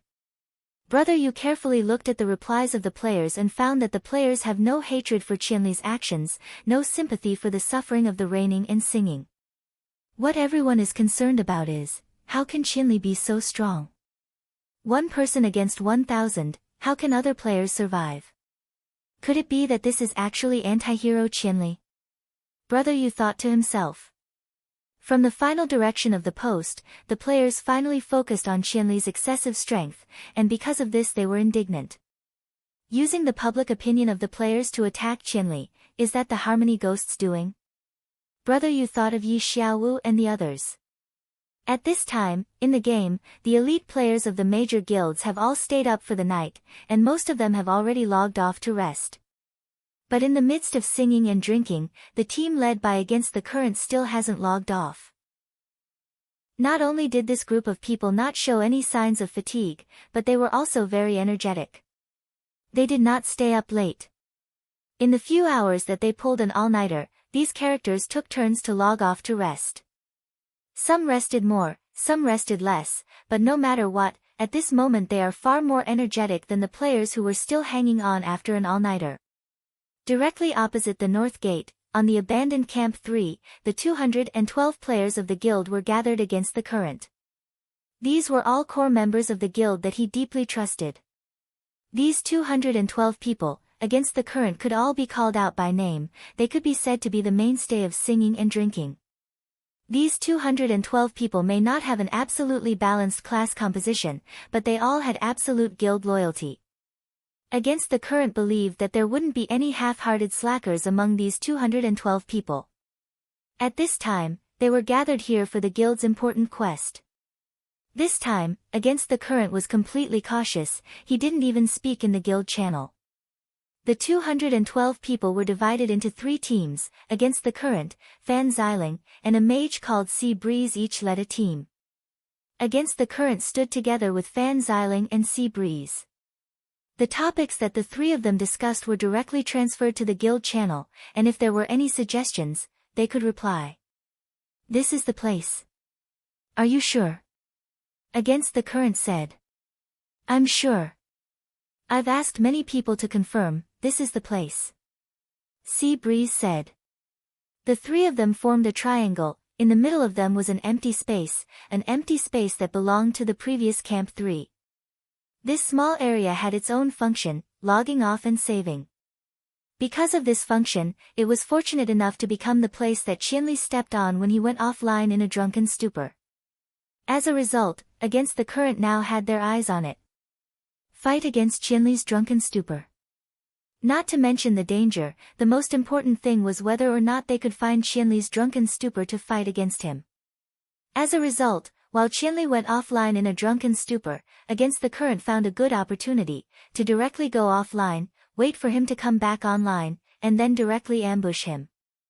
Normally, this kind of situation wouldn't happen, because under normal circumstances, the offline area was a safe zone. You couldn't even touch it, let alone ambush it. But now, the special thing about city battles was that there were no safe zones. Against the Current felt that this was a chance for them to eliminate Qianli's drunken stupor with minimal losses, so they couldn't miss it. Of course, eliminating him wasn't his main goal, Against the Current was still for his quest. The quest that was 30 miles away from him. According to everyone's analysis, this quest required them to kill Qianli's drunken stupor in order to obtain the next step of information from Guild Geno. Or they could directly obtain the quest item from Qianli's drunken stupor. In order to be foolproof, Against the Current thought of this method. Qianli's drunken stupor was very eye-catching. At that time, he was the center of attention, so they easily found out where he went offline and Against the Current. In order to be cautious and to verify from many sources, they circled an area that was enough for 10 Qianli's drunken stupor to go offline. Against the Current believed that there wouldn't be any mistakes, so they led the players to carefully set up this area. Traps, set everything that can be set. Fill up the queue, and let him step on them as soon as he comes online. Fan Xiling commanded. If he falls into a trap, can he still teleport? Someone asked. I don't know. No one knew the skill to teleport. The teleportation distance is 6 meters. Sea Breeze said, let's use this area as the center and stand in a circle with a radius of 6 meters. Sorcerers, practice for a bit. This radius should be enough to cover and instantly kill Qianli's drunken stupor. Wait, if we set the trap now, what if other players come online and step on it? One of the players who set the trap thought of something. This, rather kill the wrong person than let him go. Fan Xiling asked Against the Current. I have Qianli's drunken stupor as a friend, so there will be a system notification when he comes online. However, if I'm careless, or if I give the order too late, or if everyone reacts too late. This was a serious matter. Against the Current decided to be ruthless and nodded. Let's do it this way. If anyone comes up, kill them. It probably won't be so coincidental. How many people will go offline at this place? These unlucky guys can also be a good practice for us.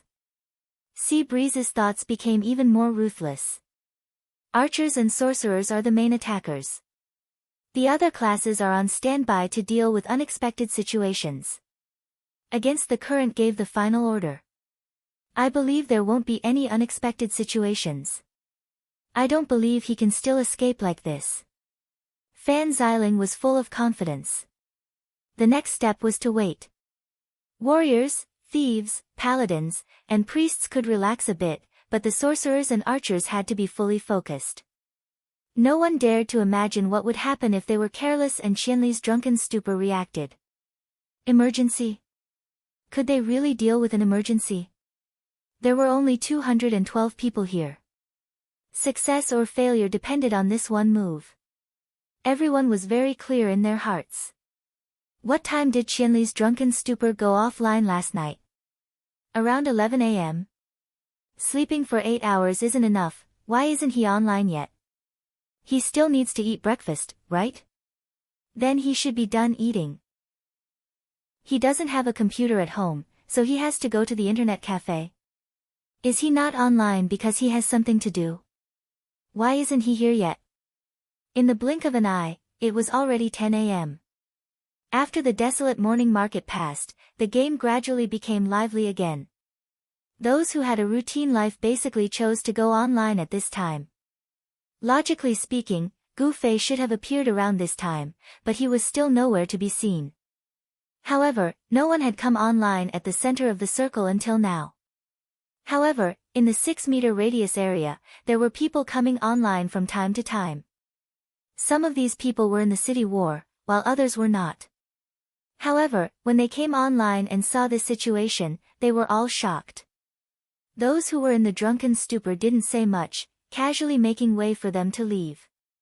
When the players saw the murderous looks of this group of people, no one dared to ask anything. At 10:30 a.m., another half an hour passed. While everyone was complaining, a white light suddenly appeared in the center of the circle. Attention! Upstream's loud shout raised everyone's spirits. Everyone had been waiting for this for a long time, so they immediately went all out. Tracking arrows and AoE spells were blasted down in one go. Pa, sounds could be heard from the traps. They didn't see who appeared in the white light because the white light had already appeared again, and the person disappeared without showing his face. Upstream quickly glanced at his friends list. No, Chinley's drunk was not online. No.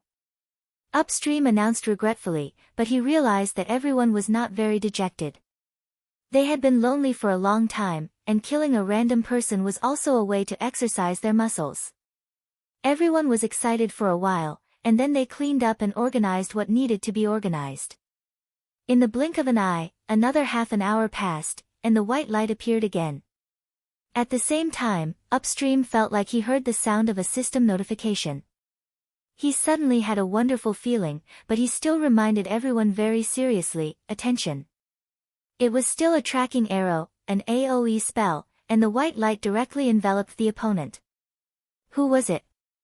Before they could see clearly, the person had already disappeared.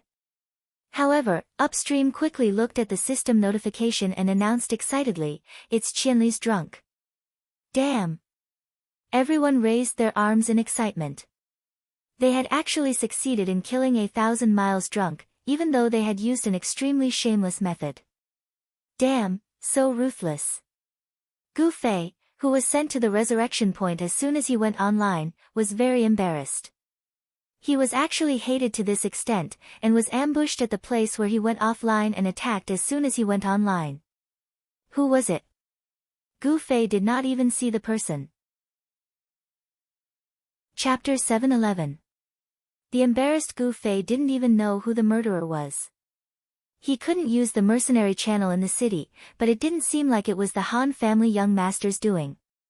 Other than Gu Fei, the rest of the child elite group members were offline. Gu Fei opened the quest list. Sure enough, all the quests he received after dying in the city war had failed, whether it was to find Gilgino or assassinate Sword Without Oath.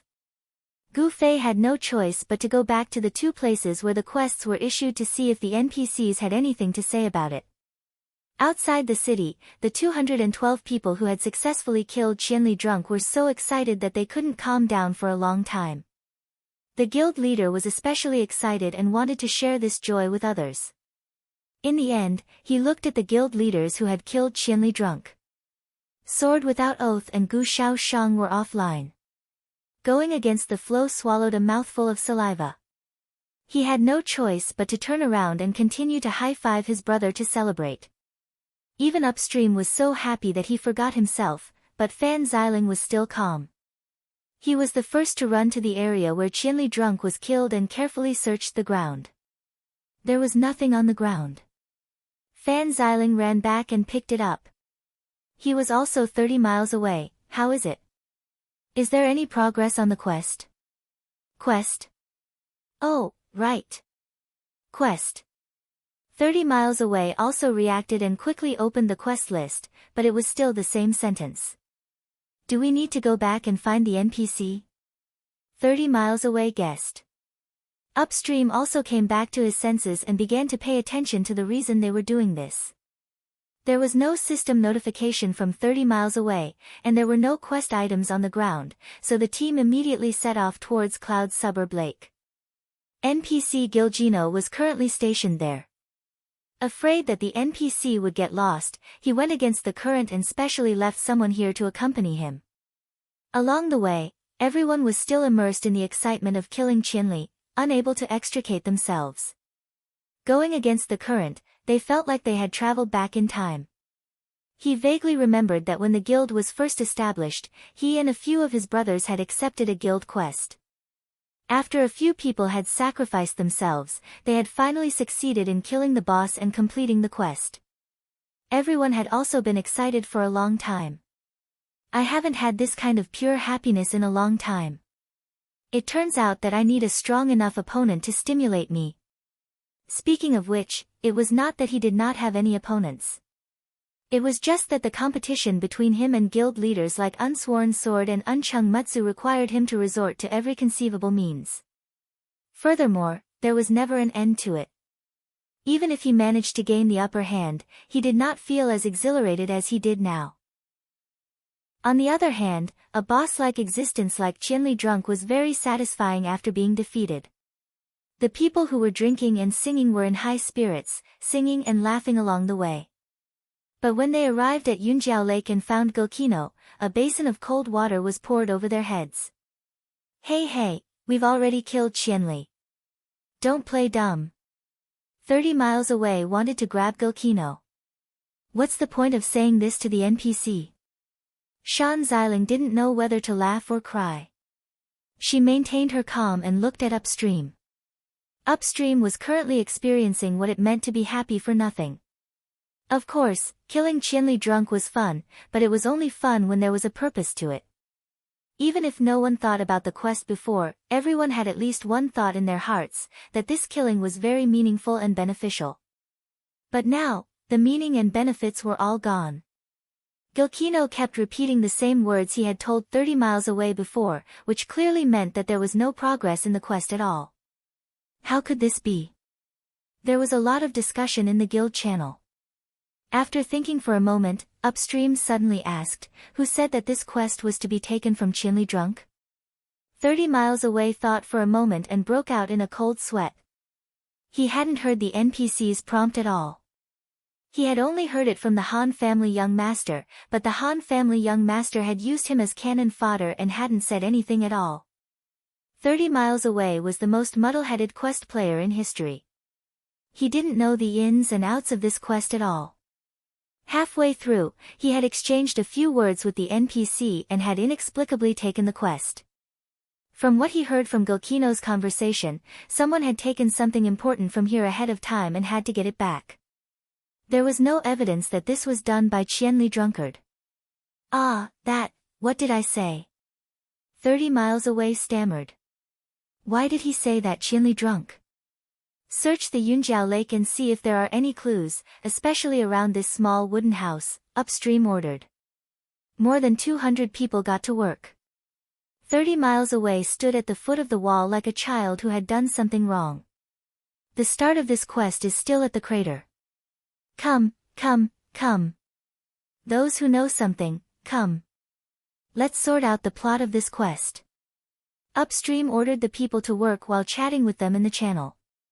The person who knew the plot of the quest the best was undoubtedly the person involved. However, 30 miles away's previous quest target, Yin Feng, had already betrayed the guild. Upstream could only piece together the plot of the quest from the people who had worked with him before. Unfortunately, there were no quest maniacs like June Rain or information maniacs like Brother Estimate among the people in drinking and singing. They didn't care about the specifics of the quest at all. Since the guild had ordered them to stand guard, they only cared about doing so. No one had the time to listen to the story of the quest. It was said that this was the mark of an expert. Experts pursued efficiency and rewards when they did quests. Why would they have the time to listen to the plot of the quest? Because the parallel world was a simulation of reality, the NPCs could not talk to you as fast as they could in the game. Many people were annoyed by this. They should have avoided it at all costs, but now that it had not happened to them, they had to take the initiative to ask about it. How was that possible? In the end, Upstream could not figure out anything no matter how hard he tried. On the other hand, he knew more about the quest since he was the first to receive Yin Feng's report. However, it was a shame that Upstream did not pay attention to the plot of the quest. He just listened to Yin Feng's report and did not pay much attention to it. Now that there were no records to check, many things were a blur. He seemed to have a rough idea of what was going on in the party channel, but when everyone saw the guild leader's attitude, they felt that it was not embarrassing for them to know nothing. Therefore, they did not even have the energy to think about it. Damn it! In the end, Upstream still could not figure out what the story of this quest was, so he could only vent his anger in the party channel. Everyone pay attention, this city war quest is not ordinary. In the future, when you accept a quest, make sure you understand the plot. There are some things that we have to deduce based on the plot, right? Just like now, we said that someone took the item, but then we said that Qianli was drunk. Why is it that Qianli was drunk? No one knows, but now Qianli was killed by us without getting anything. Isn't this a joke? Then what do we do now, guild leader? Someone asked. Let's search the surroundings first and see if there are any clues, Upstream said. I have an idea, Shan Xiling suddenly said. Hurry up and say it. Upstream said. Did we forget someone?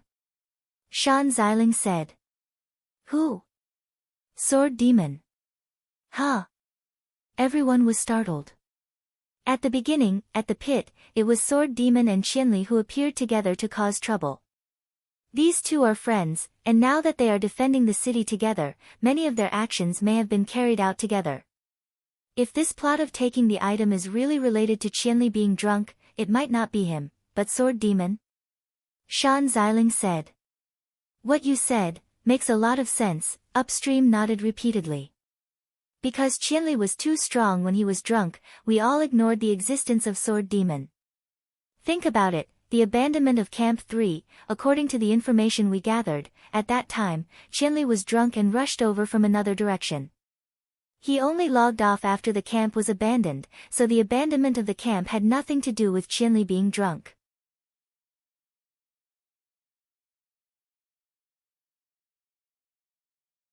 At this time, after gathering people to discuss a few words, they had already begun to carry out large-scale construction. The experts of the child elite group also came online one after another. Gu Fei had already left the main city. After failing the death mission, Gu Fei walked through the quest point again. Over at the guild building, he could not receive the bounty of the leader of the 100 Evils, Unsworn Sword. It seemed that the system only gave him one chance. Gu Fei was very helpless and could only change to the second of the 100 Evils, Upstream. The guards were as kind as ever. Just like the previous failed mission, after this failure, the mission was also reissued. The content was still the same, continue to search for Gilgino. Not long after Gu Fei left the city, he saw Sword Demon and the others come online one by one. Gu Fei gloomily said in the channel that he was directly killed at the resurrection point. Everyone naturally laughed at him. Even the Han family young master sighed in admiration. I didn't think of such a cheap method. That's it, I'm going on a mission. Gu Fei said. So Sword Demon privately messaged Gu Fei. What you said is too revealing. Now that everyone knows you're going on a mission, Gongzi still hasn't made arrangements. That's why I said it was a lie. I'm not in a hurry to go on a mission. This mission doesn't have a time limit. Gu Fei said. Sword Demon felt that he was too kind. The two of them, who weren't going on a mission, met up and went straight to the resurrection camp in the northeast direction. After destroying the third camp in the north, the two of them began to think about this camp. At this time, when they arrived near the northeast camp, they found that the camp was heavily guarded. Many players seemed to be preparing to stay here for a long time and had no intention of leaving. It looks like there's no more opportunity today than yesterday. Gu Fei said. Yeah, let's not talk about the players. Just the 4 guards are troublesome. As soon as you enter the camp, the guards will give you a hint and will accurately find you. Also, as long as the guards don't die, there won't be a hint that the camp has been occupied. It's too difficult to kill these 4 guards. Now that the guild players have learned from our experience, they won't fall for the trick we played last time. Sword Demon said. Yeah, and those 4 guards are guarding the camp to the death. We won't be able to lure them out. After a few steps, they'll return. We can't pull them to a place where there's no one to kill them. Gu Fei said. Sigh. The 2 of them sighed. They walked around the northeast camp and bumped into someone on the way. When Gu Fei saw that it was someone he knew, he didn't avoid it. Yo, it's you guys. What a coincidence. Gu Fei and Sword Demon walked around and bumped into Shi Xiaotian. Which guild are you fooling around with now? Gu Fei greeted. No guild at the moment. Shi Xiaotian said and then asked, You too, are you thinking of attacking this camp again? Of course. Gu Fei didn't hide it because he and Sword Demon were ready to give up. They really didn't have enough people. In the face of the NPC's shameless omniscient view and a large number of cautious players, they really couldn't find a chance to attack. It's very difficult. Shi Xiaotian said. It's impossible to complete. Sword Demon sighed. It would be great if there were as many city defense players as there are siege players. We can just eat this. Speaking of which, how did you 2 inexplicably become city defense players? Shi Xiaotian asked. There's a camp, so we became city defense players. Gu Fei said concisely. I see. If you want to eat this camp, I have an idea. Shi Xiaotian said. What do you want? Gu Fei was vigilant. Look at how nervous you are. Shi Xiaotian smiled and then looked at Sword Demon. Boss, Sword Demon doesn't have a guild now. Yes. Sword Demon nodded, but then he realized and quickly changed his words. Oh, no, I temporarily joined a brothers guild in the outer city before the city war. I was going to help, but I didn't expect it to become like this. Sword Demon really didn't have a guild for too long and forgot about this matter. If that's the case, then there's nothing wrong with you quitting the guild, right? Say, if you quit the guild and then build one now, what will happen? Shi Xiaotian said. Build a guild now. Gu Fei and Sword Demon repeated in unison. Yeah. Why didn't I think of that? Gu Fei knocked his head. I think this new guild will most likely belong to the city defense side. Then we'll have people in our hands. Stir things up, maybe we can even get rid of this camp. This. Sword Demon thought quickly. I remember that the application system is closed, but I really didn't pay attention to whether it's possible to build a guild or not.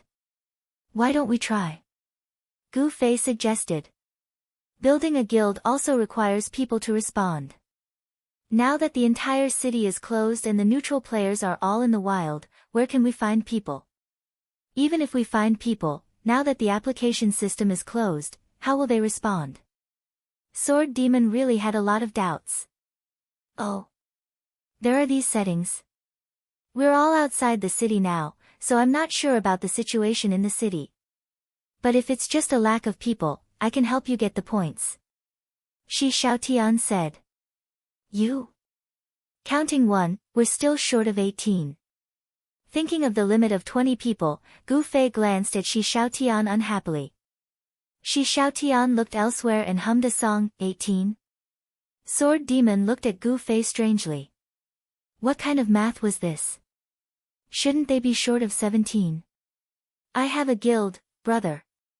Not like yours, you quit when you want. Gu Fei could see that the reborn amethyst girl had accepted him and didn't want him to quit the guild. Gu Fei was a kind person and couldn't bear to let the girls be sad. It doesn't matter if I join or not. How can I not kill people? Gu Fei patted Sword Demon's shoulder and said. I said, if it's just to make up the numbers, I'm not just talking about me. I can find 19 people, Shi Xiaotian said. Huh? Gu Fei became suspicious again. Is there a fee? Then create a guild, pay, take the money and immediately leave, then the guild disbands? Is this a new trick to help people make up the numbers? Where did you get so many people? You've already formed a gang. A swindler guild? A swindler mercenary group? Huh? Why don't I find Tsubasa Sakaratsuka and call 20 of those kids to make up the numbers? Gu Fei said. I say. Isn't the goal of creating a guild for the city battle? What's the point of gathering people to make up the numbers? Sword Demon vomited blood. You're tuning into the Blissful Bookshelf YouTube channel. We're so grateful for your support and don't forget to subscribe to join us on this incredible journey through captivating stories. Your generosity through donations truly makes a world of difference, as it's the primary source of revenue that allows me to expand and enhance this channel for you. Thank you from the bottom of my heart for being a part of this adventure.